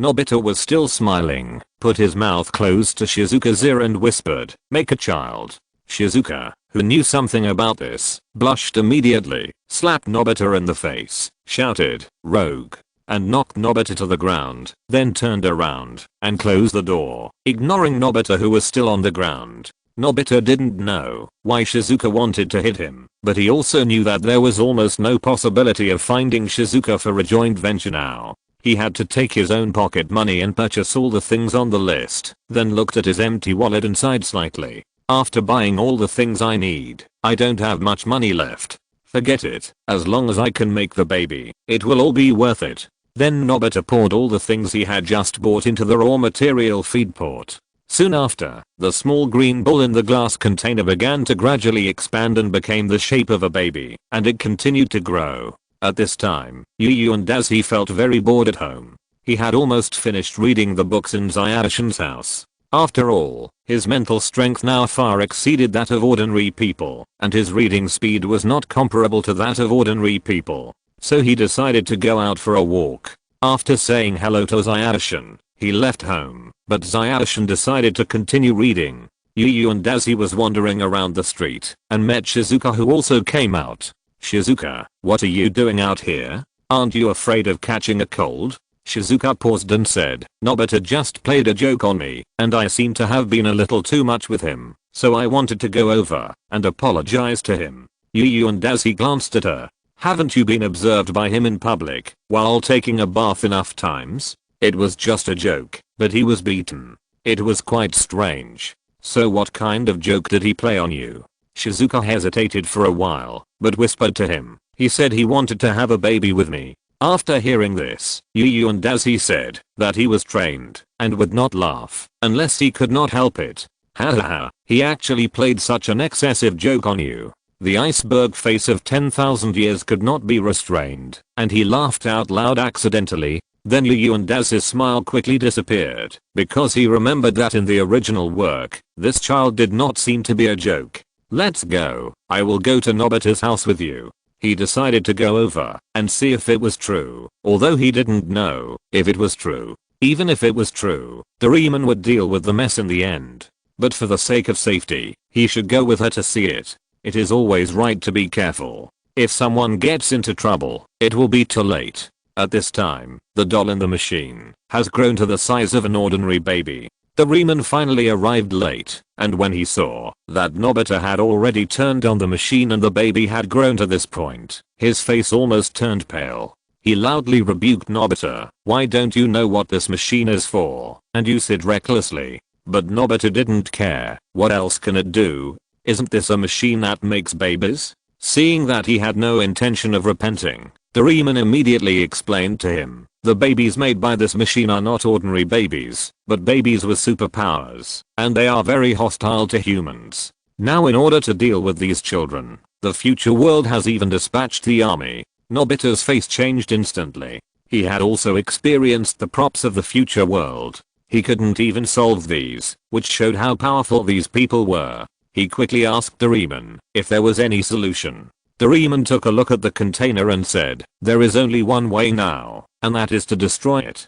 Chapter 71, Huge Underground Cave. After Doraemon made up his mind, he immediately took out a primitive hammer from his 4-dimensional pocket and swung it up to smash the glass container. However, the child's growth exceeded Doraemon's expectations and reached the point of self-awareness. Seeing someone trying to threaten his life, he immediately used his mind to stop the hammer that was about to fall on the petri dish, and then snatched it from Doraemon's hand. The powerful telekinesis controlled the hammer and hit Doraemon's head again and again until Doraemon lost consciousness and fell to the ground. Seeing that the threat had disappeared, his bright yellow eyes turned to Nobita, and Nobita immediately felt a chill rushing to his brain and wanted to escape from here. Just as Nobita was about to escape, a sentence appeared in Nobita's mind, humans, eat milk, otherwise, die. Nobita understood the meaning and did not dare to run away, so he had to go downstairs to find milk to meet his request. At this time, and Daisy and Shizuka were also standing under Nobita's house. And Daisy immediately activated the induction technique, and as expected, he sensed the dark green baby on Nobita's shoulder. He sighed. The most troublesome thing had indeed happened. However, what he didn't expect was that the baby seemed to sense his mental power and immediately responded, colliding his mental power with and Daz's mental power. He was attacked by mental power without any preparation, and he couldn't help but snorted and retracted the induction technique. Generally speaking, the damage to mental power is not a minor injury. However, this guy's mental power is not strong, and and Daisy didn't feel anything after resting for a few seconds. Shizuka saw that and Daz's situation was a little wrong and hurriedly asked him if he was okay. Daisy shook his head and said, don't worry, I'm fine. Don't go in now, let me take care of the things inside. Then he stopped Shizuka outside the door. If a fight broke out inside, he wouldn't care about Shizuka's life. and Daisy opened the door of the room alone. Although the guy injured him, according to the comparison of mental power, he would definitely not be better. After entering the door, and Daisy heard the guy crying. It should be the mental collision just now that injured him. Walking into the door, he slowly followed the crying sound and saw Nobita holding the child and telling him not to cry. and Daisy used the levitation technique to pick up the knife and prepared to kill the child. Those who are not of my race must have different hearts. For such a strange threat, it is better to kill it in the cradle as soon as possible. The child also felt the approach of danger and wanted to use mental power to stop Yu and Daisy from moving forward. Unfortunately, the child was still young, his mental power was not strong, and he did not know how to use mental power. He was also injured in the collision just now, and he could not stop Yu and Daisy from approaching him with a knife. At this moment, in Nobita's eyes, Yu and Daisy was more like a villain who actually wanted to attack a newborn child. Even in Nobita's mind, there was a flash of the idea of wanting to stop Yu and Daisy. Doraemon finally woke up upstairs and immediately took out something like a stopwatch and adjusted the time here back to 3 hours ago. Everyone immediately began to move backwards, and they had to move back the way they had just walked. At this time, the lines on Yu and Daz's talisman that represented the rules of the past began to light up. He immediately used magic to activate the lines, and a strange gravitational force pulled him out of the vortex of time, allowing him to regain his footing. These guys really use things recklessly, especially Nobita. However, Junfei suddenly felt the energy of the reverse flow of time, and immediately took this opportunity to begin to comprehend the past and the future. After a few minutes, the energy dissipated, and he opened his eyes. Seeing that the things around him seemed to have never appeared, he knew that he could not stay for long. Otherwise it would be difficult to explain to Nobita that he was not affected by the reverse flow of time. So, Yu and Daisy cast a wind spell on himself and left the place immediately. Nobita and Doraemon looked at the material scattered on the floor, knelt on the floor, and began to feel sad about the pocket money they had just wasted. Doraemon finally breathed a sigh of relief, and the trouble that Nobita had just caused was finally solved. Now they had to contact the future department store to take this scourge away to avoid further trouble. Not long after, the people from the department store came and took the things away. Doraemon was relieved and began to scold Nobita. Yu and Daisy also hurried back home and looked at the time. It was only 2 o'clock. At this time, his heart was broken. Really, I finally got through an afternoon, and you let me go through it again. I was so tired. He walked to the bed and picked up the embrace of the goddess of dawn that he had forgotten to put away before. The scars on the cloak are now much smaller, and there are still a few larger holes left, which have begun to heal gradually. In about a week, it should be restored to its original state. Satisfied, he put away the cloak, sat in his seat, and began to practice magic. The speed of practice is gradually increasing, and it should be possible to condense the 8th seal in a few days. Today, because of Nobita's afternoon affairs, Doraemon strictly watched Nobita, so Nobita has no time to make trouble in the past 2 days. Yu and Daisy and Dekisugi also spent this holiday quietly. Back to school, as he expected, the first thing the teacher did was to organize the exam. For students who have a few days off, the way to get them into study mode quickly is to let them take an exam. In this way, they will know how badly they study and how crazy they play. When the low scores appear in front of their parents will definitely tighten their control over their studies, and then they will work harder. The results came out this afternoon. Because Nobita had not made up for 4 days, he got 0 points in this exam without any suspense.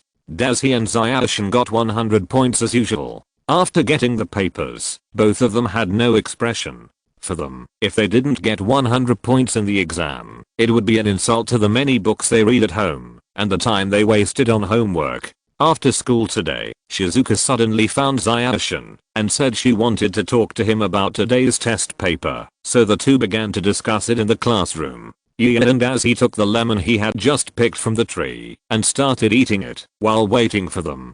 Nobita hurried home to hide his 0-point test paper. If he was found, he would be scolded again. As for Fat Tiger and Sunia, since it was their turn to be on duty today, they stayed to start cleaning. Nobita hurried home and met Doraemon at the door.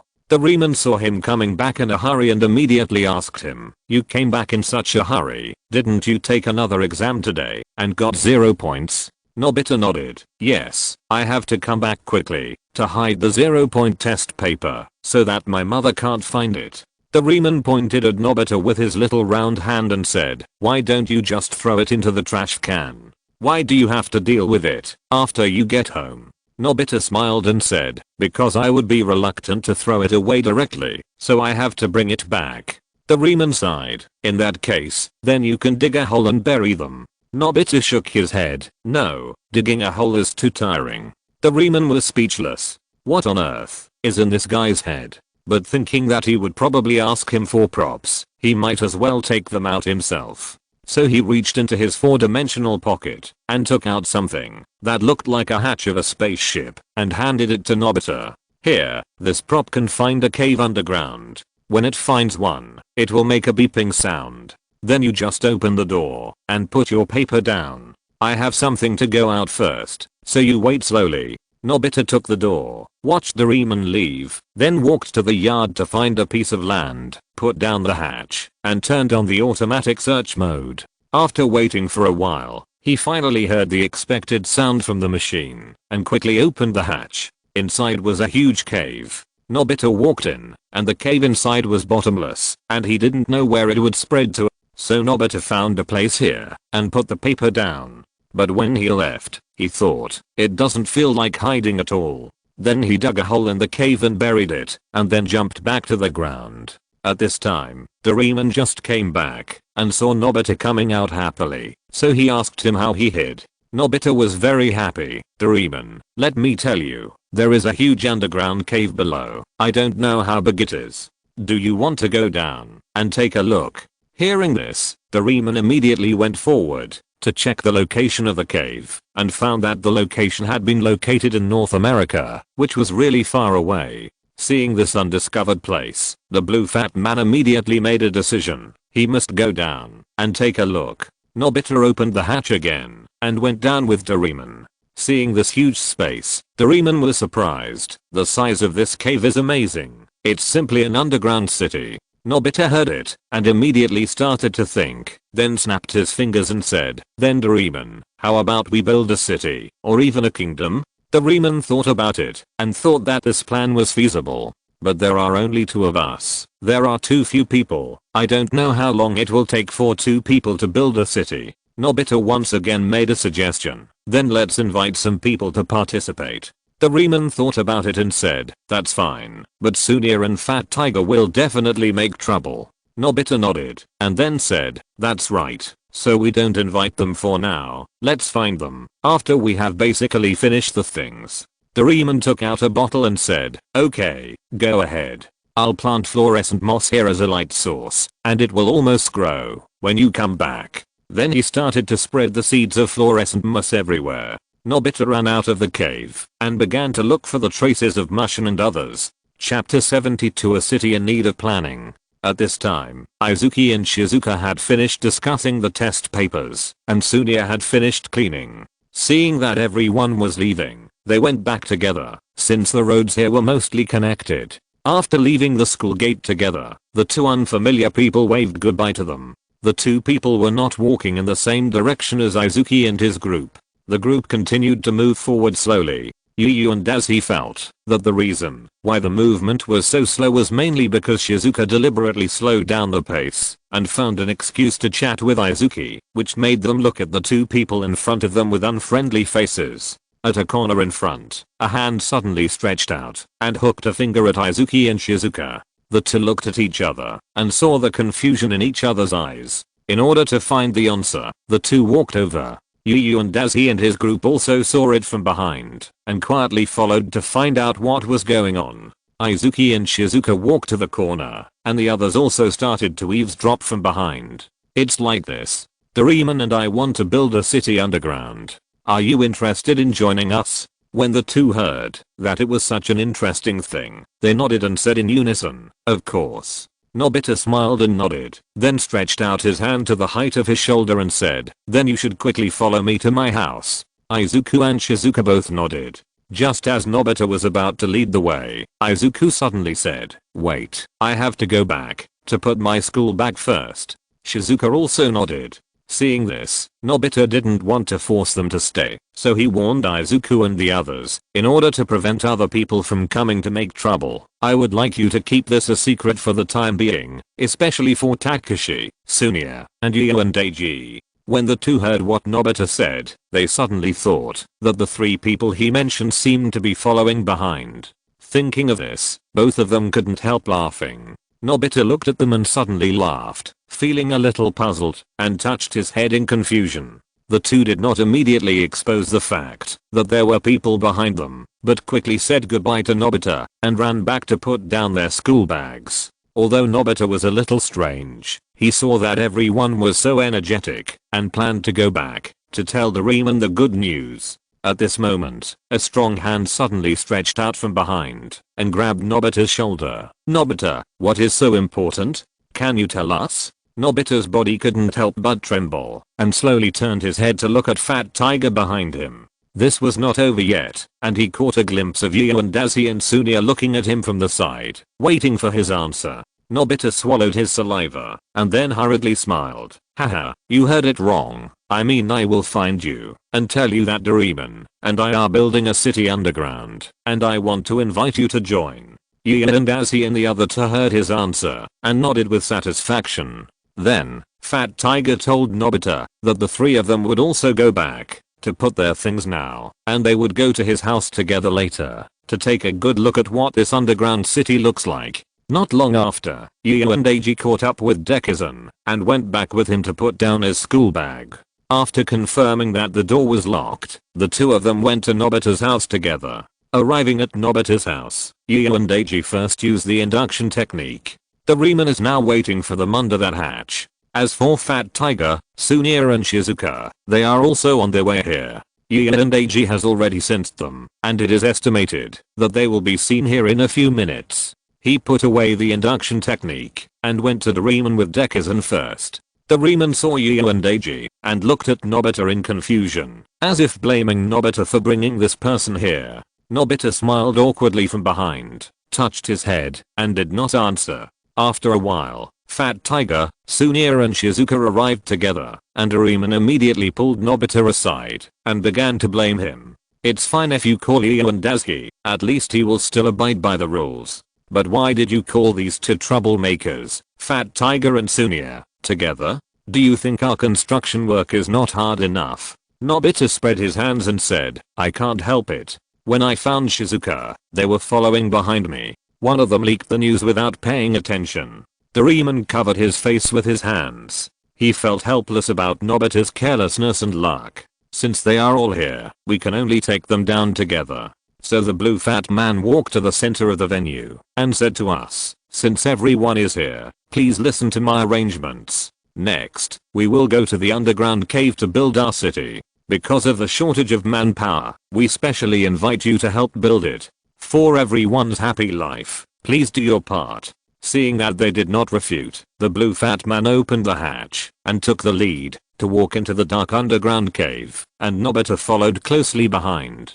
Seeing that they had taken the lead to walk in, the others were afraid of being left behind, so they hurried in. After everyone went in, the hatch outside closed automatically, and the loud noise startled everyone. After realizing that it was just a false alarm, everyone hurried forward. This place was a little dim at the beginning, but it became brighter as they walked forward. After walking through this corridor-like cave, everyone was shocked by the scene they saw next. There was a huge cave inside, about 30 meters high, hundreds of meters wide, and the length extended all the way inside, and no one knew how long it was. However, even in such a large place, golden light was emanating everywhere. This was the fluorescent moss that Doraemon had planted here, and it has now grown into a light source that is enough to illuminate such a large cave. Doraemon was very satisfied with everyone's reaction and said to us, "So now this is our city." Dekisugi broke free from the initial shock and said to Doraemon, "But there is nothing here, no furniture, no houses.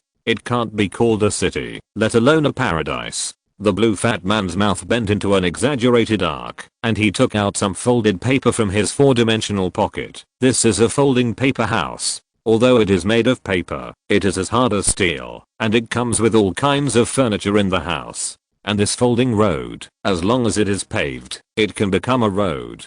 Now please take these things and build your ideal city." Then, the blue fat man distributed these paper items to everyone and asked everyone to build them by themselves. Chumushin once again raised an objection, but if we don't plan it well, it will be difficult to clean up later, and the road will become a mess. Everyone didn't care. It's okay. Anyway, it's so spacious here, it won't be a problem to place it anywhere now. After that, Fat Tiger grabbed the folding paper house and began to plan the location of his house. The others were not to be outdone and began to take the paper house to find a place for their own house. Chumushin sighed when he saw this, and then he also picked up the paper house and started looking for a place to put it. Yu and Dazi also picked up a few paper houses and went to find a place with Chumushin. The two found a relatively flat place in the north corner of the cave entrance, and then placed the paper houses they brought. Put the paper house on the ground, and then we unfold it.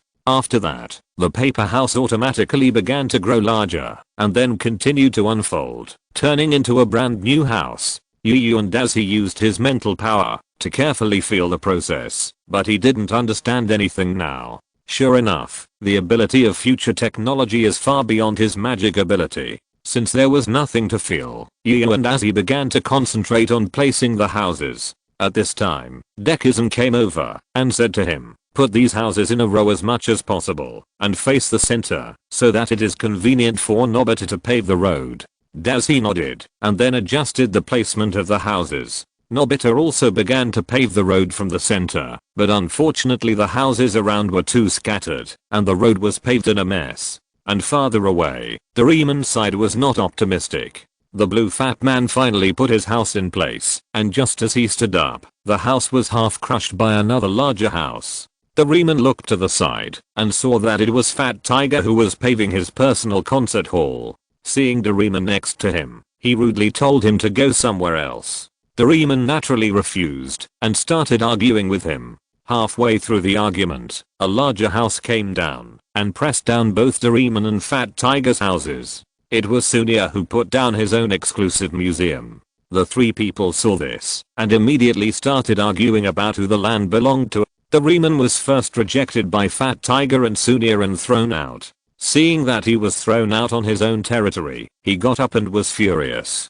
The round hand took out a prop tornado in the gourd from his 4-dimensional pocket and then opened the stopper on the gourd. A small tornado flew out of the gourd, swept Fat Tiger and Sunia, and whistled to the side. Moreover, the tornado had no intention of stopping at all. It gradually grew larger and swept across the entire underground city. The houses and roads that everyone had worked hard to place just now had become ruins in the blink of an eye, leaving a pile of paper scraps. The houses that Yu and Eiji and Dekisugi had just laid were not spared and turned into countless fragments and fell down.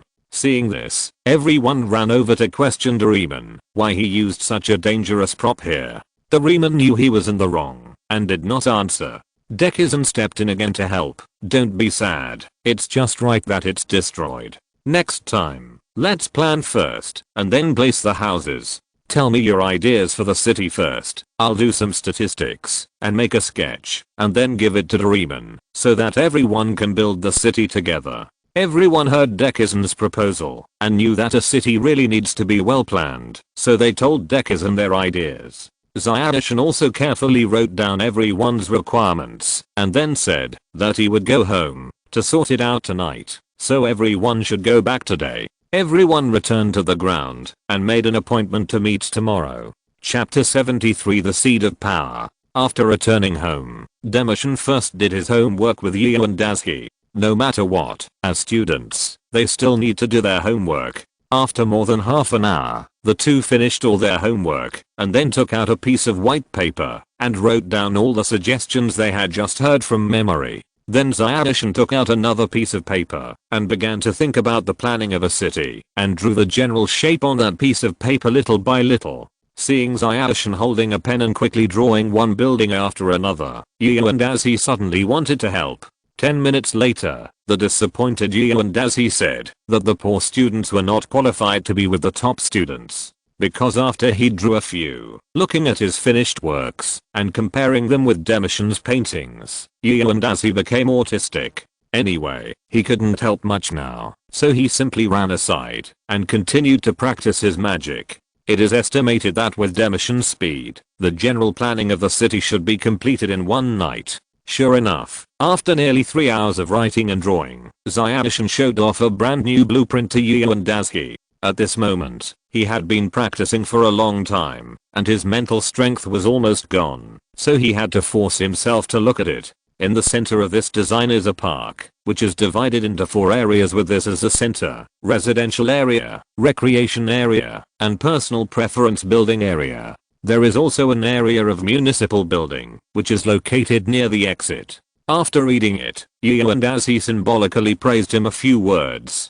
Then, seeing that Chumushin wanted to make another change, he dragged Chumushin to wash up and prepare for rest. If a child does not sleep so late, it will affect his physical development. The weather was not very good the next morning, and there was no sun. Yu and Daisuke lay on the roof and could do nothing. A gust of wind blew, and he felt a little cool, so he decided to go back and find a set of long-sleeved trousers to wear. He opened the closet and found that there were only a few clothes in it. Yu and Daisuke suddenly remembered that when I took the clothes, I didn't see any long sleeves. The only baseball uniform in the whole closet had long sleeves and long pants. He closed the closet expressionlessly and stood in front of the front in silence for a long time. Are the Japanese bored? Although I can't feel anything at home, it is really cold outside. Okay. Do I have to carry an air conditioner with me? Mushin also woke up and saw Yu and Daisuke facing the wall in the closet, so he asked, "Why are you standing there?" Yu and Daisuke turned his head expressionlessly. "I found it a bit cold today, and I don't have any clothes to wear. So that's it. I have some clothes here, you can take them." Then he walked to the closet door and took out a set of hospital clothes he wore the day before yesterday and gave it to Junfei. After seeing it, Daisuke said, "This set of clothes is ugly, I would never wear such a set of clothes." Zayanshin smiled and took the clothes back. In the end, Yu and Daisuke still went to school wearing only shorts. Walking on the road, he suddenly found that, although it was a bit cold today, almost everyone was wearing shorts. It seemed that only Fat Tiger wore long pants all year round. He covered his face and sighed. Is it that Japan doesn't have the money to make nice clothes? Or that parents think the medicine here is not expensive enough? Or that their physique is good enough? Fortunately, the temperature in the room was still high enough, otherwise Junfei would really have to use the temperature law pattern to make a portable air conditioner. Now he suddenly felt that it was a wise move to engrave the temperature mark. After school in the afternoon, everyone went back to put away their things, and then quietly gathered again and approached the underground cave. Mushin took out the planning map he had made overnight and asked everyone to place the house according to this map.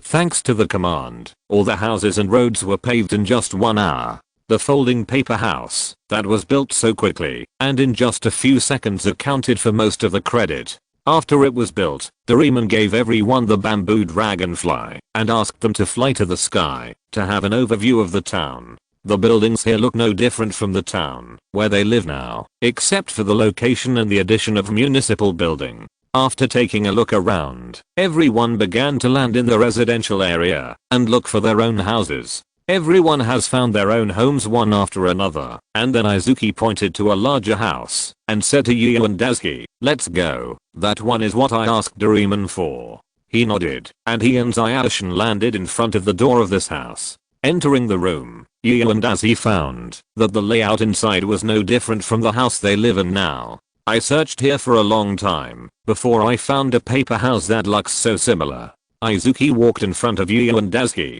turned around and looked at him, and said, "Only this can feel like home." He nodded. Indeed, coming here is like being at home. The two went up to the second floor, and the layout inside was still no different from the bedroom at home. Then Zayanshin walked up and took out a brand new book from the bookshelf and started reading. Yu and Daisuke, so the reason you spent so much effort to find a house that looks so similar to your home is just to do this? Well, as a person who doesn't like studying, he really can't understand the thoughts of these academic masters, so he should continue to practice. While practicing magic, he looked out the window. The sky here was originally filled with luminous moss, but Doraemon should have used some holographic projection technology to cover it, making it look no different from the outside. The sky is still so blue, and there are clouds floating in the sky. In this case, Yu and Daisy jumped onto the roof and practiced magic while basking in the sun. At this time, Nobita had already fallen asleep in the house he found.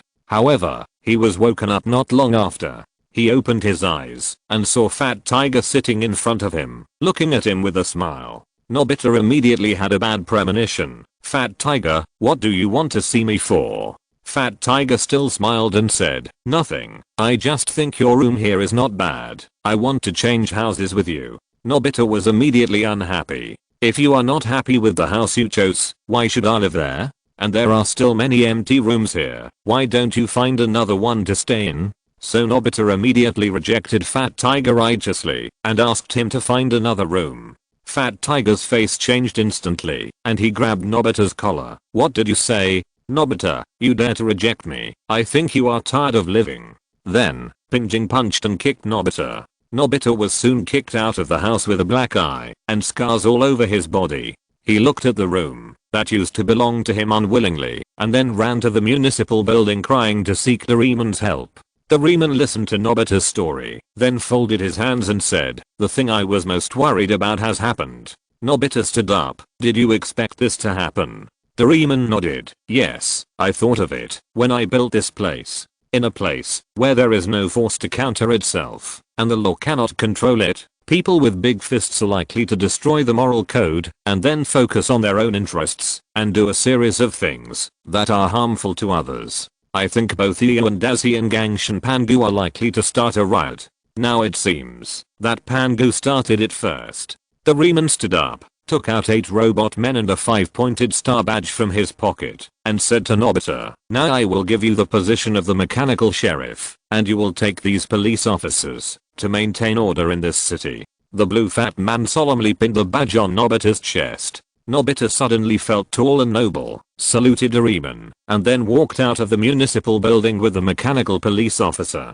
Seeing Nobita so motivated, Doraemon was very pleased to see Nobita's back. But Doraemon forgot some very important things. The first is that he gave more powerful force to another person, and there was no fundamental change. It was just that the person who mastered the power changed from Fat Tiger to Nobita, that's all. Second, if a former small person has power or a more powerful force, then he is likely to forget his original intention. Moreover, if he is allowed to sit in the position of a ruler, what he does is likely to be more extreme than what the original ruler did. Nobita is a typical example. When he got the mechanical police officer, he first patrolled and found Fat Tiger who was snatching Sunia's toys, and then commanded the mechanical police officer to arrest Fat Tiger. When Fat Tiger saw these little people and dolls, he didn't take them seriously at all, thinking that he could dismantle them with just his hands. But unexpectedly, these little people were very flexible. Not only did they avoid all of Fat Tiger's attacks, but they also took the opportunity to leave a lot of marks on his face. Soon after, Fat Tiger's physical strength was exhausted. He was tied up by the ropes, found by the police, and taken to the newly built prison in the city. During this process, everyone was called over to watch as a warning. Doraemon also specifically emphasized that Yu and Daisy should behave himself. If he did anything out of line, he would be sent to prison like Fat Tiger. Yu and Daisy just yawned below and did not make any expression. These little tricks were too childish in his eyes, and those villains were no threat to him at all. After this incident, Nobita began to patrol strictly and would take the mechanical police officer to patrol around every once in a while. During this process, Yu and Daisy and Fat Tiger were his main care objects.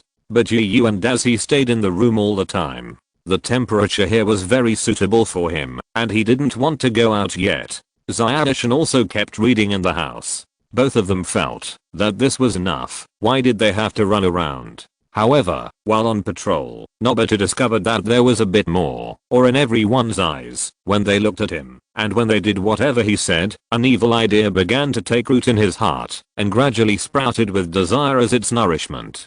Chapter 74 Prophecy. It was getting late today, so everyone went back to their own homes. Yu and Daisy and Chumashan finished their dinner, and started to do their homework. Although they read books for a long time, they didn't bring their homework with them. It didn't take long to finish the homework for elementary school students, and then Yu and Daisy continued to practice. After carefully feeling the magic power in the sea of consciousness, he still lacked something to carve the next talisman, so he decided to work harder to finish it tonight.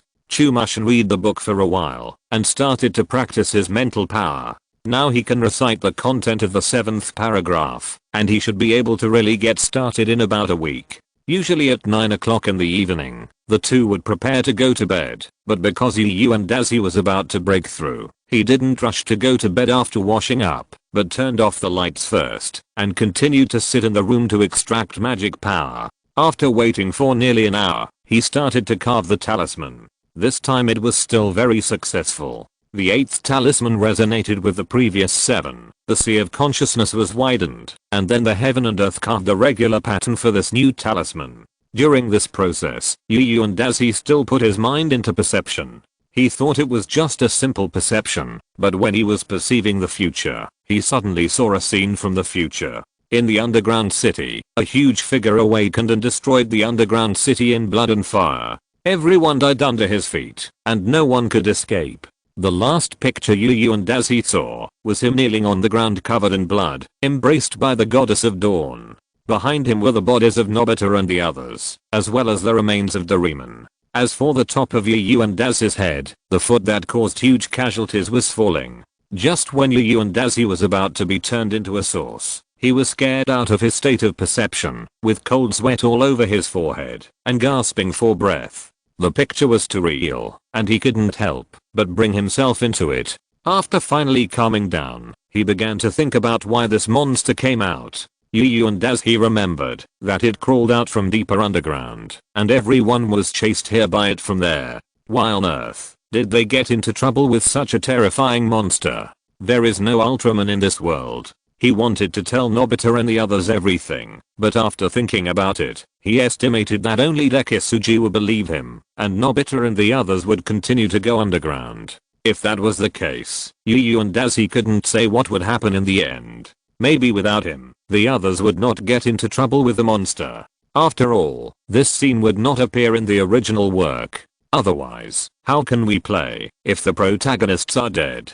Yu and Dazi didn't know whether the things predicted in the future would definitely happen, but he knew that these people would never die here. If the future he saw happened, it would be another classic time paradox. Because Yu and Dazi had not seen the original work of this episode, he didn't know what the reason for awakening it was. Now he is thinking about whether to go to this underground city tomorrow. In this way, Yu and Dazi tossed and turned tonight, struggling for half a night. In the end, because he had consumed too much mental energy in training, and had been in a state of mental tension, he could not resist the sleepiness, and fell into a deep sleep until the next day, when Demission woke him up. In class, Yu and Dazi finally made up his mind, go with them. Although they are likely to be fine, if they follow the original work, who can be sure that they will not wake up the monster? Yu and Dazi's arrival has brought some changes to the world, and it is not certain whether such a thing will happen. So he must go and guide things not to develop in that direction. Of course, for this, he has to take some preventive measures in advance. In the afternoon, everyone gathered in the yard of Nobita's house as usual. It's just that this time Dazi and Zyashin didn't put their school bags, because they had decided to do their homework here. After everyone went in together, Nobita suddenly announced that he would hold a meeting in the city hall later, and asked everyone to be present. Yu and Dazi said that he had no interest in this at all. He wanted to take some life-saving measures to prevent the future he saw from happening. So when he got to the room, he just told Izuki to tell Nobita that he would not go, and then he disappeared into the room as a shadow. Before Zyashin had time to say anything, Yu and Dazi had already left. He could only sigh. Not long after, Zyashin went to the city hall with everyone, and the huge conference room inside was occupied by Doraemon, Fat Tiger, Sunia, Shizuka and Izuki. Seeing that Yu and Dazi was still not here, Nobita finally walked up to the podium, cleared his throat and said, Izumi, why didn't Yu and Dazi come? Izumi had to stand up and said, because he said he had something to do and didn't have time to attend this party, so he didn't come. As for what it was, he didn't tell me, so I don't know. Nobita motioned for Izumi to sit down, and then said, then let's put this matter aside for now, and discuss our business. Everyone here, I want to formally establish this place as a country. How about it? After hearing what Nobita said, everyone immediately discussed it in a low voice. It didn't take long for them to reach a consensus and voted to pass Nobita's proposal.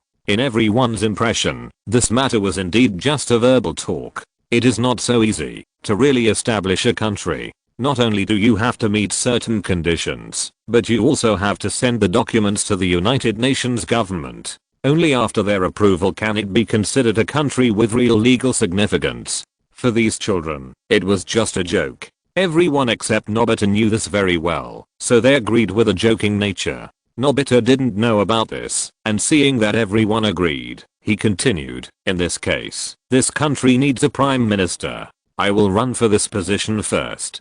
Who disagrees? Fat Tiger stood up first, and said he disagreed.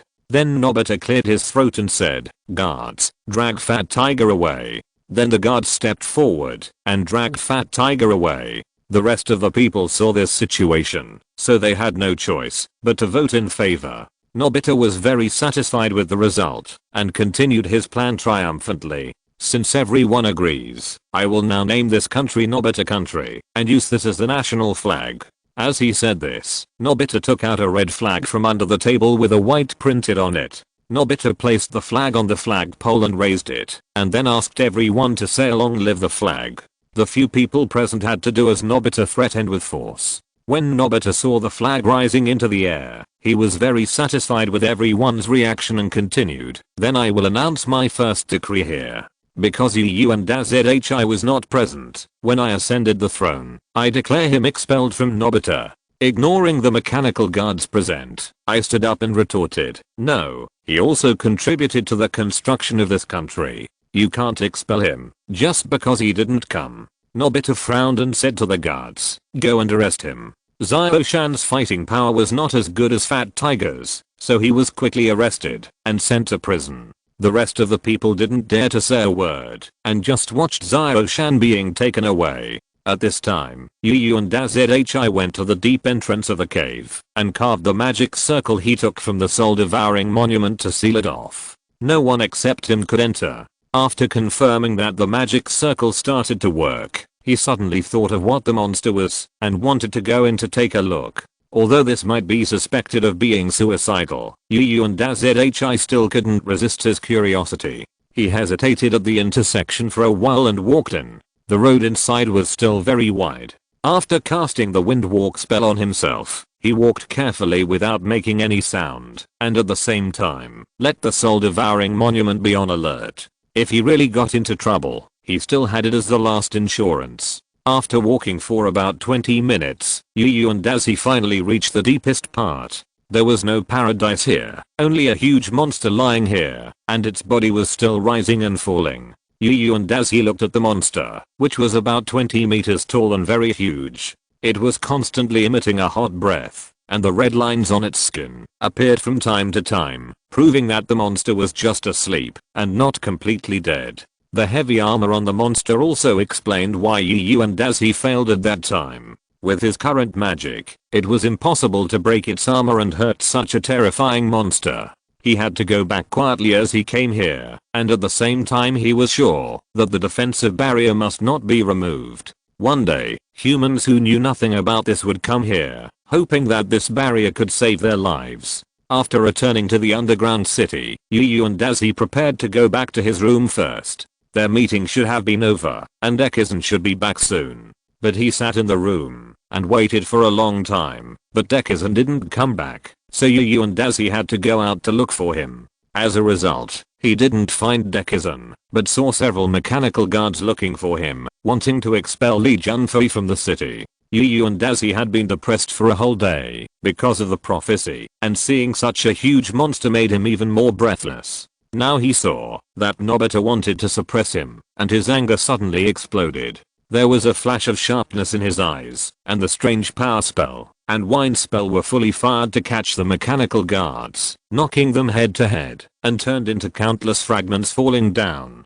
Letting go of his hand, letting the remaining fragments go with the wind, Yu and Azhi looked at the city hall. Now Nobita dared to expel him. Who gave Nobita the right, and who gave Nobita the courage? he decided to go to the city hall first to ask Doraemon if it was his idea.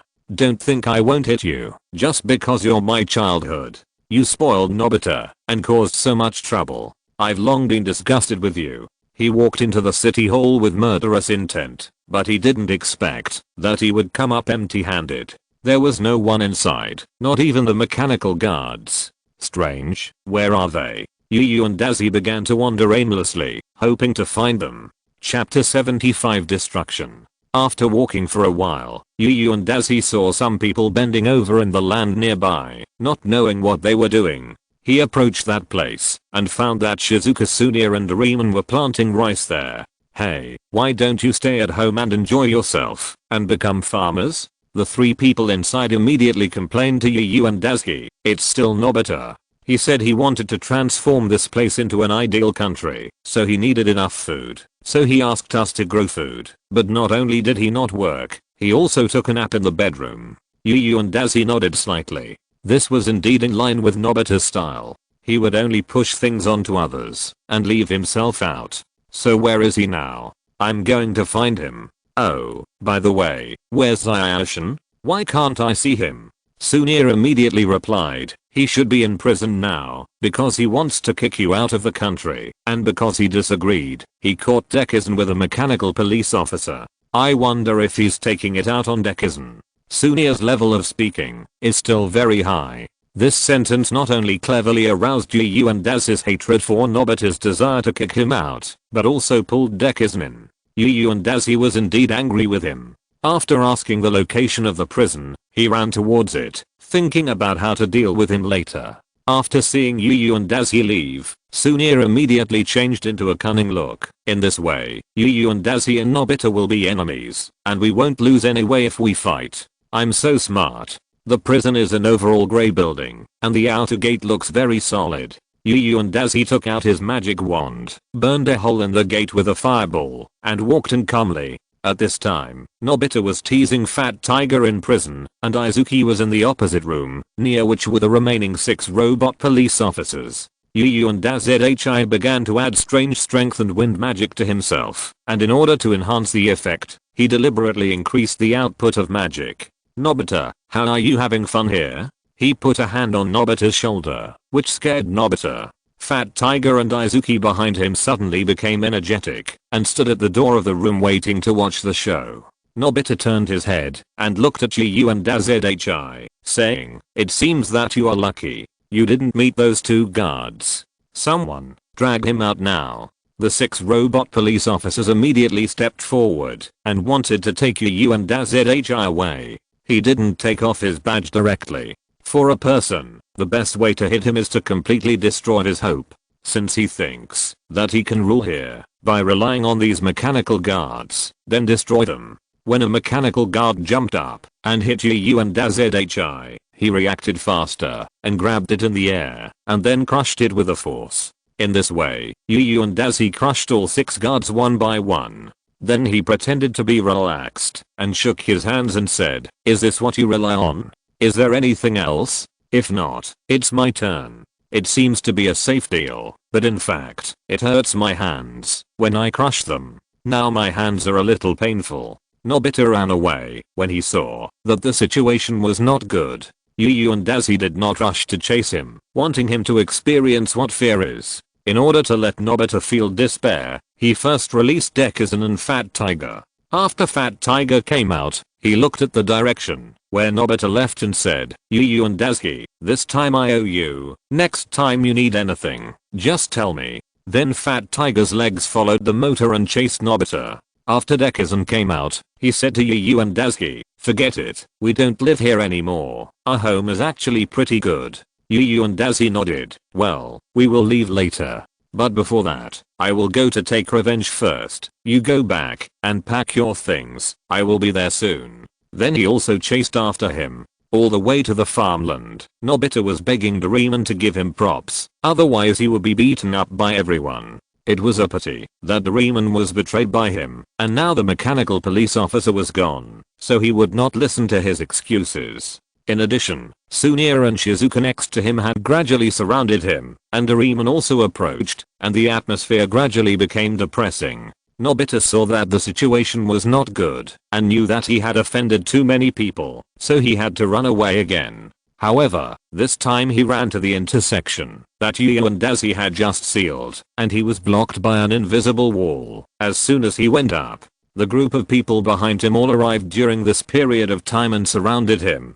Nobita smiled bitterly and said, "I'm sorry, everyone. I may have done a little too much." Doraemon said, "Just a little?" Nobita quickly changed his words. "No, no, no, it's very much." Everyone nodded and acknowledged what he said. Then Fat Tiger raised his fist and said to Nobita, "So are you ready to pay the price for your actions?" As he spoke, Fat Tiger began to move his fingers, and the joints made a cracking sound.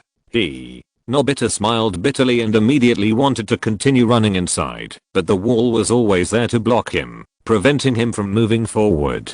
I won't go into details about the tragedy that happened next. After everyone had vented their anger, Doraemon looked at the invisible wall and began to study it. "It's strange. I remember there was nothing here before. Why is there an invisible wall? I need to study it carefully." Then Doraemon took out the penetration ring and tried to pass through here. But the wall here is not made of matter, but energy, and the penetration ring is ineffective for this. Seeing this, Doraemon became more curious and began to try other methods. He took out a random door and adjusted the coordinates to the back of the barrier set by Yu and Daisuke. He saw that the situation was not good.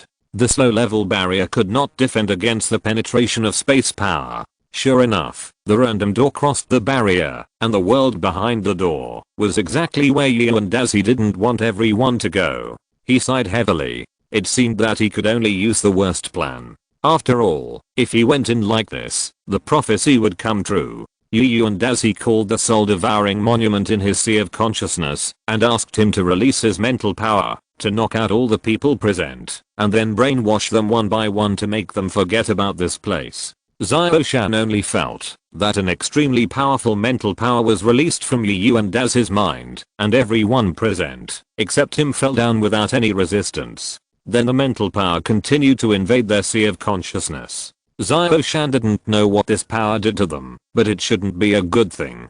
He didn't know why, so he had to ask Yu and Daisuke, the instigator, "Why did you do this to them?" "Because they will only bring destruction after they go down." Yu and Daisuke turned his head and looked at him. "I foresaw the future. They will go down and wake up a monster that does not exist in human history and then destroy us and this underground city. I must stop them. I tried to use gentle means, but I was not capable enough and let them pass this barrier, so I had to resort to this last resort." Xiao-Shan pondered for a while, and finally reason overcame curiosity and did not propose to go down and take a look. This is the difference between mature people and others. At this time, the brainwashing was also completed. Yu and Daisuke cast a strange power spell on himself and Xiao-Shan, and the two of them led them out of here together. They have completely forgotten the existence of this city and will not remember it again. The rest of the things will be left to you. I need to rest for a while. I'm a little tired. Yu and Daisuke thought about it. Since they have forgotten it, it is better to completely destroy this place. What if someone's brain is twitched? What if they use that machine to find this place again? At that time, not only will the seal be in danger of being broken again, but it will also be impossible to explain why there are so many props from the future here. If this place is destroyed, even if the monster breaks out of the ground, it will not affect Japan. So Yu and Daisuke immediately called out to the soul-devouring monument that was about to fall asleep, "Don't worry, if I want to destroy this place, do you have any method?" The soul-devouring monument was also shocked by his madness and was stunned for a long time before replying, "Yes, it is possible, but you must pay a certain price." Yu and Daisuke ignored his warning and was very determined. For the safety of everyone, a little sacrifice can be made. Your Stalor can help you complete this action, but I also reminded you that you are still too weak now. Although you are a little stronger than before, it is still too difficult to attract a star power. You can do it yourself. I can protect you from death, but I will also fall asleep later, and your body will be weak for a while. Yu and Daisuke and Dekisugi moved everyone to the ground and placed them in Nobita's room. Seeing that things were almost done, He said to Demoshin in a tone of telling his last wishes, "I'm going to destroy the underground city to prevent the secrets underground from being exposed again. Do you still want to do something down there? We don't have much time." Demoshin thought for a while and said, "If possible, I want to see what the monster you mentioned looks like." And as he nodded, the two of them came to the seal together, gave each of them a wind walking spell, and spent some time to get in front of the monster. Demoshin finally got what he wanted and saw the monster. That was a miniature mountain. Now he had no choice but to agree with and as his point of view. This place should not be a place for humans to set foot, so it was better to destroy it completely. Once again returning to the entrance of the city, the two of them took a last look at it with a sigh. After all, this was the city they built with their own hands, but they pushed it to destruction with their own hands, and there was always a little reluctance in their hearts. And as he let Demoshin step back a little, because he should be in an extremely weak state later, and he might have to let Demoshin carry him out at that time, he closed his eyes and injected his magic power into the laws of the stars. His consciousness gradually merged into this area. An ancient and vicissitudes of life breathed over him, and and as he felt as if he was the star itself, overlooking this area. With a final sigh, he controlled the collapse of the area here with his mind. Cracks suddenly appeared on the ground, spreading all the way to the walls and the sky. The projector set up by Doraemon has collapsed, and the fluorescent moss began to fall slowly. This area bloomed with the last light when it was about to be destroyed. It was so beautiful that it was intoxicating. Izuku was fascinated by it from behind. This is the last wail of this city. Because I will be out for a long time tomorrow, the time and number of updates are uncertain. Please forgive me. End of this chapter. Thank you very much for reaching the end. Don't forget to like. Looking for more exclusive content and immediate access? Subscribe to our Patreon. Remember, every like, subscription, or donation encourages us to continue. Thanks to everyone. See you in the next video.